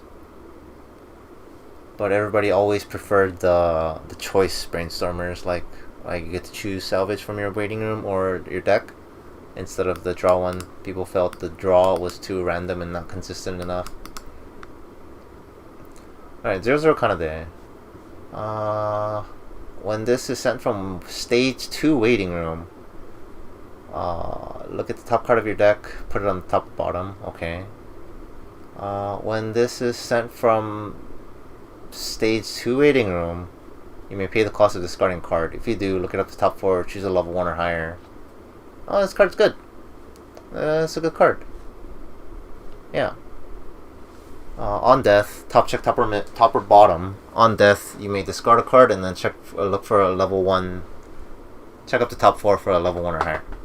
So you can mill 4 and then manipulate 1 down, basically. So depending on which point in the game you are, like if you're in your main phase, you can maybe do the top check top or bottom last or second to see what you can set up your trigger, right? If it's a climax, you just shove it to the bottom, or if it's a climax, you can Brainstormer. And then if it's like your opponent's turn and then they just killed this and then you're about to start your turn, you send this to the waiting room, and then you might want to top check top or bottom first to see if it's a level 1 or higher, and if it's not, shove it to the bottom so you get to top check effectively 5 to hit for a level 1 or higher, because you can miss, because half of your deck is going to be level 0 or lower. Hololive Rusia decks have to run their draw Brainstormers. Has to play Rusia. Oh yeah, the condition, right? And buffs Rusia on top of that. Oh yeah, I feel like those are the only times that people are willing to run like the draw Brainstormers, right? Like if it's a requirement somehow. Alright, next card, Mizuki 0-0. When your character tricks a climax, any climax, choose one of your characters and gain 2,000 power. That's pretty solid. When Whenever another one of your characters gets sent from the stage to the waiting room, if this is in your back row, you may pay the cost of pay 1, sack this character. If you do, bring back the character rested, and then until end of that turn, it gains plus 3k power. Wait, what? So, until the end of next turn. Huh. So this is a pay 1 3k pump, right? Because the second ability is just a vanilla effect. This is in your back row. When something else dies, you sack itself to bring back the thing that died, right? And it doesn't give power. But this is pay 1 extra, and then it gets 3,000 power until at the end of next turn, which is, let's say you do this, you run something in, and use this ability to bring it back, and it'll get 3,000 power until end of your opponent's next turn. If you use this on your opponent's turn, and they killed something, and then you bring it back, it'll get 3,000 power until the end of your turn. I don't think it's worth pay 1 3k pump a conditional, like in a particular setup too. I don't think that's worth. Yeah, I think if this just had it might just be intentionally like nerfed, quote unquote, because if this was just the vanilla alternate encore, right, if it didn't have the pay 1 and it didn't give power and it had the trigger check plus 2k, this would be a very good like back row card. Because when you attack, you have like anytime you trigger climax, you pump 2k somewhere, so you just run over your opponent's board like pretty easily, right? Or you just don't trigger climax, which is also good, then that means you're gonna cancel more, right? And then when your opponent runs you over, you can just bring something back with this, and you've already gotten the trigger check effect, like you got its use out of it already. So yeah, that would have been a super good card if it didn't have this pay 1 cost. But with this pay 1 cost, I don't know if it's worth just for this 3k power. But then again, you might be forced into running it because all these level 1 climax combos require on reverse. 2 or less stock, plus 1500 4k. A solid vanilla card, but nobody really runs this profile anymore. Alright, climax combo, level 1 Miku. On attack, if you have 2 or more other music characters plus 2k, so it's a 6-5 on attack, which is fine offensively, I guess. It's a 6-5 attacker. When this card reverses something, if you have the climax, which is a book, look it up to top 4, choose a music character, add it to your hand, and then this is just Minami, and then choose one of your characters plus 2k. Yeah, on reverse, book, top check 4, add a music character, and choose one of your characters plus 2k. So like straight up Minami effect. Again, on reverse effect. This is kind of Monka. Would not be my first choice. If one of your other character attacks, it gets plus 1,000 for the turn, so 6-5 max if you attack with the last. If stage to waiting room, you may pay the cost of 2. If you do, salvage a character. This card is not good. 1-0 vanilla is the apples combo from Madoka, same thing, reprint. 2-1 2-1 2-5 counter, so 500 hit for a top check topper mill, or top check topper bottom.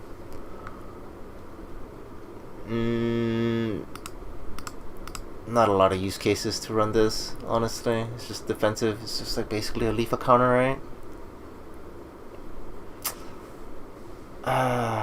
Yeah. It's just a vanilla effect. Gets plus 2,500 for each of your back rolls. So this is 11k, but it only has 1 soul. So this is not runnable. If it has 2 soul, you can consider it. It'll be what, 11k, 2 soul, 2-2. Yeah, 2-1's not runnable. Alright, Mafuyu, 500 or 2,000 to front for no condition. Alright, vanilla 2k to front. Yeah, I figured a lot of the trial deck stuff would be pretty pretty what do you call it, bland. But there are a handful cards that are very useful, I feel like, especially some of the level 3s. So I want to go over them. But yeah, most of them is just, especially when they do like stuff like this, where it's just the same card with just different colors. It's just, bro, why? Alright, so 2k to front on a 3/2. Okay. On play, search. This card is like missing an ability. It needs something else. Because why would you play this over... Where is it? I think it was on? Where is it?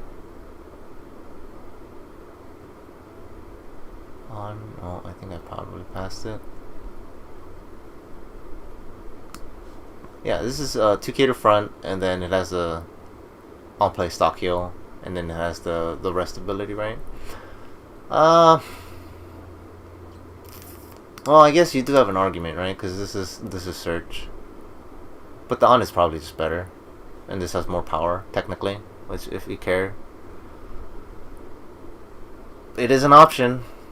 It's an option if you don't need heals much, but you appreciate the on play search for whatever reason over heal, then you can consider running this in like your standby deck. I wouldn't run it in anything other than standby, I think. On play heal, on attack pay 1, discard 1, gets 2000 power, and then on reverse burn 1. The Misakuro from Railgun basically is now just a trial deck card. Solid ad. Is your alternate finisher basically. Hopefully if you have the rest of your deck doesn't require like on reverse for level 3s, this would be your solid alternate finisher. 2/1 event. Search your deck for 2 characters and then discard a card and then shuffle. Again, solid vanilla event. These back in the day used to have like other conditions or whatever, but now they're just like screw it. But I feel like if they're gonna do that, because milling your deck, especially at level 2, is just way better than salvaging, right? Because you're compressing 2. So if this compressing 2 is the same as a salvage 2, it doesn't really make sense to me, I feel like. But I guess maybe they feel like salvaging 2 gives you more like recycling, like cycling, playing the same cards over and over ability, so it just kind of cancels out the compressed 2 maybe. I don't know. Because back in the day, they used to value getting clean cards out of your deck much higher, but maybe they just don't care as much anymore. Either they don't care as much anymore, or they value the salvage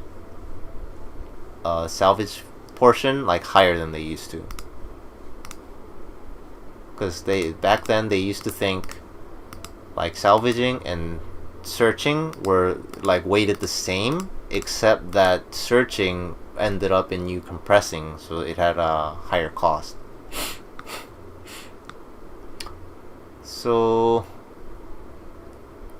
level 1 or lower, stock soul, climax. So you choose, on play, you choose a level 1 or lower. It doesn't have to be blue. Interesting.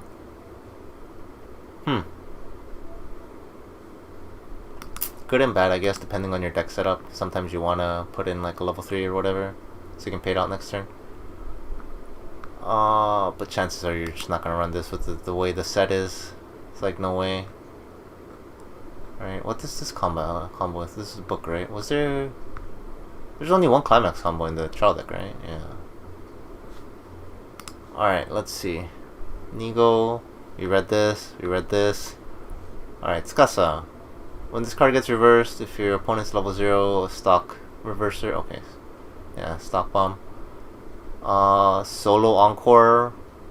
When at the start of your encore, if you have no other rested, pay 1 to rest this. Start a climax, choose one of your characters, plus 1k for the turn. Rest 2 standing characters. On play, you may pay the cost. If you do, choose one of your characters and gain the ability. When it reverses something, you can blind stock 1. It's on a 0/0. This used to be a level 1 ability. Huh.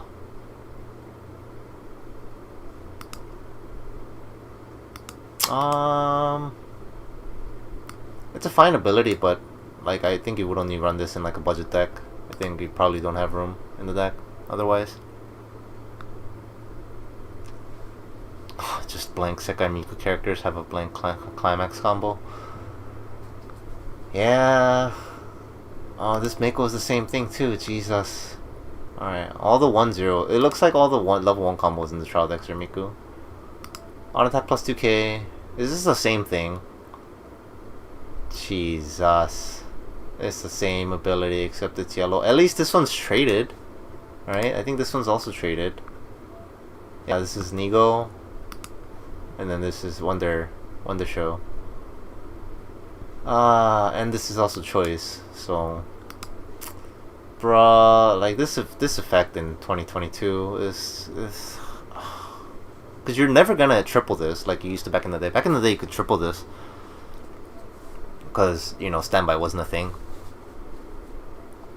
Oh, there was a Hanamaru in Love Live Sunshine that did the level 0. Yeah, I would believe it. I guess I'm remembering the cards that were like way older that were on level 1s. But yeah, I would believe that it was on a level 0.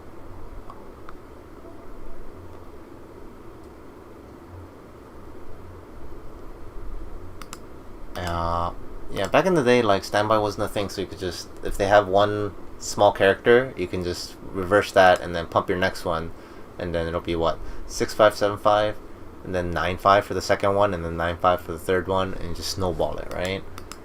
So back in the day when standby wasn't a thing. But now, with standby a thing, you're not gonna get more than 2 of this off. Like this reversing climax combo in 2022, you're not gonna get off more than 2. Unless your opponent is just running one of those decks where they just don't care, no standby, and all chumps. Unlikely. Alright, so one thing is, looks like the counters in each deck is different for the Miku. They're all counters. They're all the same name, but they do different things.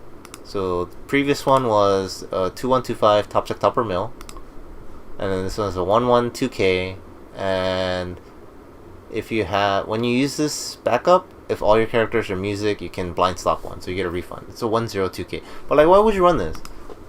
Right? They've printed this card before, like this effect before, but it's just not worth running overall over like a 1-0 2k counter. And the set has a 1-0 2k counter. If the set did not have a 1-0 2k counter, you can like make an argument. But if the set has a 1-0 2k counter, the reasons for running this becomes like so much lower.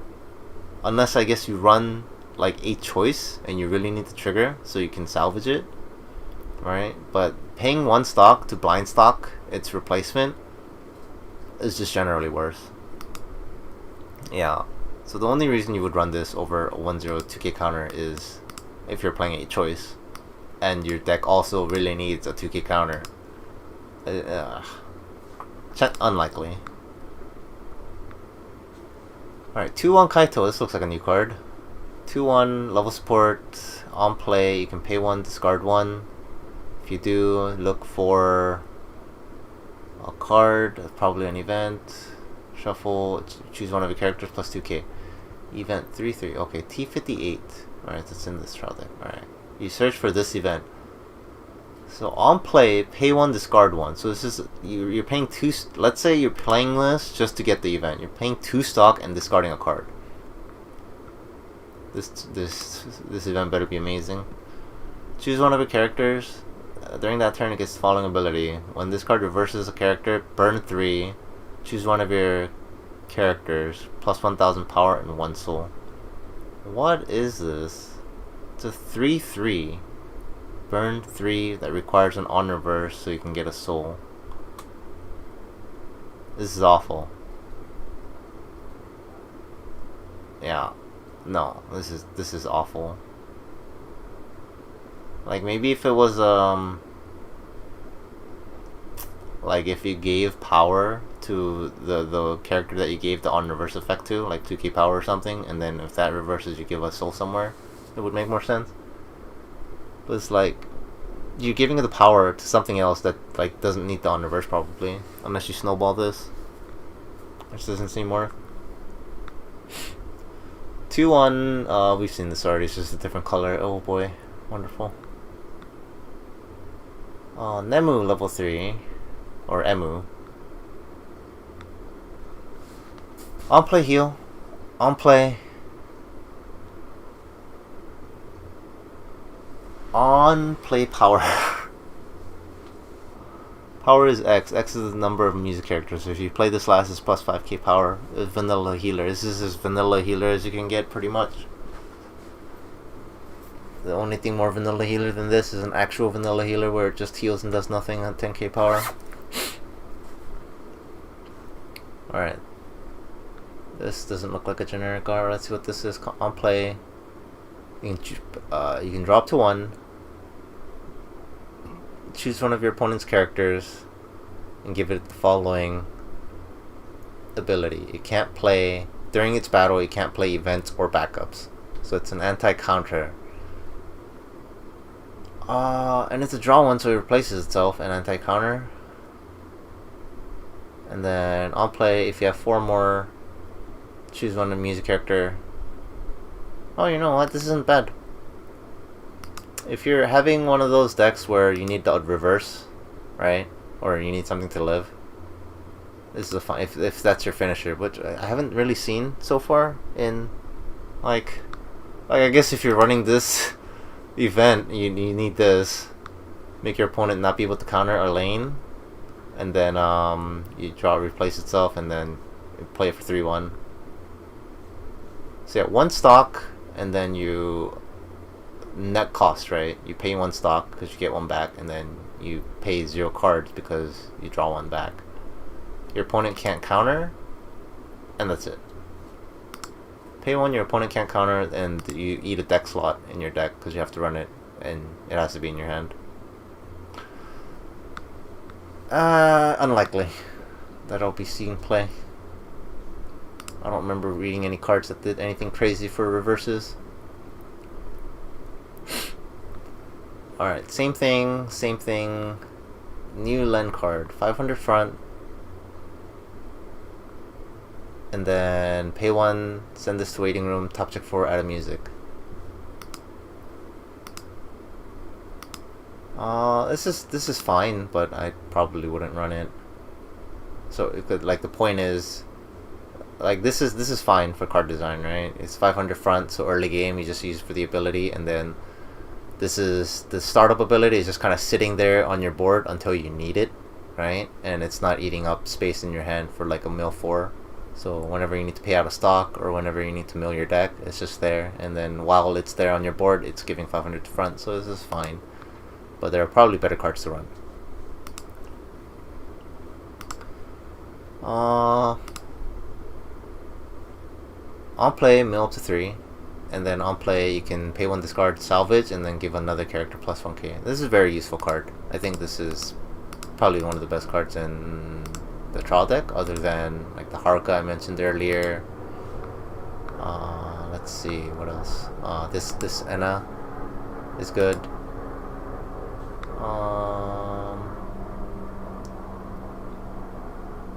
Yellow kind of sucks. Wow, yellow. The Wonderland Showtime cards kind of suck. This Nene is probably the best card. Yeah. Night card, this card, Vivid Bad. It's probably this card, this Toya. It's probably the best one. Mako's the same card. 1-0 Miku is the same card, except it's thing and it's a door instead of standby. So if you want to run 8 gates or 8 door, you can. Like 4 of this and then 4 of the Honami from the booster. Yeah, TD Toya is based. Yeah, this is a really good card. It's like a drop searcher, and then the mill 3 being optional is really good. Because so many cards are like on play mill 2 and it's mandatory mill 2, but I miss the days of optional mill 3. Optional mill 3 is so good. Alright, new card, Kohane. If you have 2 or more other music, it gets 2k, and then hand on card. Okay, so this is the standby target if you're running standby, because I didn't see any 1/1s in the set. So you need to draw the card. You run, what? 2 to 4 copies depending on how aggressive you want to go in an 8 standby deck. And then Miku counter, it's another counter.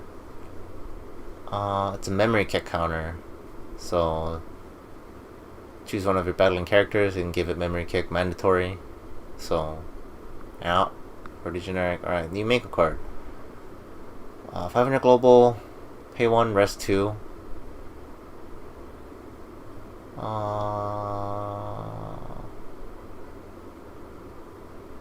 Oh, this is what is this called? I don't think this is Operation Tornado or like My Warehouse or whatever. Yeah, pay 1, rest 2, mill 2, and then salvage a level X or lower music character. X is the total number of levels of the 2 cards milled. Pay 1, rest 2 though. That's very budget level card ability, I feel like. Yeah, especially at level 2, they could have just made this a pay 1, rest itself, and then mill 2, and it probably would have been fine. It would have probably been playable, not even crazy.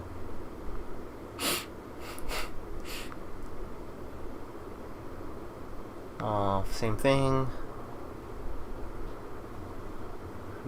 Yeah.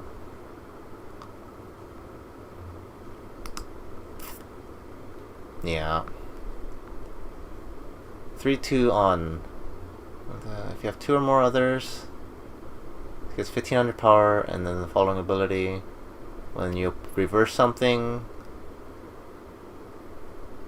you could look at the top 2 cards of your deck and rearrange in any order. This is done 11k, and then I'll play heal. Okay, so if you run this, you can run. It kind of guarantees this card. Where is it? This Kanade. So if you're running this Kanade level 3 combo, I feel like this is a good good splash. You attack with this first, reverse something, and then top check 2, so that you can set up so that after you trigger with the Kanade, the top check, or like when you attack with the Kanade, the top check is a character, like mid attack, right? Either that or like you attack with this first, because there are other ways to top check like before going to attack, right? So I guess you can kind of quote unquote guarantee 2 of these restands to keep a top check on your main phase so that it's clean on attack for this one, and then you attack with this on, so that your next attack with the Kanade on your 3rd attack will also be guaranteed character. And then it just heals. Other than that, it's just pretty whatever. 3-2. If this is in your front row, 1500. Alright, so like all the standby, the 3-2 standby target is in the trial deck, it looks like. Or the standby targets, the 1-1 standby target is in the trial deck, and then the 3-2 standby target, front row power is in the trial deck. This is in the front row, 1500 global, and then on attack, pay 2, discard 1 to burn 1. So solid card, 11k. The global counts itself, so this is an 11k in the front row. So yeah, you run this card, you run the 1-1, and then you run the 2-2 Mako from the booster. And that's it for Vivid. So Vivid has, yeah, like, if you're just running standby, you're definitely running a couple copies of this, a couple copies of the 1-1, and then everybody's probably gonna run a couple copies of this Toya. Alright, more jump, same card, new card. On attack, choose one of your characters plus 1500 power, it can target itself. Start of your opponent's attack phase, you can pay 1. If you do, you can move this to back row. I wouldn't run it. Yeah, I wouldn't run it. Pay 1 plus 1 is not the best plussing engine if it has to eat up your deck slots or stage slots like this, because this requires you to have an open empty back row, right, in order to get a plus off of this, and I don't think it's worth like the paying 1 stock, especially in the early game. Mako's same card. Pay 1 climax swap. So like this card and this card are like contenders, right? So would you rather play this card, pay 2, or play this card and pay 1, but it eats a board slot and an like it eats a hand basically, right? and potentially just like minuses 1 because you don't want to attack with this that turn because you want to play level 3s or whatever. I would have to say, I haven't playtested, so I'm not sure. But I've playtested, or I've played other cards like this before because these are common now. And I don't know, it just never felt satisfying to use this ability. So I want to see like if this is satisfying at all to just use pay 2 and memory. So I don't know. I have high hopes for this card, just in general. I feel like just because it just sits in memory, it doesn't eat up your hand or anything, and you just activate it whenever you need it, obviously. So I don't know. I think that fact alone is just worth the 2 extra the extra stock. It's just not eating up your board space, not eating up your hand, not eating up your stage. I think it's just well worth it over this. Like I would always run this over this. Initial impressions, anyways. We'll see. Maybe the 2 stock is just outrageous in practicality. 1-0, man. I wonder if I'm gonna pull any of these SSPs. Honestly, I bought one of each trial deck. I want a box of each trial deck, which is 6, right? So if it's an SSP, I don't know. Something tells me there's only one SSP in a case of 48 trial decks, or like 8 boxes, right?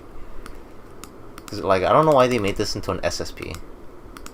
Oh, I guess because of the foiling, maybe. Yeah, maybe the foiling they just made an SSP. We'll see. We'll see.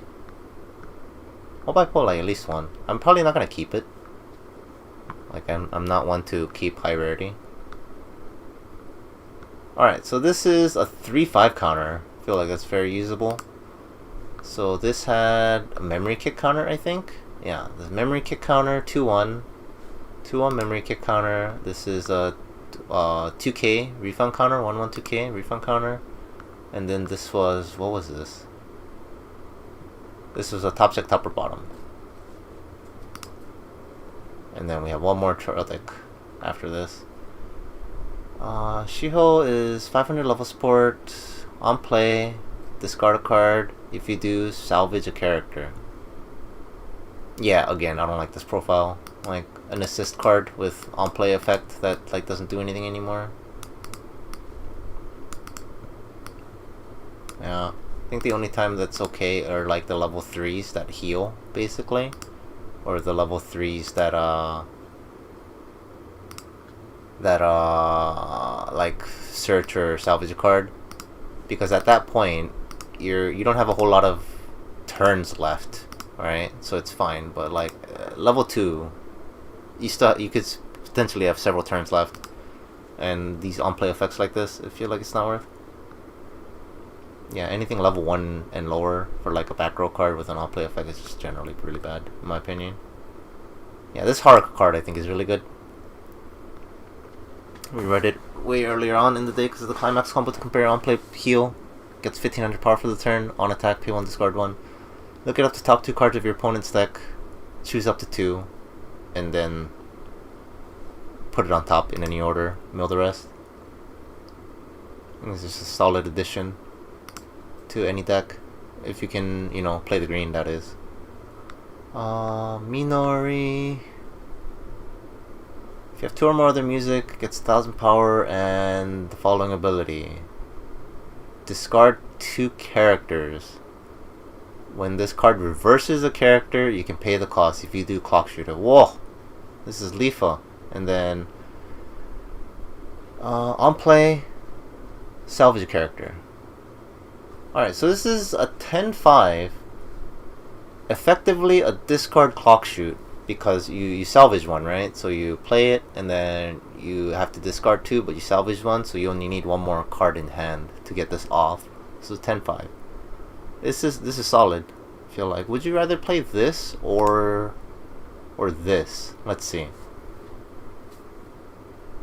This heals though, right? Yeah, okay. So this is a discard 1, this is a pay 1, discard 1. So you're paying 1 stock to heal 1, basically. Well, not basically, I guess, because this is a Clock Shoot guaranteed damage and this is just a burn 1, right? Yeah. So you're paying 1 and not guaranteeing damage just to heal 1. These are very comparable cards. I think if you want to go aggressive, you go with this. If you want to go more defensive with heals, you go with this. This also becomes 12k. And then this becomes 10.5. So it's 1500 smaller for this one. Yeah, these two cards are really good. 1-0 counter. Draw a card, discard a card. Choose one of your music characters, gets the following ability. Free encore. I don't like it. I don't think it does enough. I don't think it does enough for it being an event counter. You handfix, draw, discard. It's not even optional. You have to draw, discard. And then you give one of your characters free encore. It's just like giving anything a hand encore, basically, right? Except it's an event. Yeah, they've printed cards like this before. I don't think it's worth.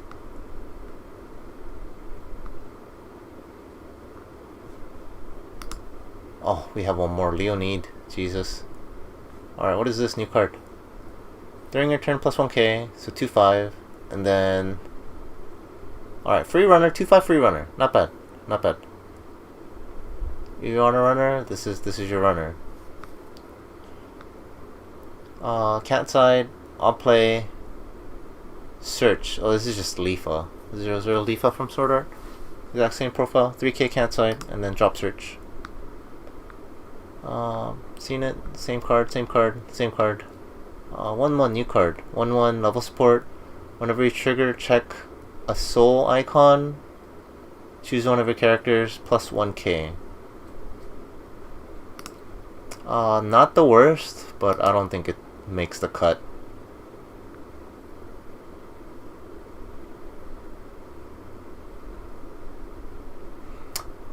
Does it? It's a level support.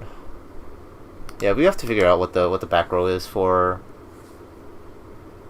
No, you just I'm pretty sure you just run the Vivid Brainstorm, the Miku one. Yeah, you just run this Brainstorm for one of your back rows, and then the other one's an empty slot slash this Akito.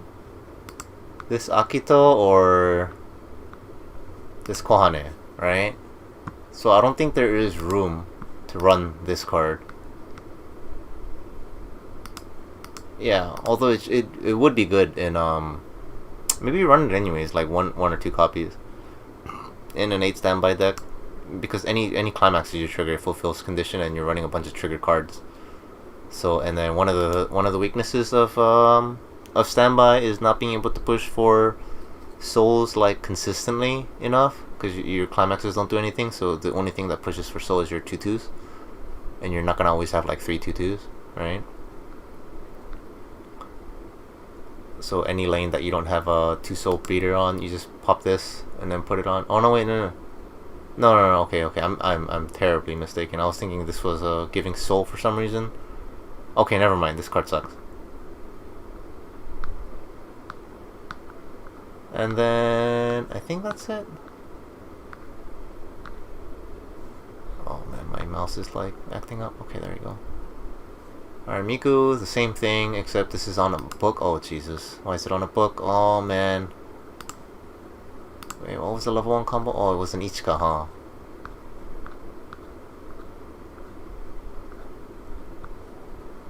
Yeah. On reverse, salvage. On reverse, discard of music. Man, yeah, I don't even know where to start for like building this deck for like Nigo. The level 1 combos are pretty ass. It's like maybe I start with this because it's, you know, it's not interactive for the most part. I can side with it, but it's like it is somewhat interactive because, man, if my opponent blinks it, this doesn't do anything. I have to be over. I have to live until my opponent's turn, or I have to side. So it's still interactive. It just feels bad. Where was I? Leonid. 1-1 counter. Vanilla 1-1 2-5 counter. Wonderful. Alright, 3-2 Luca. On play heal. On play, if you have 4 more others, put a music character from Waiting to Suck. So it's a 3-1 healer. That's a vanilla healer. Doesn't sound worth unless you're making like a heal spam deck. Yeah.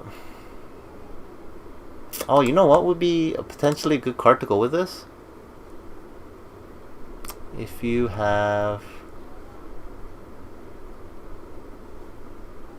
run this combo, that lets you summon anything. So you pay 2, and then you salvage. Yeah, you salvage, and then you're gonna play the thing you salvage. So you pay 2, climax combo, and then you bring this out, you gain a stock, and you heal 1. I think if you combo this with this, it's not bad.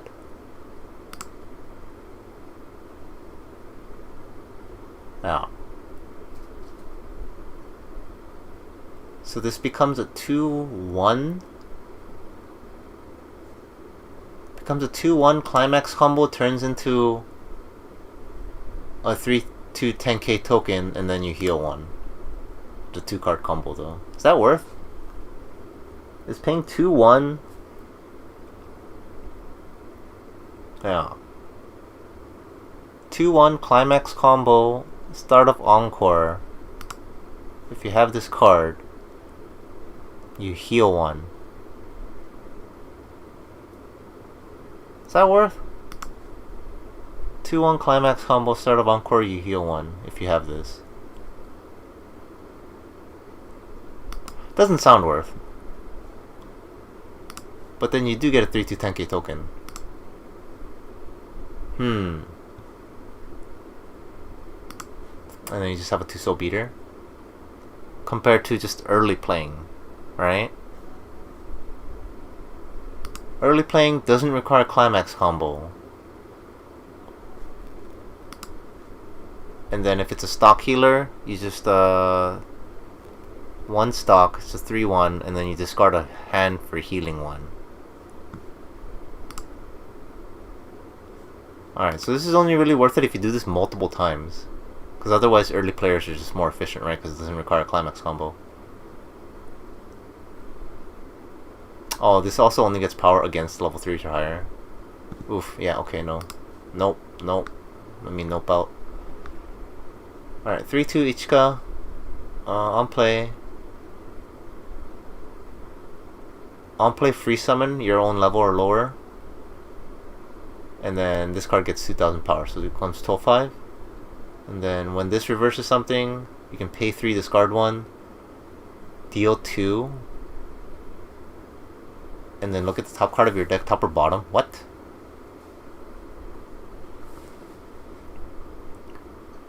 What is this? Hold up. Alright, I was saying you would want to run this on, but I think this on sucks now. I think you want to run this instead. Do you? Hold on, yeah, because 2 damage, right? Yeah, because it's the on heals, but this is just like way more aggressive, right? Because it's a 12-5 automatically, and you bring out something for free, which is another 2 stock saved.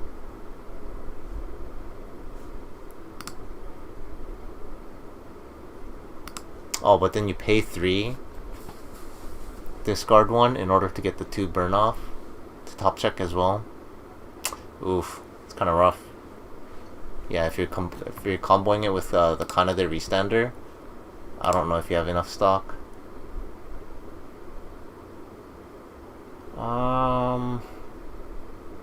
Pay 2.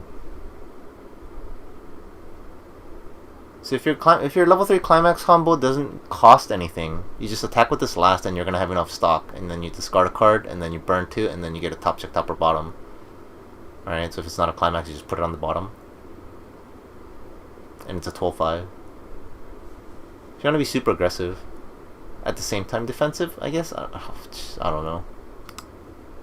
This is not a bad card. Alright, level 1, event, mill 2, total number total level of the 2 cards milled. Salvage a level of that music character. Alright, so was there any standout cards in this? Yeah, these two. These two are the standout cards in this deck. And then the level 3s are situational, questionable. I think this Ichika is better than this Luca, of how aggressive it is. And this is just a generic 3-1 healer. But it's only 4 or more, so you can't like spam it in one turn, you know? Yeah, I think this Ichika is better than this Luca. And then, yeah, let's set these two. This is basically a Lifa clock shooter, except it's a salvage instead of top check X, which maybe it's worse. And Lifa is also 11k, huh? And then, yeah, this is just Toya. This Nene is runnable. Not even that great.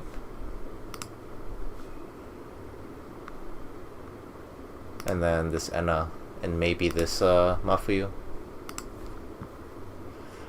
Okay, so hold on. Let me see if... Man, it still didn't come in. Still didn't send me the invoice for the Project Sekai booster case. Paid for the trial decks, but for some reason they didn't invoice me for the booster. Alright, let's see if we can try and build a deck, shall we?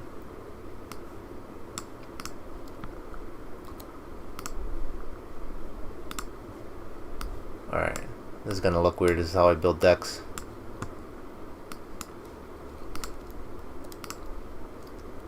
Alright. So we start for that. And then...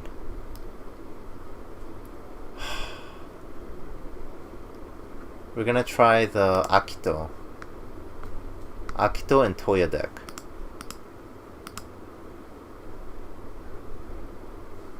Yeah. Let's see.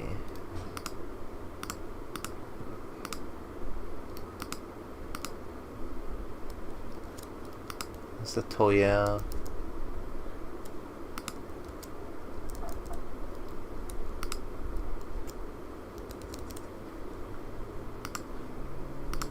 I think you run 4 of these.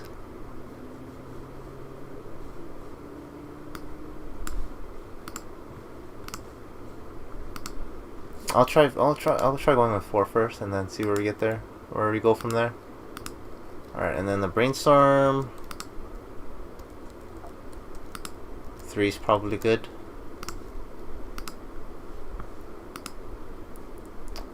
And here, let's put in the climaxes before we forget here. I want to try this 8 standby.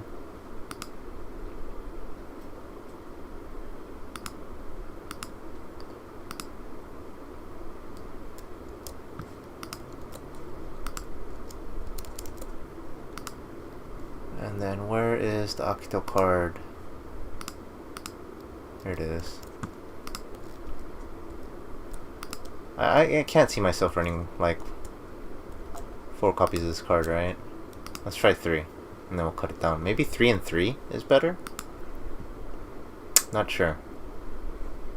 But definitely not 4 of this, because you're just gonna keep cycling back and forth. What else is there? Let me try this Len card, see if it's any good.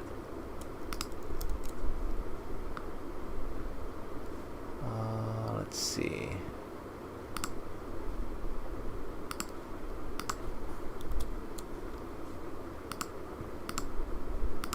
Where was the 2-2 Mako? Here it is.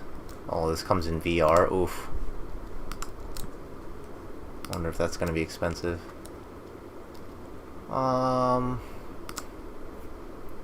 We'll go with 2 for now. Why not? Let's go with 3 for now. And then where's the trial deck cards? Trial deck 1-1 Kohane.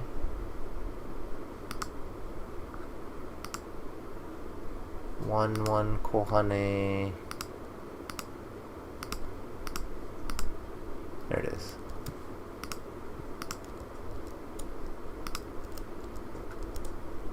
Alright, 3 of the 1-1s. And then, oh yeah, the Akito level 3. Here it is. I like this profile a lot.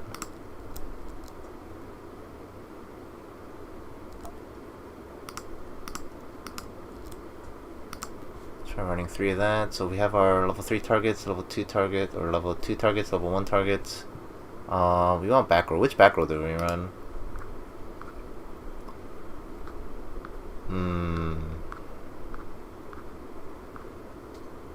Do we even run back rows? Is Toya just good enough? Or Akito good enough for the 3-2 listing? Or do we still run like the on back row? What did the on do? On play discard climax heal, I think? Or no, discard heal? Stock heal?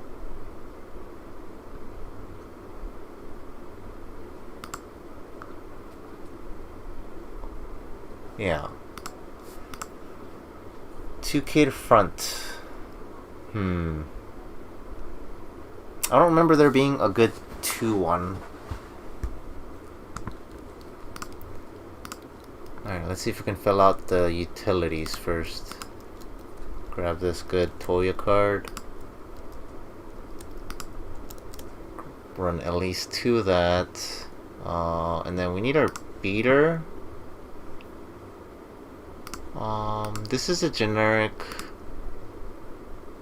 This is also generic. Alright, so far I think we're not locked into Vivid at all, are we?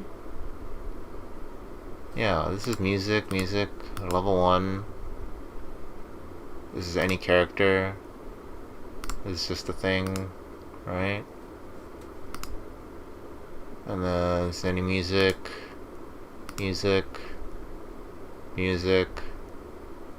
Yeah, so we're not locked into Vivid at all. So we can splash other cards. Oh, the Mafuyu. I definitely want to try a couple copies of those. Where is she? Mafuyu. No. There it is. I want to run probably 2. Hopefully 2's enough. And I don't think I need anything that requires. Where did I buy said case? I had to buy it from Ami because like apparently you can't import it. I was gonna buy it from like Tresses, but apparently they couldn't get it from their distributor, so they have to like secondhand, you know, buy it from retail or whatever. Probably, I'm not sure. So it's gonna be higher. So I just ended up buying it from Ami, which is why I don't have it. Otherwise, you know, being local, like I would have it by now, right? So I have to wait for the shipment. That's what I'm waiting for. That's why I'm doing this instead of doing a case opening. So maybe also because I definitely wanted to read the cards before the thing. So when I do the case opening, I'll know if I pulled something good. You know, if I know what all the cards do. How many cards are we at now? We're at 33 cards. And then we need another standby. Was there another standby combo? This one? You know what? Let's try this. I think I'm down to try this one. I wasn't sure on. I'll double check if there was any other standbys. I don't think there was. This one's a door, gate. This one's anything. And then this was the swap. Number 77. And then this was a 2-2. Oh yeah, this thing existed, huh? It's a 2-2. Top check 2. 9-5. Top check 2. Oh man. I kinda wanna try this, but at the same time I don't. Like this feels like a trap on paper. Yeah, licensing for Miku is just a headache, I feel like. For Miku stuff in general. Like, Racing Miku for the longest part wasn't able to be imported like the Racing Miku supply set stuff. because I think Good Smile Racing didn't have like a presence in outside of Japan, so there was like nowhere to license it out or whatever. But I think you can get them now. So for Project Sekai, it's probably similar deal. Also because like Sega has like the rights to it and Sega English release and all that. I don't know. Don't know the details. All I know is licensing issues. This seems like a trap.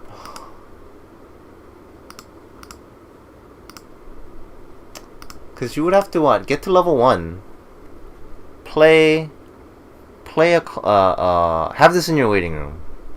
Play a standby, and then maybe trigger another standby. So you have like 2 of these on your next turn, and you're hopefully not level 2. You're like 1-3, 1-5, or something like that, right?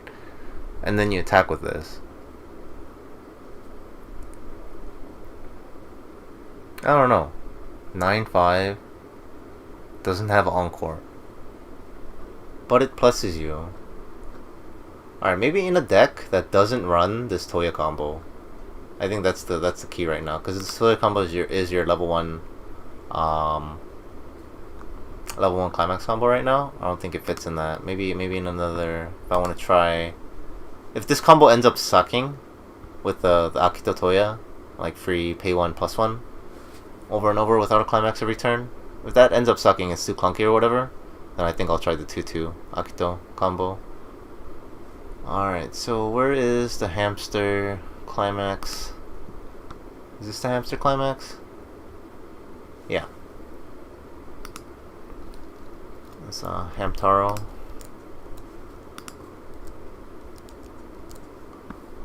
Okay, we are at 37 cards, and then we need this card right here. How many copies of this do we run? Oh man, I don't know. Put in 4 for now.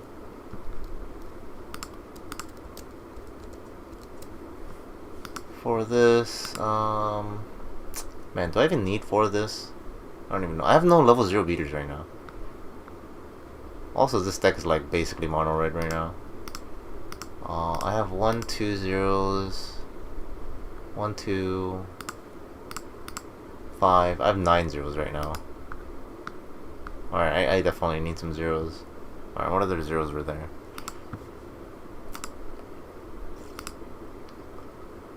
Man. Yeah, I don't know how, I don't think I could fit any of these other good cards. Wonderlands. This deck has like no tech right now.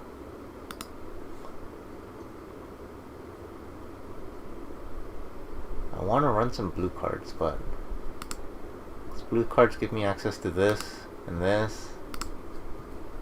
Yellow is just oof. Alright, I need a way to pump some power, because the level 1 combo is on reverse, right?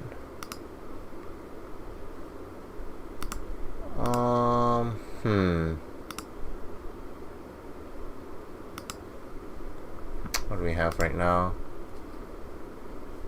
This we have. Does this make it too much level 1s? I don't know. Probably not. This is just gonna be in your back row. Man, I wonder if I can get away with running only 2 of these. I feel like it's not gonna be consistent enough when you run 2, because I really need this like starting level 1, like right off the bat. And this needs to be higher because I need to either draw it or have it in the waiting room. So this has to be 4. Plus I can get more copies of if there are more targets to reverse, but doubt it.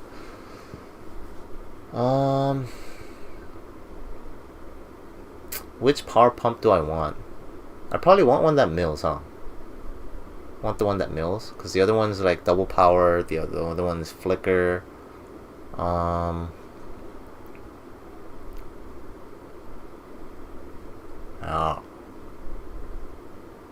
This is a free runner. Do I run a free runner? Coin flip. Alright, how many level 1s or higher do I have right now? Is a coin flip better? No, coin flip isn't better, right? Because of this. This requires 5 or gets power for every other. Oh, this also doesn't really synergize with my back row. Unless I summon it in the back row. Once I play climax.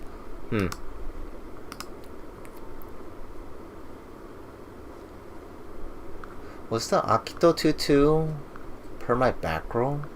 Is that what it was? Oh no, this just requires 2 or more others. This is 9.5 compared to this is 10k or 9k hand encore.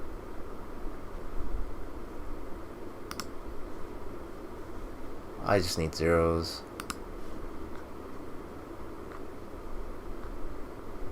Well, that's one thing with this many cards. You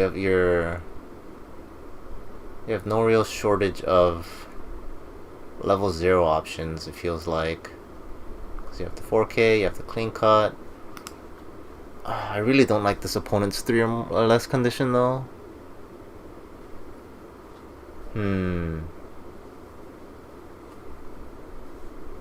So I can get a pseudo free runner 3K, a clean cut. Yeah, no, the clean cut doesn't work. What is the best beater that synergizes the most with standby? It's not clean cut. Alright.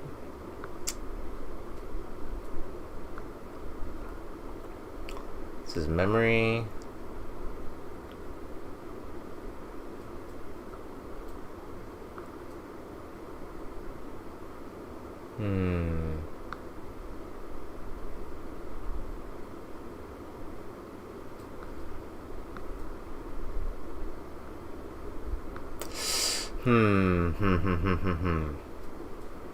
Alright, what about this card? It's top check mills. Top check top or bottom. On attack top check. Is this card good? I'm gonna try putting it in.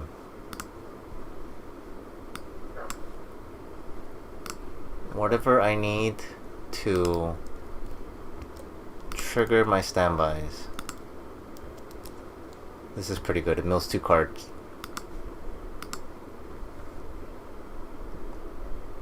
On attack, yeah.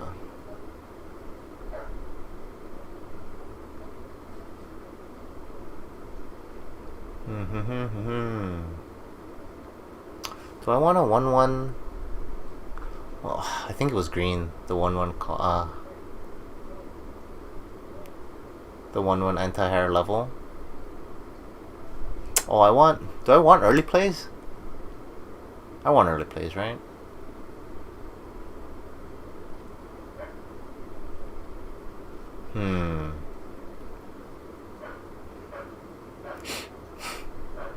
I don't have enough memory synergy in my deck to run this card. I want to run it, but I don't think it's gonna work in the current deck. Nope. That's a choice.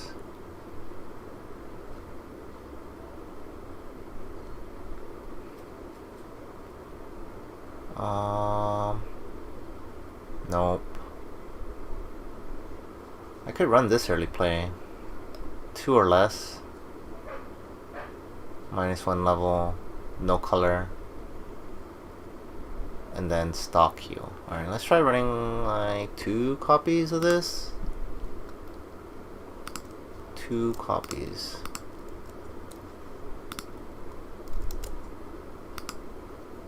Two copies of this.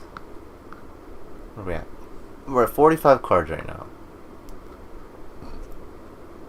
Nene.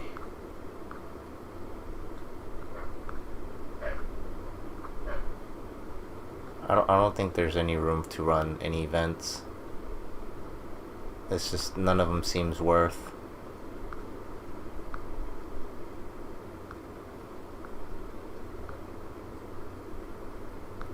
I don't think I need any 2-1s.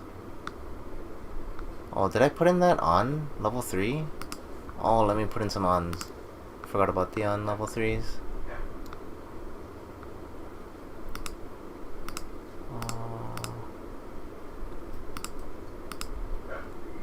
Is it? No.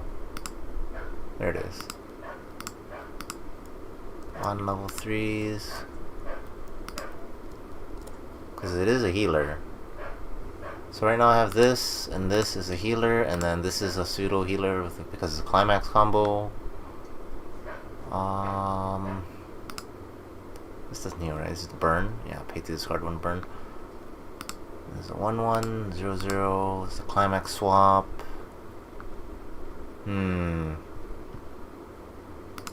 are at 47 cards. We still need like level zeros, man.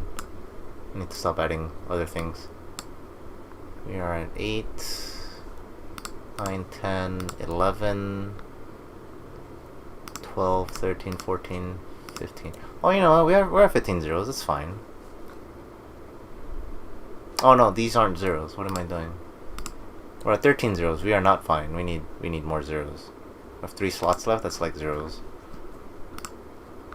Alright, no clean cut.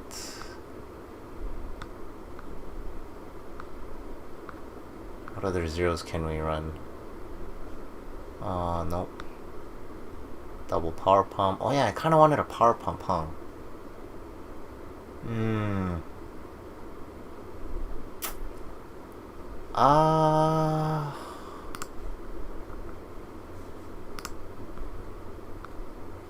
I don't need any other colors. It's just mono red right now. Shooby-dee-bop. The other power pump has mandatory mill too, though, which I am not the most fond of.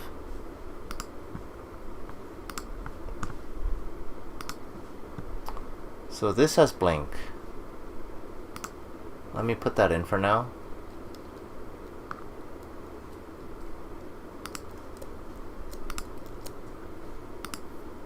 For a placeholder, because it has the blink effect. And I don't know. This doesn't seem worth. 3k pump is pretty good though, because this is a level 1. Like, I need it. Man, this is not getting big at all. This is 6k on reverse.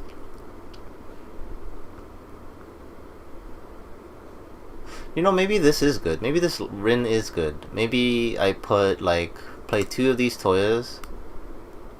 Right? And then I pump one of them with the on-play effect, and I pump the other one with the on-attack effect. So they're both 7/5s. Or I pump everything on one, so they're 9k. 9k is what? Oh, it's not even completely out of counter range. Jesus. Oh, this is Snowball, right? Yeah. Oof. I don't know. I don't even have level 0 beaters.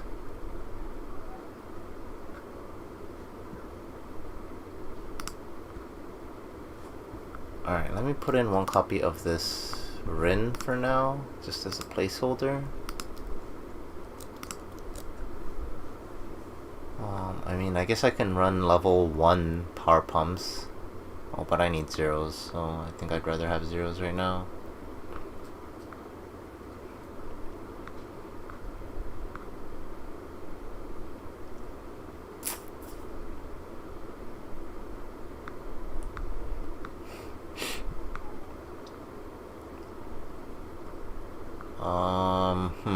What about counters? Do I want any counters?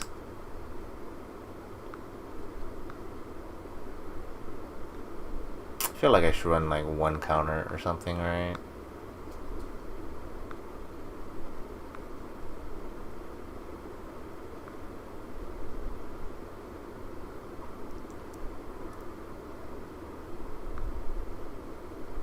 God, which color was the 102k counter?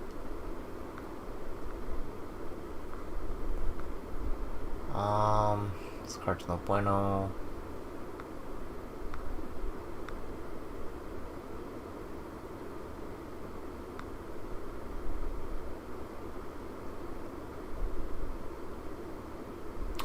I almost thought this was a power pump to another character, dang it. Because it has a top check topper mill, I was right about to add it.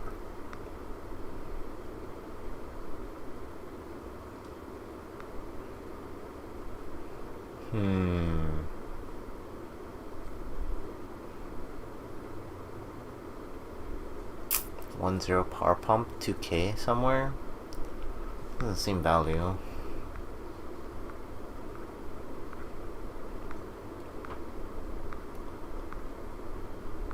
Card's not good. I'll play 4 colors. Can't play that in this deck. Nope. That's blue. I can't play blue. Everything is... I can maybe play yellow.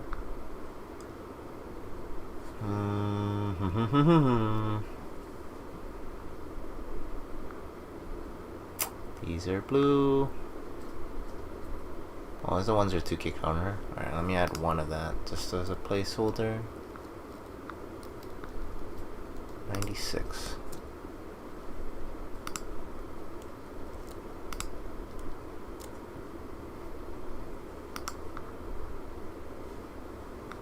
One zero 2k counter.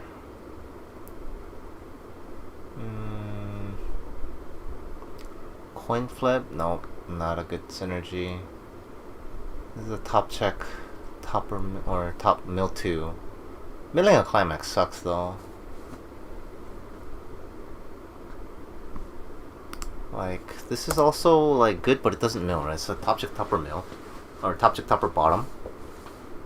I want it to be ideally top check topper mill, and then the top check.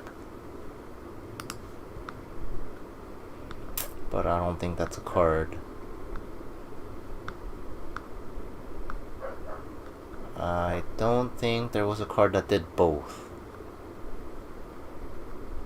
Let's go to this and search. Oh, whoops. I still have it under bond. Okay, not bond. Not Kizna.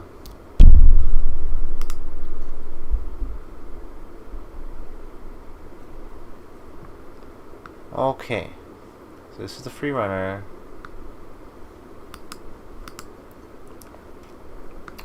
Drop search. The apples for days. Power, back row runner. Trial deck, climax swap, apples, brainstormers. Not good, not good. I already have this in the deck.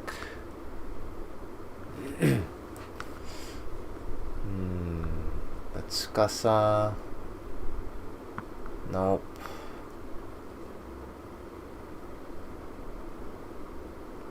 Maybe runners. Maybe I just run runners.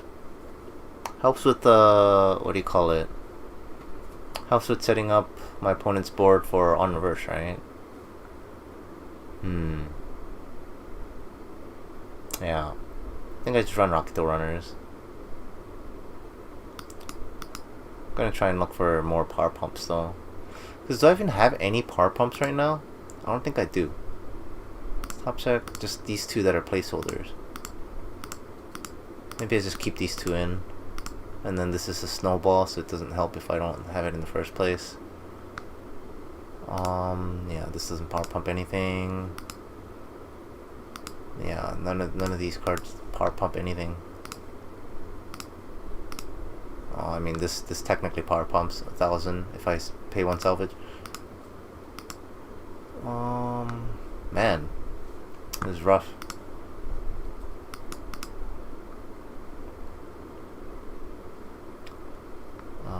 Apples, nope. Man, these trial deck cards are obnoxious.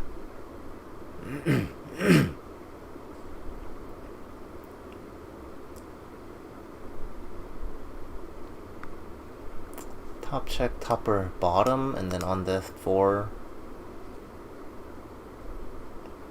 No, I think the Toya is just better. Yeah, this Toya is just better than this Kanade, right? In this deck anyway, because it also gives power pump if I need it, if I really need it.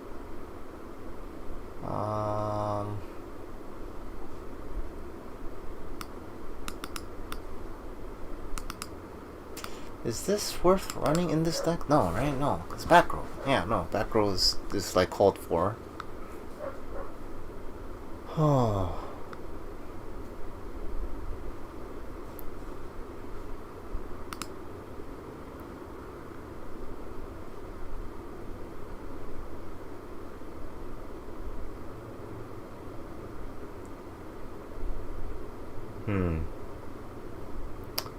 Yeah. I'm running this already. I really want just another synergistic power pump. But I'm pretty sure these two are as good as it's gonna get.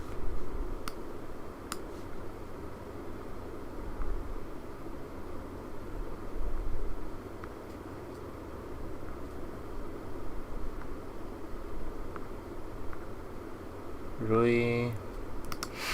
Those Rust 2 Brainstormers, man. You're getting me.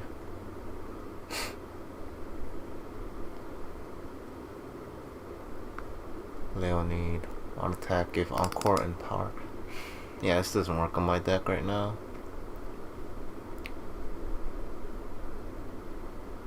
This just, like, more and more I think about this card, it just seems like a good card. Because you could just pump your level 1 climax combo, because so many of the set requires an on reverse, right? And then it just has Encore until end of opponent's turn. Right? The more and more I think about this card, I feel like it's really good. Just because the set just wants to use level 1 on reverse climax combos. Just do this, pump it 1500 power, and then give it Hand Encore. Just not my deck because I kind of want it to die for the most part. Send it just to the waiting room. So I can just bond it back and then recycle. So I can play it again to activate this effect. Yeah. Any other level 1 combo I feel like it would be better.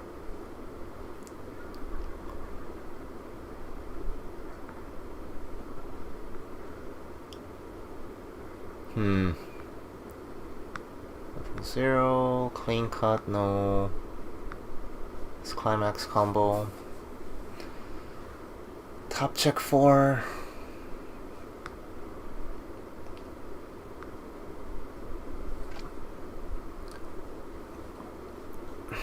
$1K. Oh, is this better? Hold on.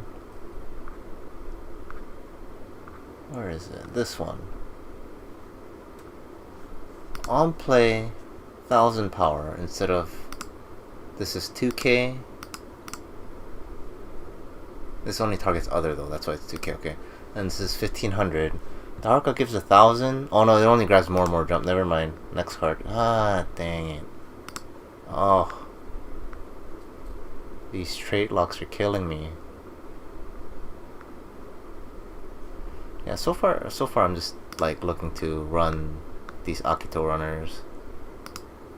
Oh geez, I'm already at 50 cards. Wait, hold on. How did I fill up to 50?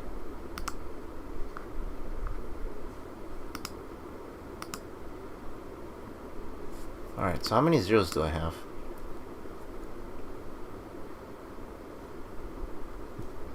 Zeros.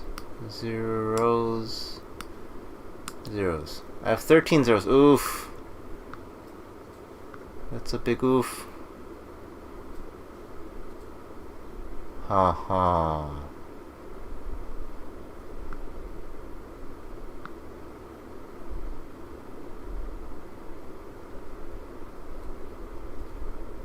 Do I even have level 3 finish? Oh yeah, I do. The Kwane, I forgot. Do I just run 3 copies of this?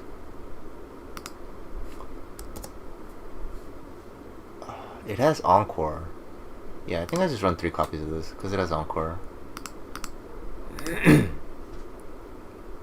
that's one more slot. And then I really don't want to cut this. I kind of want to cut this down to 2. But I also think that's not a good idea. I think initially I want to test with 3 just for the consistency, because you really want to get this first. Like, get this so that you can play this afterwards. Like, so get this, bond into this, and then play it so that this ability activates.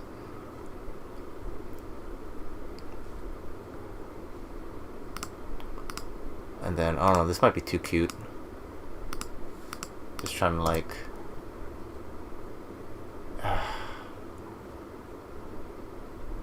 Yeah, I think this is too cute. in trying to like trigger more standbys early game, right? Let me make a optional.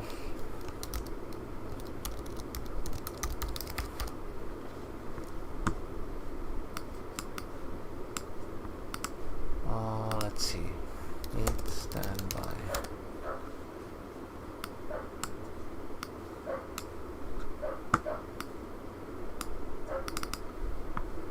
Need standby. We have 3 slots. I think I just put in these Akito runners, man. 3K runners. Help set up my level 1 reverse targets. And then I'm just gonna have to wing it with these 2 power pumps for now. And hope for the best, depending. And then I can add more later if I need to. If I feel like it.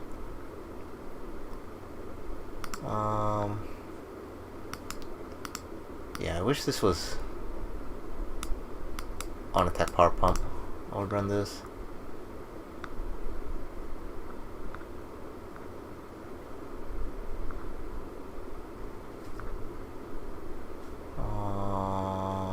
Coin flip, mill 2, 1500 power on play, and then mandatory mill 2. Oof.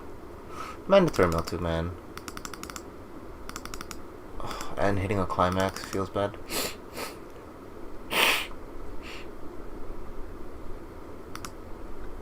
Yeah, I think I just run the Akito runner for now. And then do I keep this Nene at 4?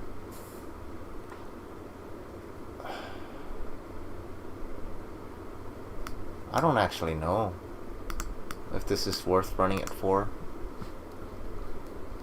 Where is the Akito? 54.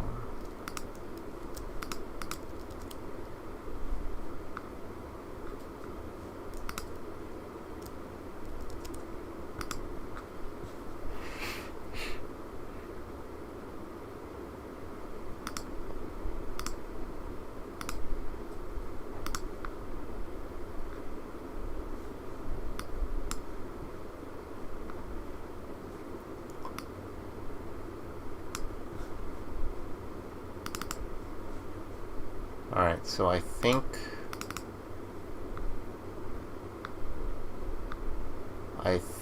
this is my preliminary deck.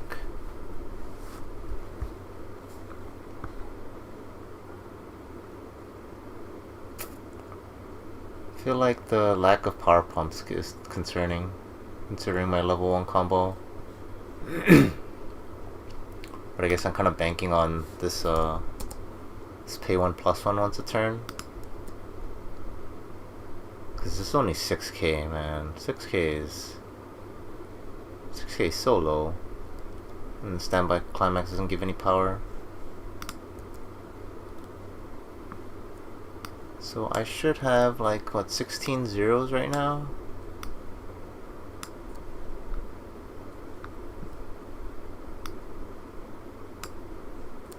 $14 zeros? Oh no, 16. I forgot about the Mafuyus.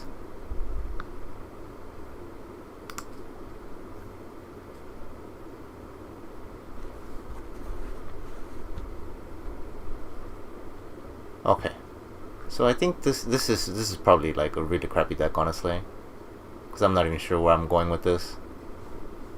I just kind of check boxes on like, yeah, I want like rookie effects, I want early plays, and then I want some power pumps, and then I want like some beaters and brainstormers, and then like some finishers slash early plays, basically, or standby targets.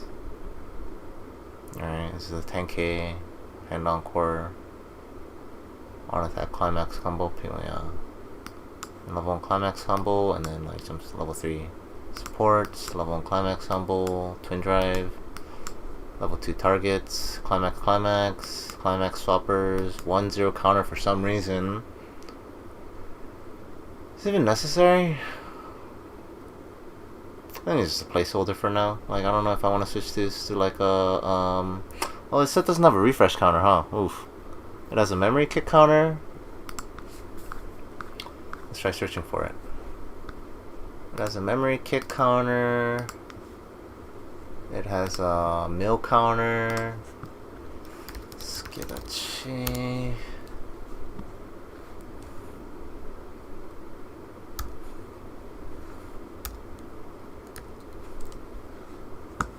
Gedachi. Is it loading? Okay. Yeah, it has a 3-5 counter, a memory kick counter, a 1-1 refund counter, top check top or bottom counter, mill bottom X counter. Oh yeah, this is the card that I wanted to run, but I can't because I don't have green. Yeah, the anti-higher level. Oh. And this is a sack counter, which I don't think I want to run in my deck. 1-0 bounce. Oof, yeah, counters are kind of limited in this set. And I don't think I have room to put...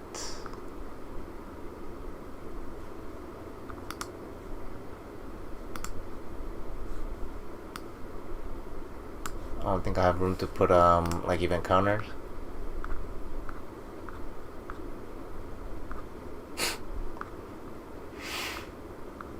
Was it a trial deck card that top checked X? I think so.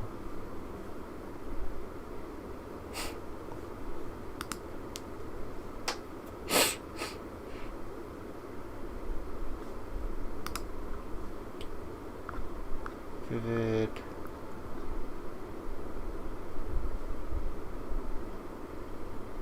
Clock heal.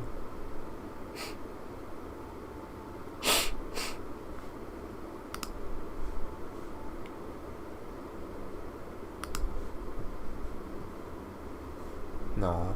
What was the level 3 that top checked X?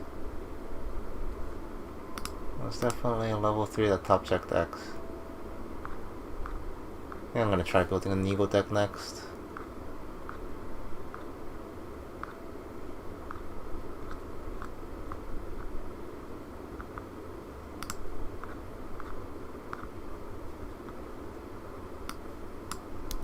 Level 3 or higher.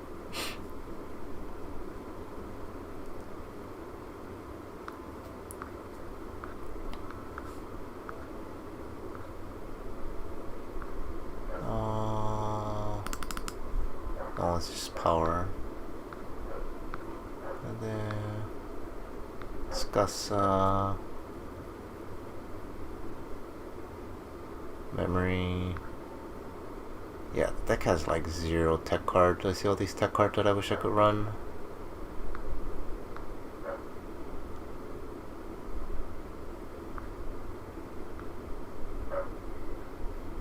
Sure, there was a top check X. Oh, here it is. Oh, it's blue. Oof. 4 more early play. 10-5 hand on core, top check X. I do not believe I have enough blue. I have 3 blue. Alright, this is as good as that I can think about putting in for now. I'll try making an Eagle deck. Oh, let's see. Eagle. Eagle deck. Oh, wrong one. What climax combo are we running?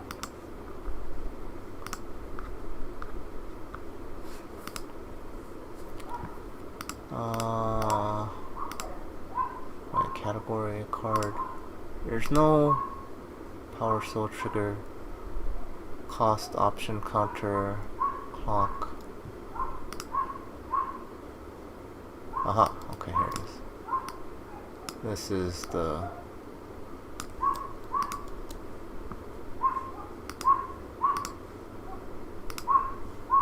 This is what I want to search. Level 1 Neoni, no. Wait a minute. I want to run Nego.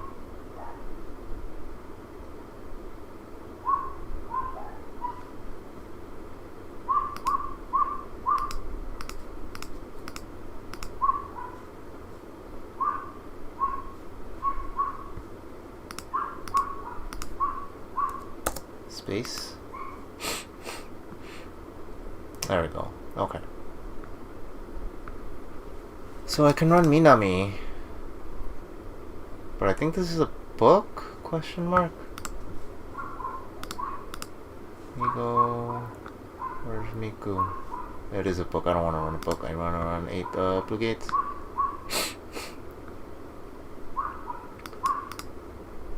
Level 1 and let's discard music after on reversive. Yeah. That sounds awful.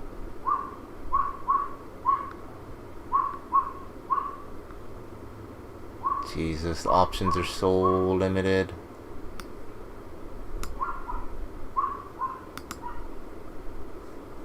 On attack, top check 2, 2, on attack. I don't know, this doesn't seem good enough, man. This Miku card doesn't seem nowhere near good enough. I kind of want to run this.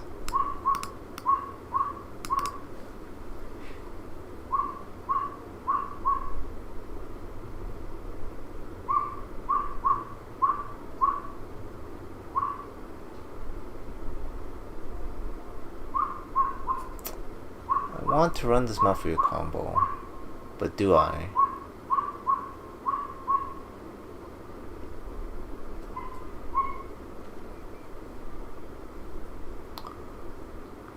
Oh, I do not want to run this Enna combo because of the discard character. And then I'm not sure about this Kanade combo. I don't want to run this combo. So am I just like pigeonholed into running Mizuki combo if I want 8 blue gates? I am, right? Oh. Alright, well, let's start with that. Let's see. 100.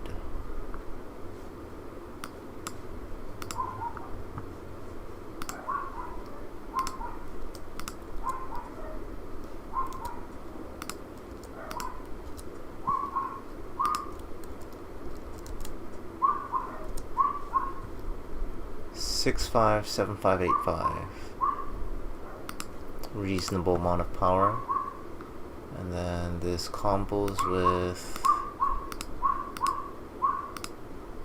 No, those are promos. I assume it combos with this.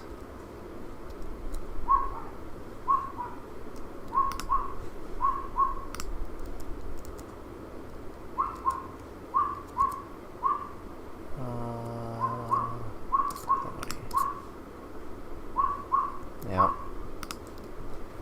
Okay, so my level 2/3 climax combo, what is it going to be? I don't think it's going to be this Miku. I think the Miku is going to be for like the on-play effect. To shuffle back.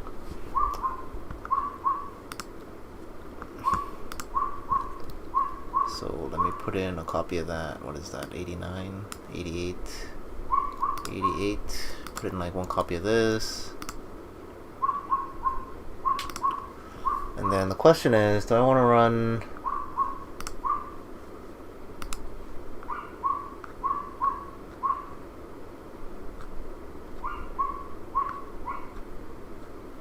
Do I want to run, not this, do I want to run this level 2 combo? Which is very defensive, right?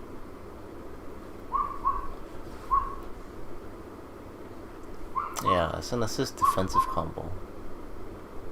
This kind of sucks because you just eat up. Or maybe I just like abuse the crap out of this card and then run 3 climax combos. And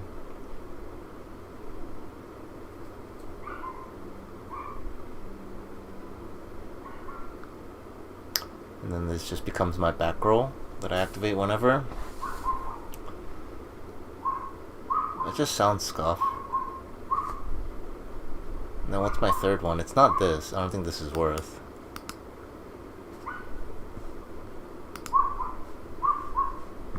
I don't think it's the Miku combo. The Miku combo seems not good enough.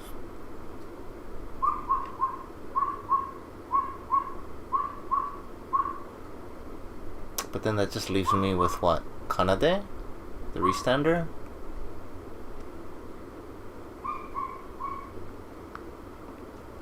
Oh yeah, no, my other option was the each. Oh no, wait, no, Ichika's not.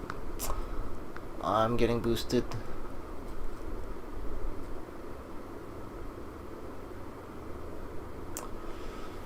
Oh boy.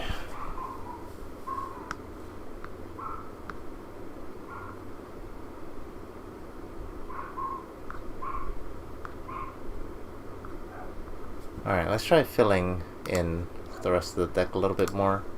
I'm getting stumped here.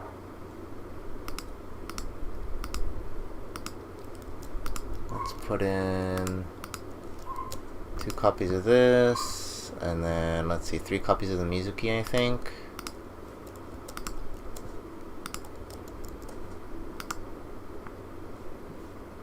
Yeah, that's like the whole point, right? Miku doesn't seem good. Like these climaxes seem good, but they're not finishers though. Do I just like run climaxless finishers from the other characters?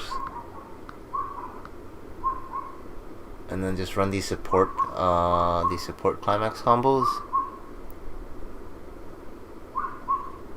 I mean this isn't a support, but this one. Early play. I need to run at least 1 or 2 of these. This Mizuki early play. Where is it?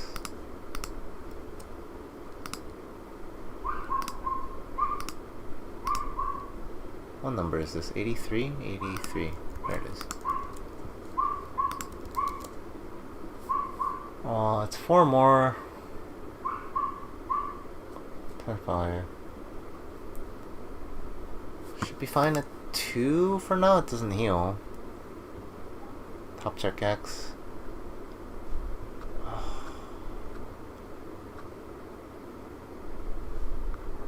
Then what is the wording on this card? I can only get Nigo characters, right? Yeah.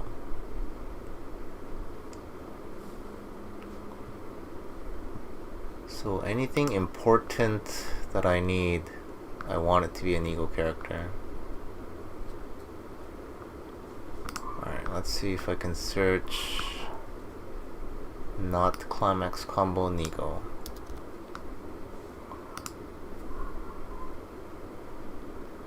And see what my options are.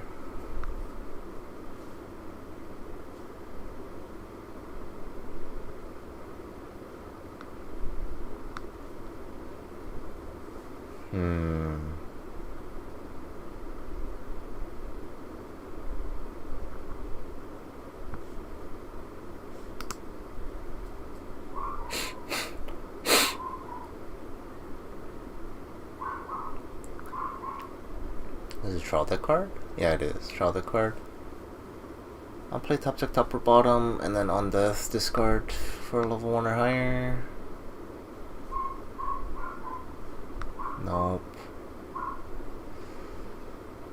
No, this doesn't seem worth. Unless I run this and then search out for a non-Nigo character.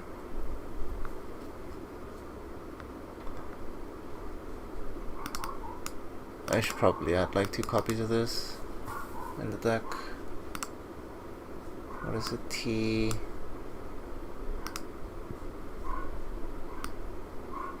T72.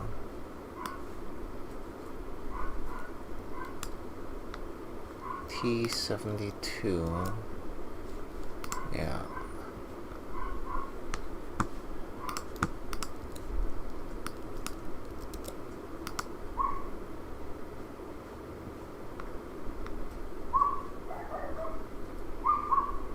I don't know about this mafia.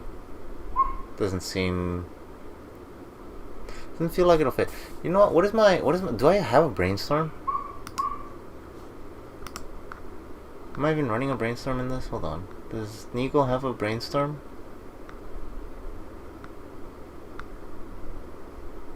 Oh, it does, okay. Rest. Oh, but it has this stupid, like, garbage ability attached to it. This is search. But it's an ego. Can I forego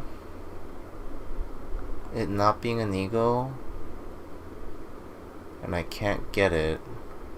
So I can get a second ability from the other, like, vivid bad Miku Brainstormer. I mean, I guess either way I'm running like this Nene, right? It's just like too good to not run. Not too good to, yeah, too good to not run. Oh, I can run this in a... Forgot about this, couldn't run it in the other deck.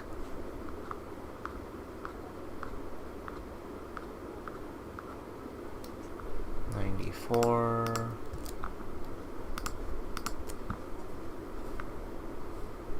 Oh, 10.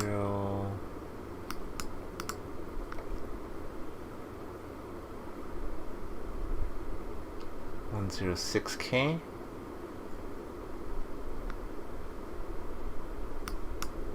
Coin flip. Is this my beater? Probably. Alright, let's try running the coin flip. 97.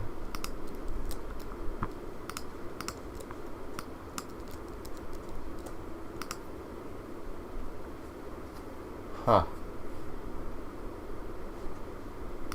It's level 1 or higher, right?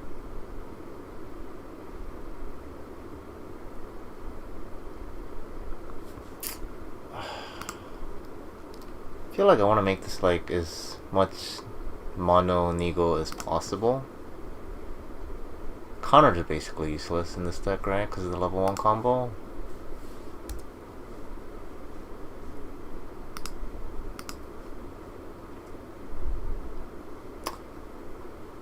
You know, I feel like the two, what do you call it? More and more jump cards. These are just useful. Or no, one of them is Leonid, I'm mistaken. Yeah, decent. One's Flicker, one's double power pump. Those are, I guess, useful. Helps with my level 1 game. Counter's basically useless. I got this. Do I run this? Top check? There's a level 1 or higher. Let's just run this Brainstormer for now for the sake of simplicity. So I can grab it with the back row. 91.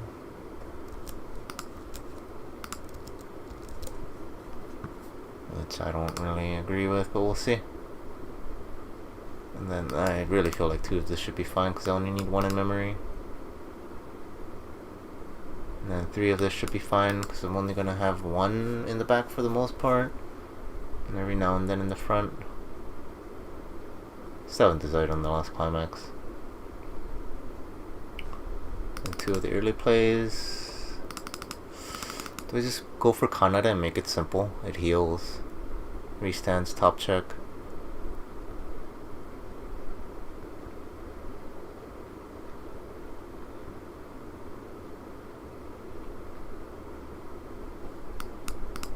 Probably want some of these. How many zeros do I have? I have 1. That's a level 3, that's level 3. It's level 2. I have 18 zeros, oof. There's so many. Well, my deck is so empty right now.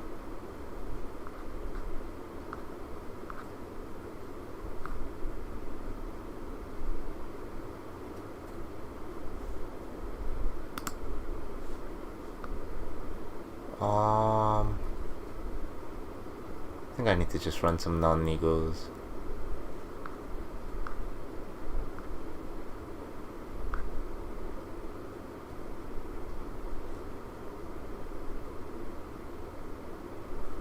How good is pay 2, discard 1?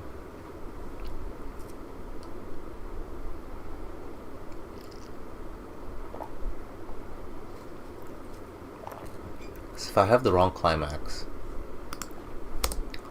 and I use this ability to get the right climax, I'm trying to see if this 2-1 is worth running like on the side and running 2 copies of the climax. I refresh, pay 2, discard 1, climax combo.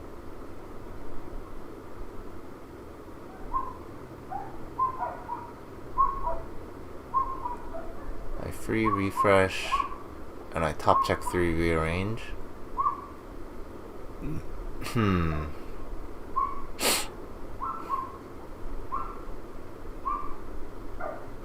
You know, I think I run 1 or 2 copies of this card anyways because of the play any climax top check 2, which works with like. Oh, does that mean I'm just gonna run the Canada combo? Alright, I think I need to decide whether or not I want to run. I mean, either way, I want to run like 2 copies or 1 or 2 copies of this Mafuyu 87. 1 for now, and 2 if I'm running Kanade.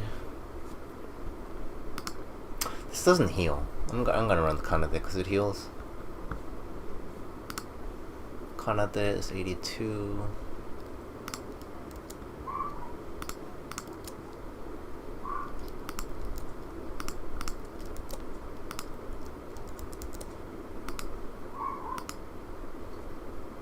I am at 38 cards, and then if I'm running Kanade, I run. What is this?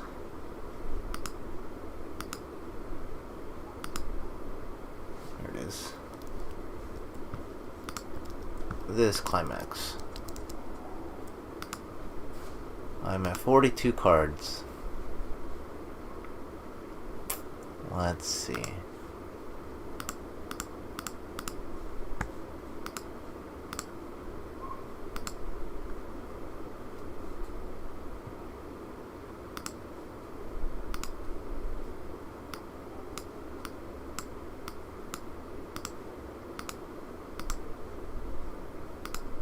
Groups. Okay, there you go. 42 cards. I have level 3s. I have the tech card. I have that. I have the brainstormers. I have the anti-higher level. I have the coin flips. Is it 2-5 coin flip? Yeah.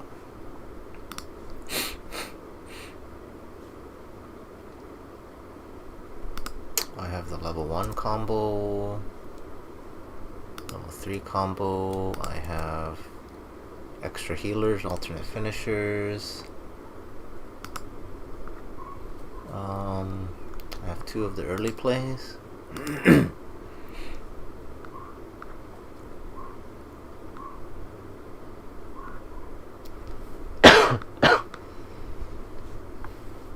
Do I want the other early play? Probably. I think I have a ton of room.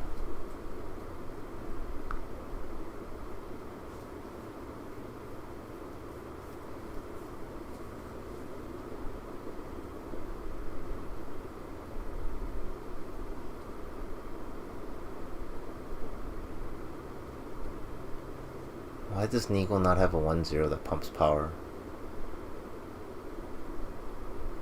Does it actually not?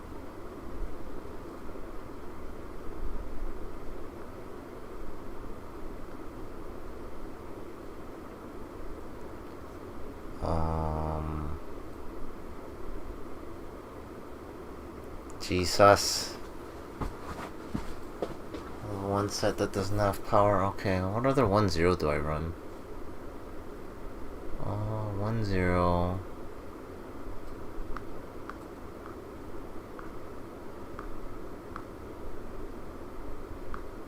Probably run a couple of these kind of days just to fill space. Alright, yeah. 95. 95. want to run not Nego cards now, I think. I think that's about as much as total Nego cards I'm gonna run.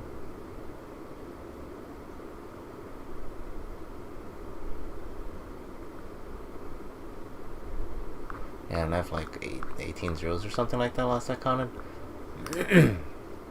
Alright, or some good trial deck cards.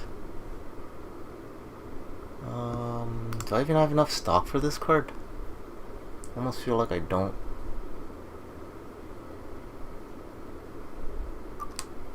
Is it even a good idea to get... Hold up. What does this Brainstorm grab? Does this Brainstorm grab only Nego? No, it grabs any.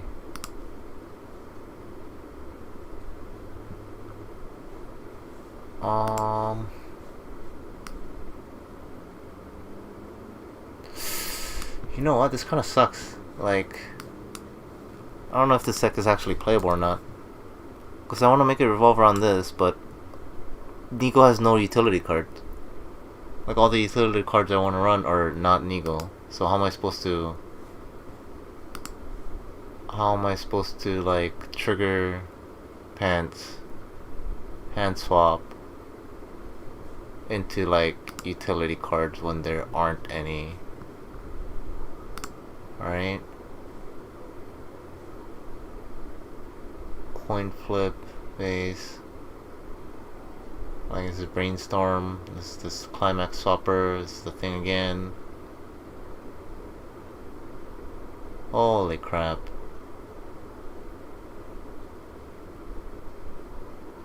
Holy crap. I guess this is a utility card. How many zeros am I at? How's the list going? I just finished reading all the cards a while ago. So far I just have this list for 8 standby. Which is all preliminary stuff. I would have to actually playtest and everything. It's just the standby list looks awful, I feel like.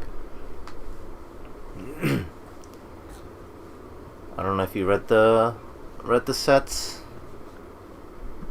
but it just revolves around this this level 1 combo,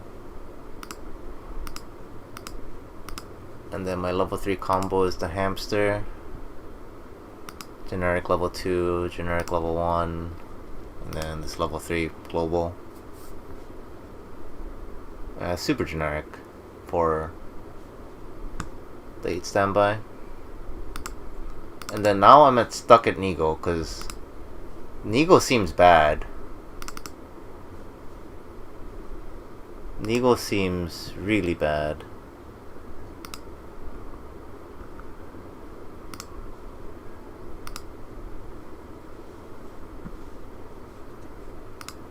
Like, I want to make this card work,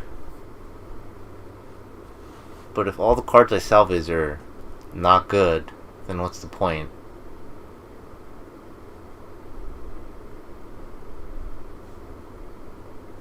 Like, there are no utility cards in Nego. What am I supposed to do?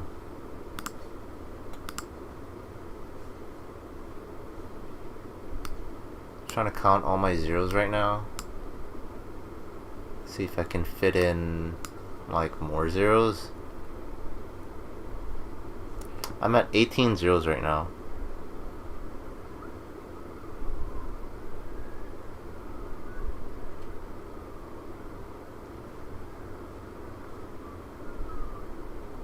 Like, if I add more zeros, this coin flip becomes less useful. Like, this is all I just put it. This is literally all the Nego cards. This is like the only utility card. It's on death, top check top or bottom. On death, discard, look at top 4, and add a level 1 or higher card. Yeah, it feels super incomplete. Like, at least if they had, like, all the utility cards, and then the utility cards can grab their, like, main beater cards or finisher cards, it would make sense with this card, right? because then you can look at it. But like this, they don't have utility cards. Like none of the Nigo characters are utility cards. So you grab this, and then you grab your like things, and then when you need utility, you don't have any. You have to like just naturally draw into the utility cards, which sounds awful.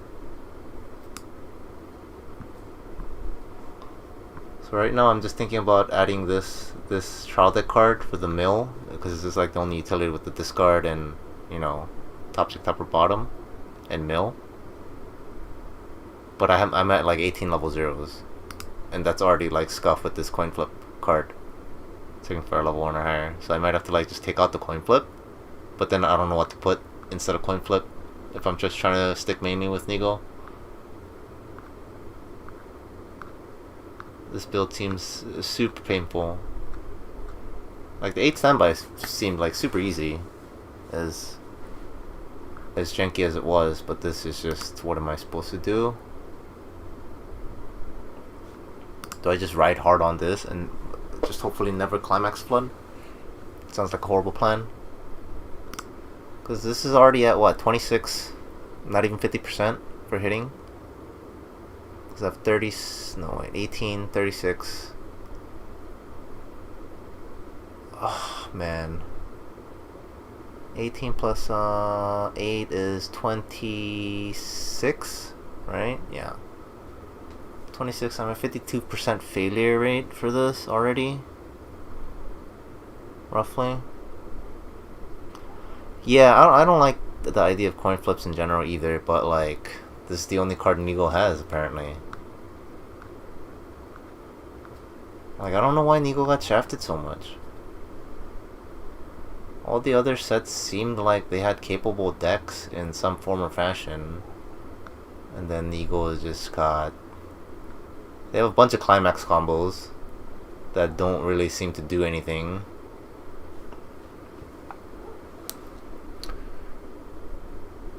So what if I...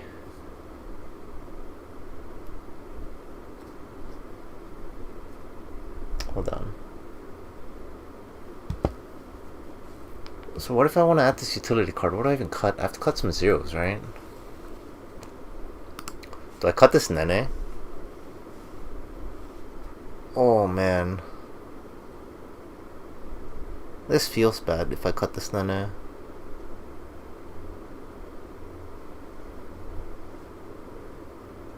There's no way I cut this, right? I'm at 44 cards right now. I have room for 6 cards.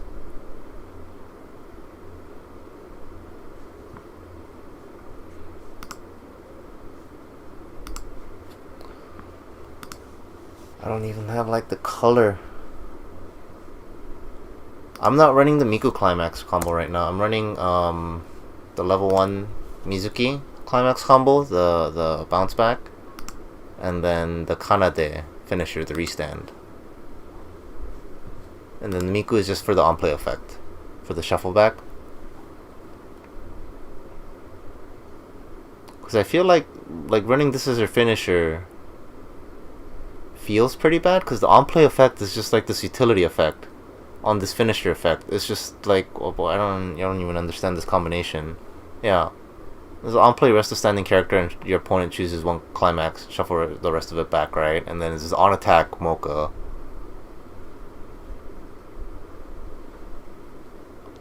On-attack Mocha on this on-play effect. It's just like, what? So this climax combo, you want to play 3. But this on-play effect, you only want to play once, because, like, what's the point of playing more than one?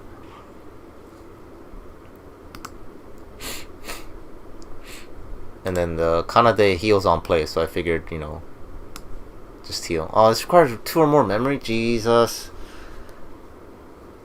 Oh, man. Okay, I gotta run 3 copies of this.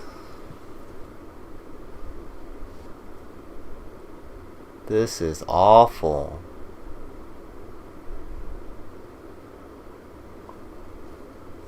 This is so awful.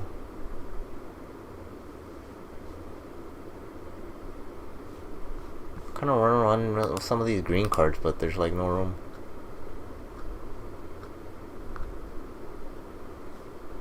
I think I just run this Toya. Toya's too good.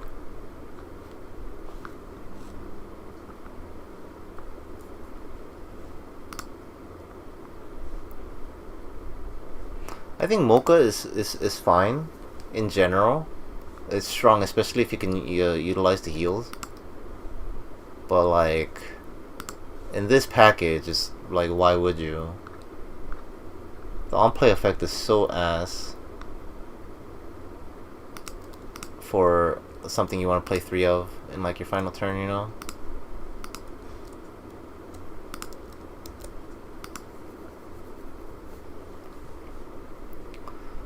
Three slots. I'm like on the fence about just taking out this card because I think I have like 20 level 0s. 20, 28, 40, 56. I have a 44% hit rate right now with these coin flips. Roughly, obviously.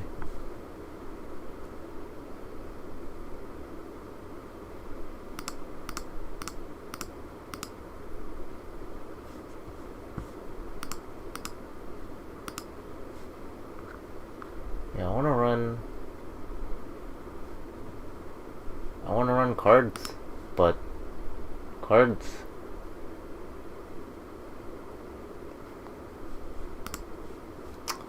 Let me run a couple of copies of this Leo need. I feel like it's too good to not run. Free summon. And it has an on reverse. Burn 2. Trial deck 13.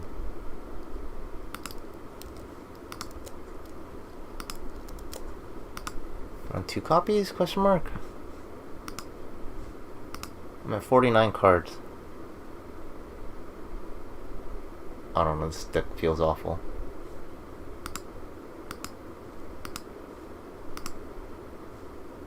This is mill 3, right? Yeah, mill 3. Then Kanade wants 2 memory. I didn't even see that earlier.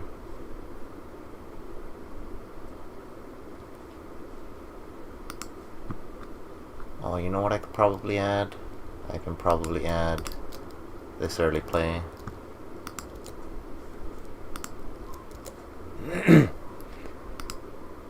Which, how do I even grab, honestly? Just the brainstorm? Because I'm pretty sure the brainstorm grabs anything. Yeah, brainstorm, because I can't grab it with this. Oh, I guess I can salvage it with this. Yeah. I'm at 51 cards, so I gotta cut something. Is this a healer? It's a healer. I gotta cut 1 card. Maybe I cut one of these. Do I cut one of these, or do I try and triple this?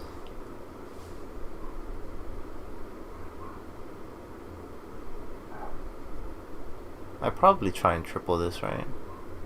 It says 3, so... Oh...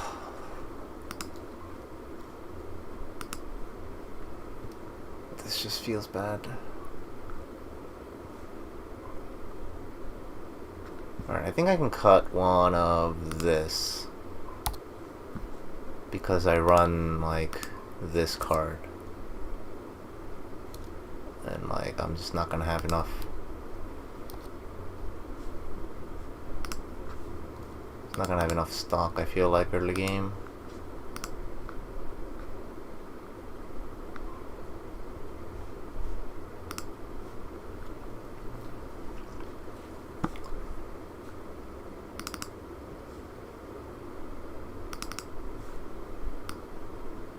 Alright, so...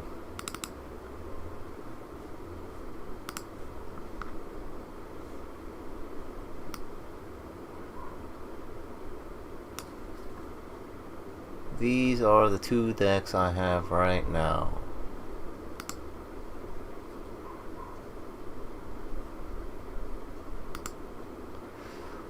I'll probably build both of these when I get the cards sometime next week. And then try it out. The standby looks a lot more promising than this Neagle deck.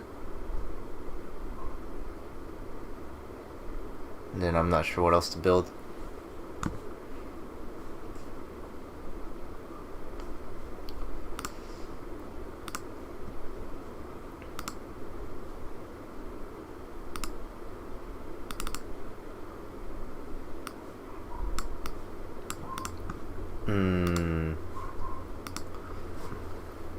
What other deck should I try building?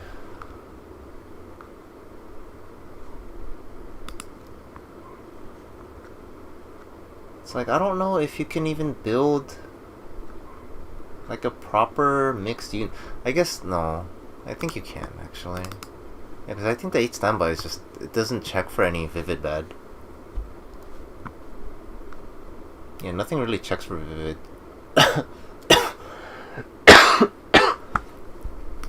So this is a mixed unit deck, except 90% of the cards are red, so there's no real room to put in other unit stuff. Like, I want to put in some green cards, but I think a lot of the green cards are just unit locked. Like, this card's bad.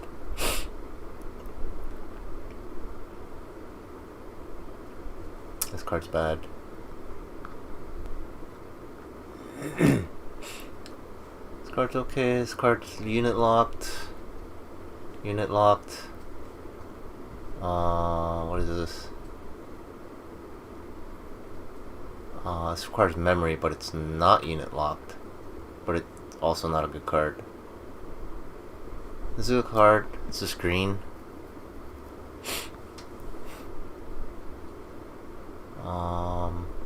This is like basically unit locked because like gold bar is in more jump.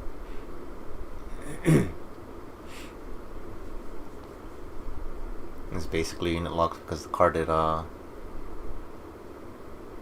combos with is unit locked.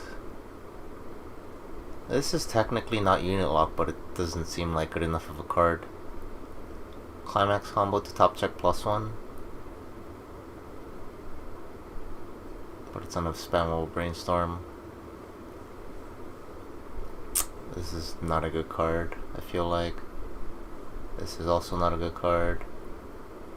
Claim cut is not unit locked. Hey, okay, maybe we can try that. Alright.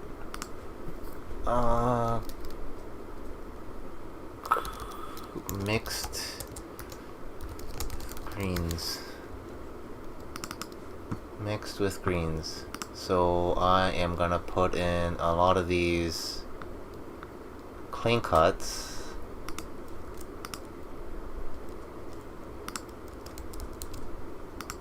Which gives me enough green to play things. This is unit locked.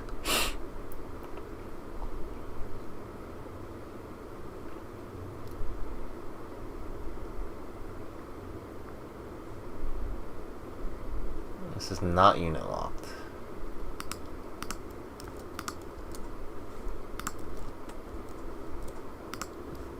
Let's try putting in a couple of that.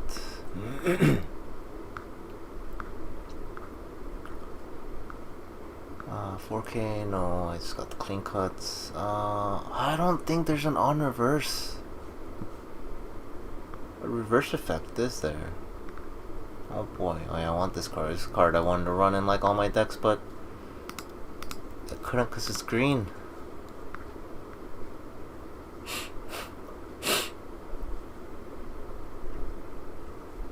Memory. This is one card I just want in every deck.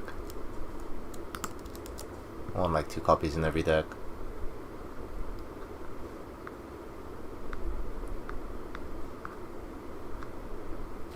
Also these 2 cards.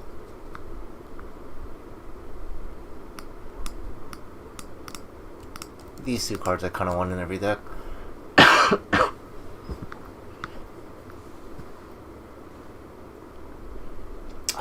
So many of the good cards are unit locked. Maybe I should try and make a more jump deck. Doesn't seem very promising though, but they have good utility cards. Whoa, hold on. Throat's acting up.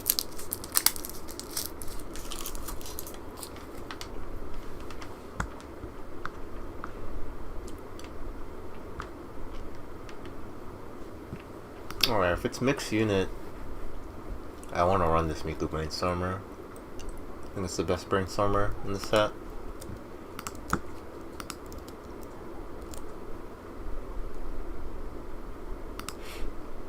Comes in VR.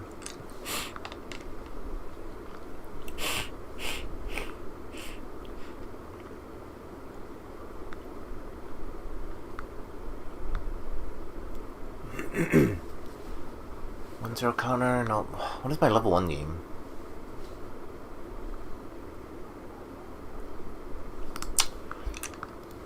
Let's search climax combo level 1.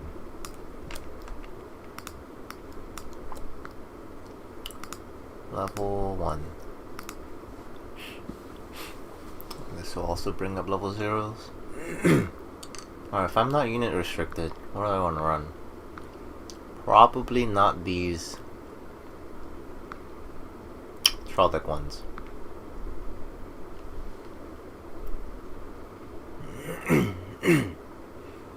Solo Fever? 5565, so weak though. This one's overly complicated. This needs to discard a card to do anything. It's not the craziest thing to whiff either.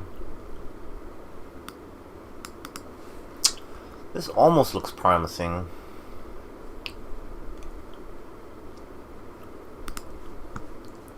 This Irie level 0. But it's just tied to Samuel Brainstormer, which is oof.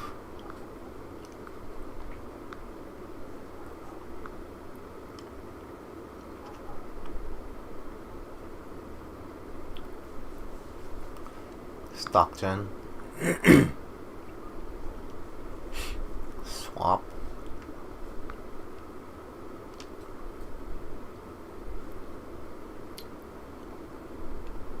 Oh, you know what? I might want to try this Ichika combo.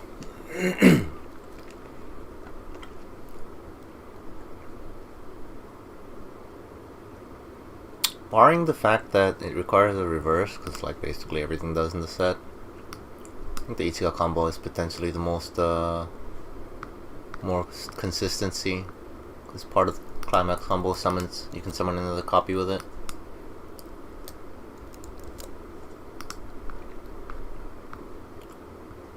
Which is, where's the climax?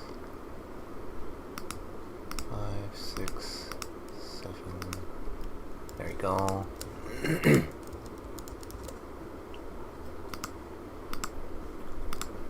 Alright, so I want to try playing the Ichika.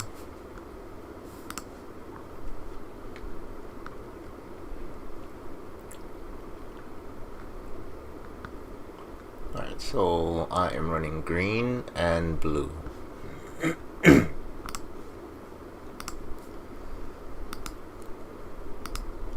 then I can run yellow too. Because let's say I'm running like 3 of that.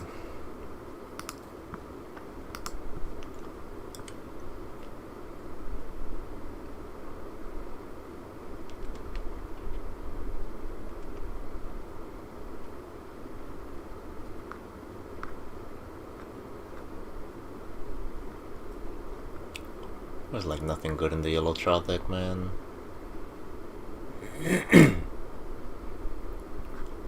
Yeah, the yellow trial deck's pretty garble.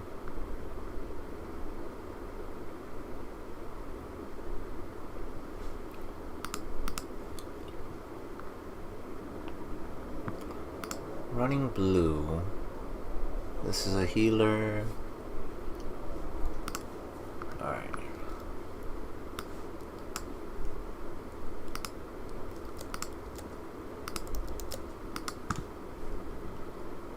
With that. Is there anything else in this chart that was good? Probably not. Oh, this card?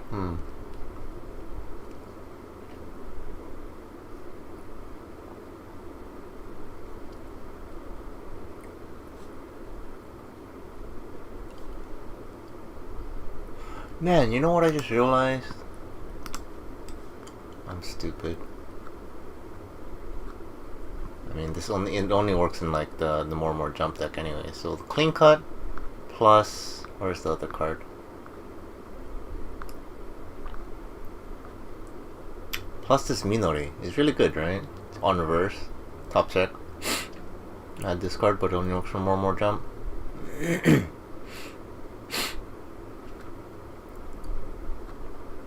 Just wanted to point that out.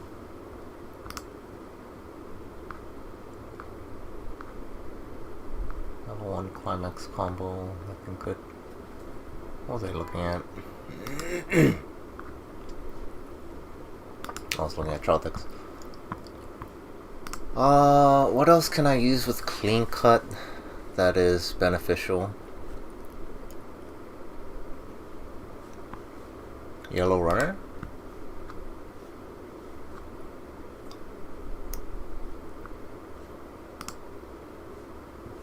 I always want to run this Toya.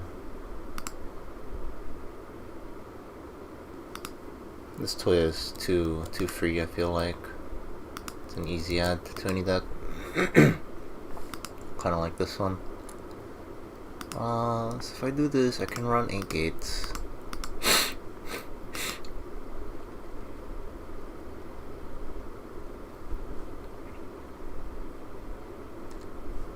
I guess if I take this out, then I don't run 8 gates. Alright.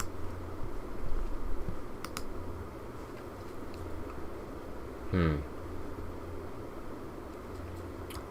know what? Let's check level 3 climax combos. See if anything stands out to me. It's Gasa pay 2. Burn 1 twice. 1 player heal. This thing sucks. This thing sucks. This is my standby deck. This thing kinda sucks. Holy. This is all the level 3 climax combos? Oh boy. That is something.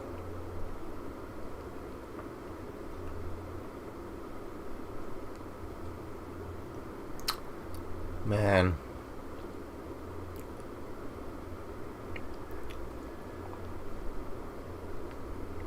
Are there even decks that's not 8 standby that's even viable so far? Like everything is, any deck I try to build seems to be falling apart.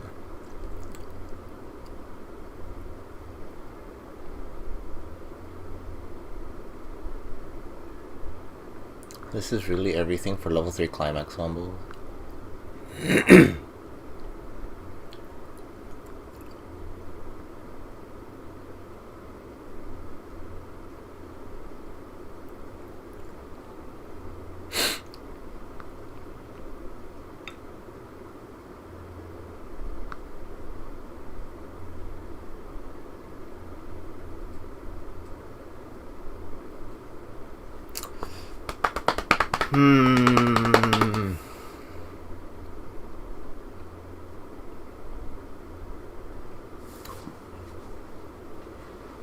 I almost feel like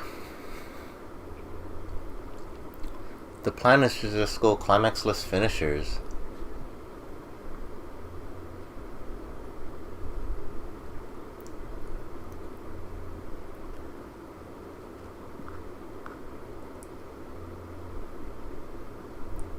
These climax finishers seem so lackluster. It's just a vanilla standard, except it's on attack. And it top checks. And requires memory. This is actually good, but...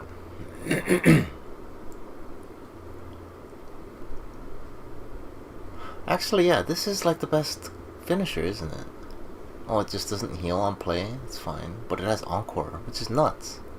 It's a 10k Encore. On attack, pay 1, discard 1, climax combo with standby, burn 3. Also heals. This just feels like the hands down best finisher in the set.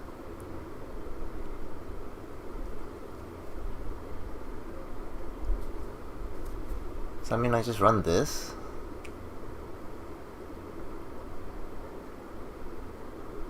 What level 1 climax combos were there in red? Other than the one I'm running in the Vivid deck. Which is technically isn't a Vivid deck now that I think about it. Oh, there isn't there?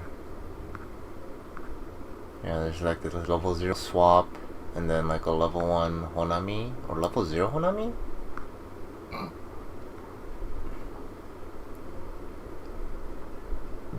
Level 0 Honami combo. Double stock.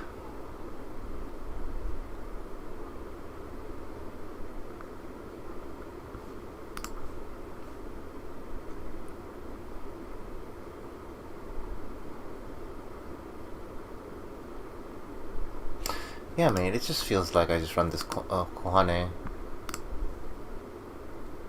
Like the de facto finisher for the set. Is this card expensive? $5. Interesting.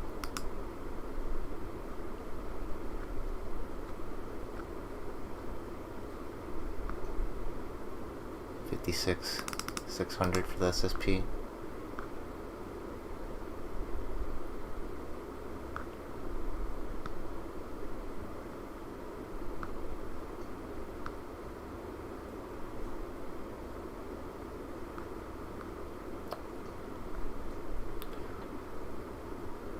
Yeah, I don't know.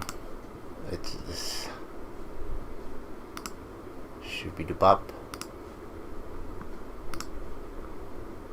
I just can't beat this card.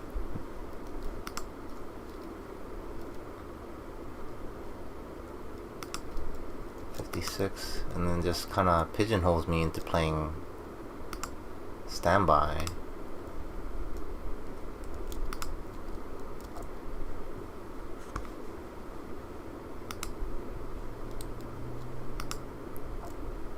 Yeah, right? It's like... Yeah, you think it's the best one too, right?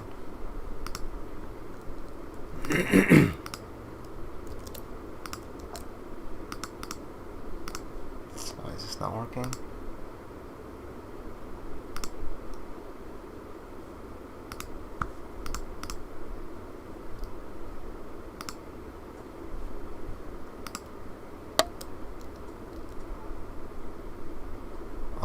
Do I run 3? No, I think 3.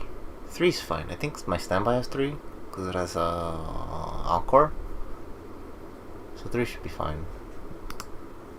Oh man, it's pay 1, discard 1 though. Holy crap, you can just triple this so easy. You can triple this with 7. You can triple this with 7 stock, burn 3, burn 3, burn 3, heal, heal, heal. And just encore, what? That just sounds nuts. Alright, so if I'm doing this, I'm playing standby, right? If standby is the deck, I'm pretty sure this is the climax. Yeah.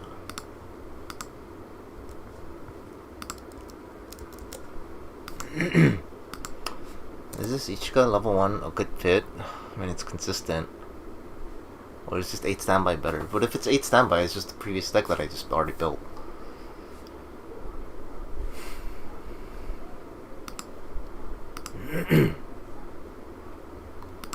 Is it even worth running the rest of like the standby engine?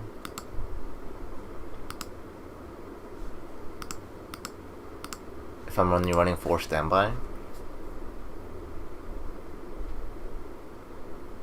People would still do, I guess, right?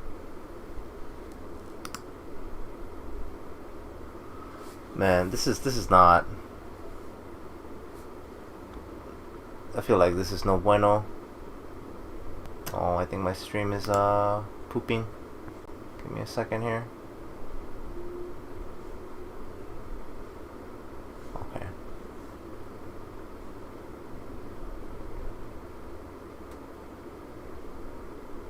I think we're back. Okay. Yeah, the kind of the restander. Alright, let me go back to the Nigo deck.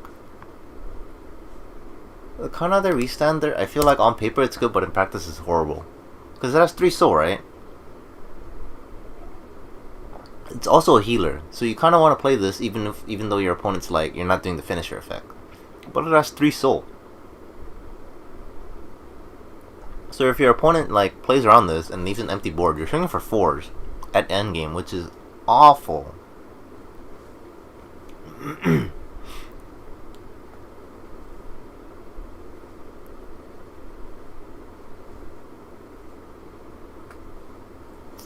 And it's like you play the climax, and it's 4 soul. And then if they have an empty board and you want to like restand combo, it's 5 soul, and then restand into 6 soul. It's basically saying you're not gonna kill your opponent unless they're not compressed and they're all out.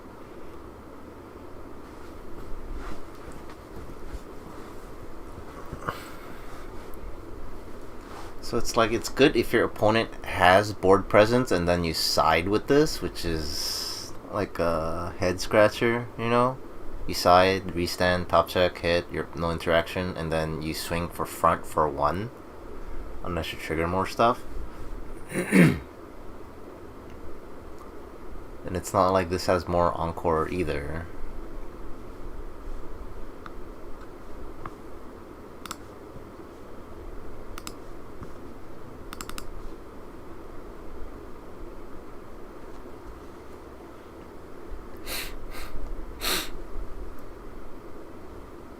Like, yeah. I don't like this profile, especially on like a restander. Like, I guess if they have level 2s up, it's pretty decent. You're swinging for 4, side for 2, and then front for 2, or something like that. Or even if they have level 1s up, but like, what good player is just gonna leave their level 1s up at endgame, right? You side for 3, and then front for 3, which isn't too bad. But if they have empty board, or 0s, or 3s, it just feels so bad. I'll have to play test it and see. So I don't even know how to make this deck, because like I run, if I want it to be good cards the deck, I run the Kohane finisher, because it's the best finisher, it seems like. But that just kind of like pigeonholes me into running standby.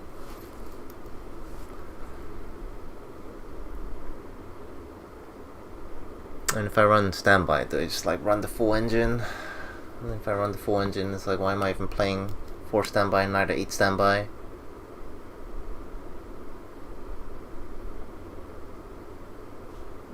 This is pay 1, discard 1, burn 3. And heals. On a standby.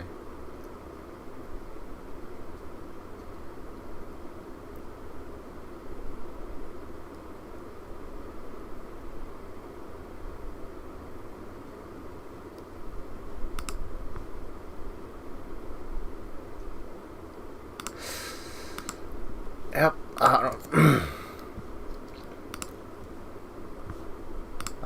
don't see it. I don't see a world where another finisher is better than the Kohane. Alright, how many healers do I have in this deck? I have, this is a healer, right? Yeah, this is stock healer, early play. What else is healer? This is a stock healer. And then, what else? It's not a healer. It's burn.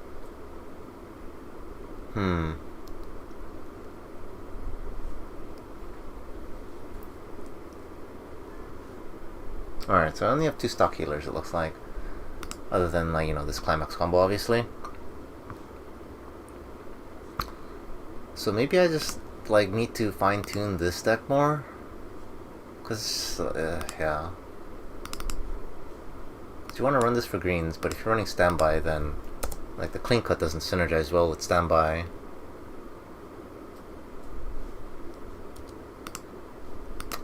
Let's just run more green cards in this other deck.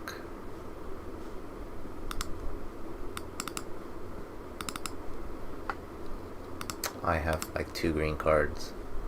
What can I cut? I can technically cut this.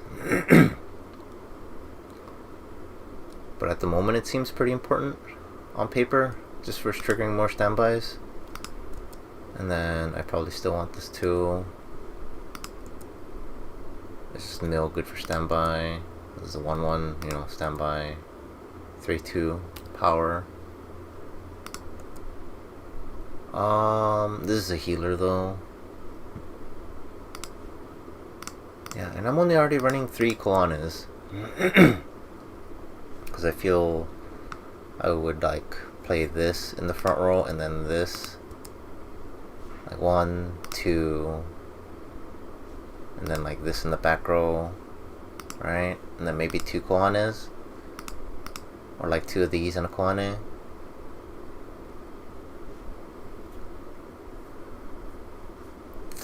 Yeah, I really want to run some of these green cards. Some green cards and blue cards.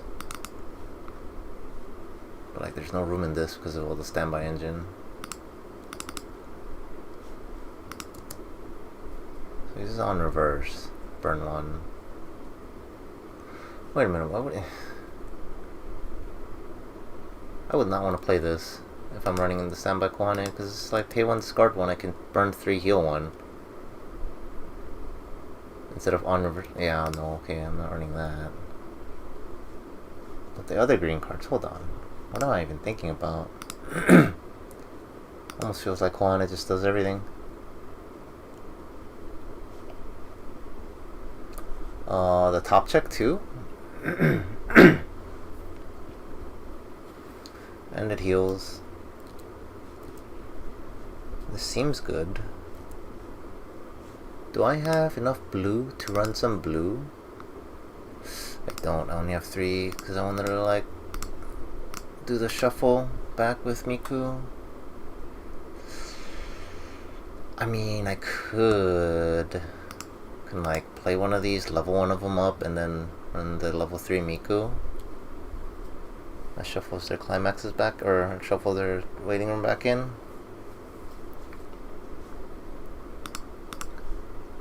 Vivid bad. What was in here? On reverse. Top check to rearrange on play heal.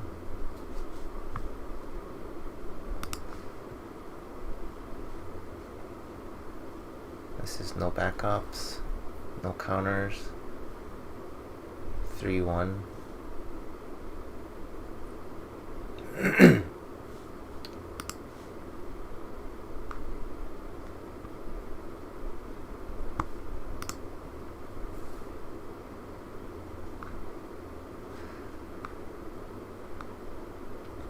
Yeah, I feel like I'm at a point where it's just I'm not gonna go anywhere without being able to actually playtest the deck. So I might have to wait until next week.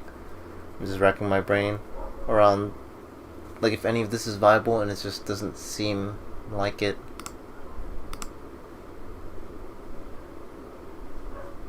No runner.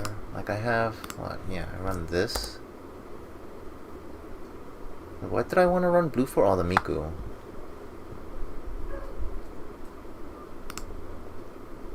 I can technically cut this and then run the Miku, and then I just don't run counters, which sounds pretty awful.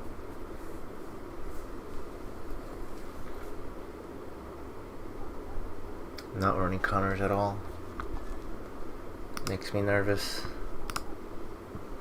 Alright, we are gonna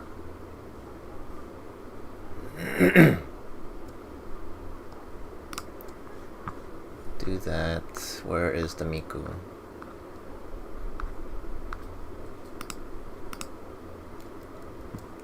We're gonna do the crazy running 3 blue cards. Run 3 blue cards, hope for the best. One's gonna go in memory, one's gonna go into level, and then one's gonna be played. Easy. Easy peasy lemon squeezy. And I'll figure something out later.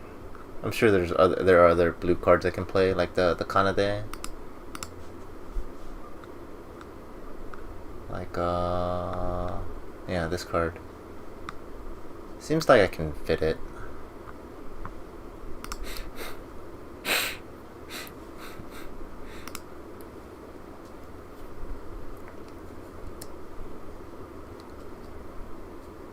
Huh. I want to run this kind of. What do I cut? I can cut like these runners, but feels like it's a bad idea. I cut maybe a copy or two of this.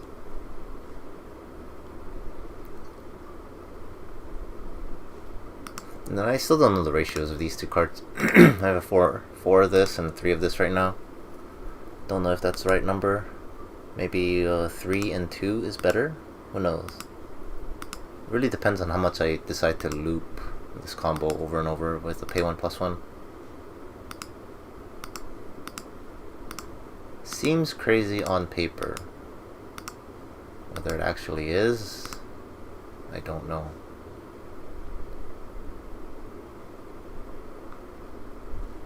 Yeah, okay. Alright. I think I've been streaming for a couple hours now, so like I said, I think that's as far as I'm gonna get with, like, you know, theory crafting. I just can't think of anything else. I could try more and more jump deck, but I feel like I'm just gonna run into the same issue. So I'll do the case opening sometime next week, I think. I think the trial decks just got shipped, or like they gave me the invoice for shipping, but I still haven't gotten the invoice for the cases. So I'll get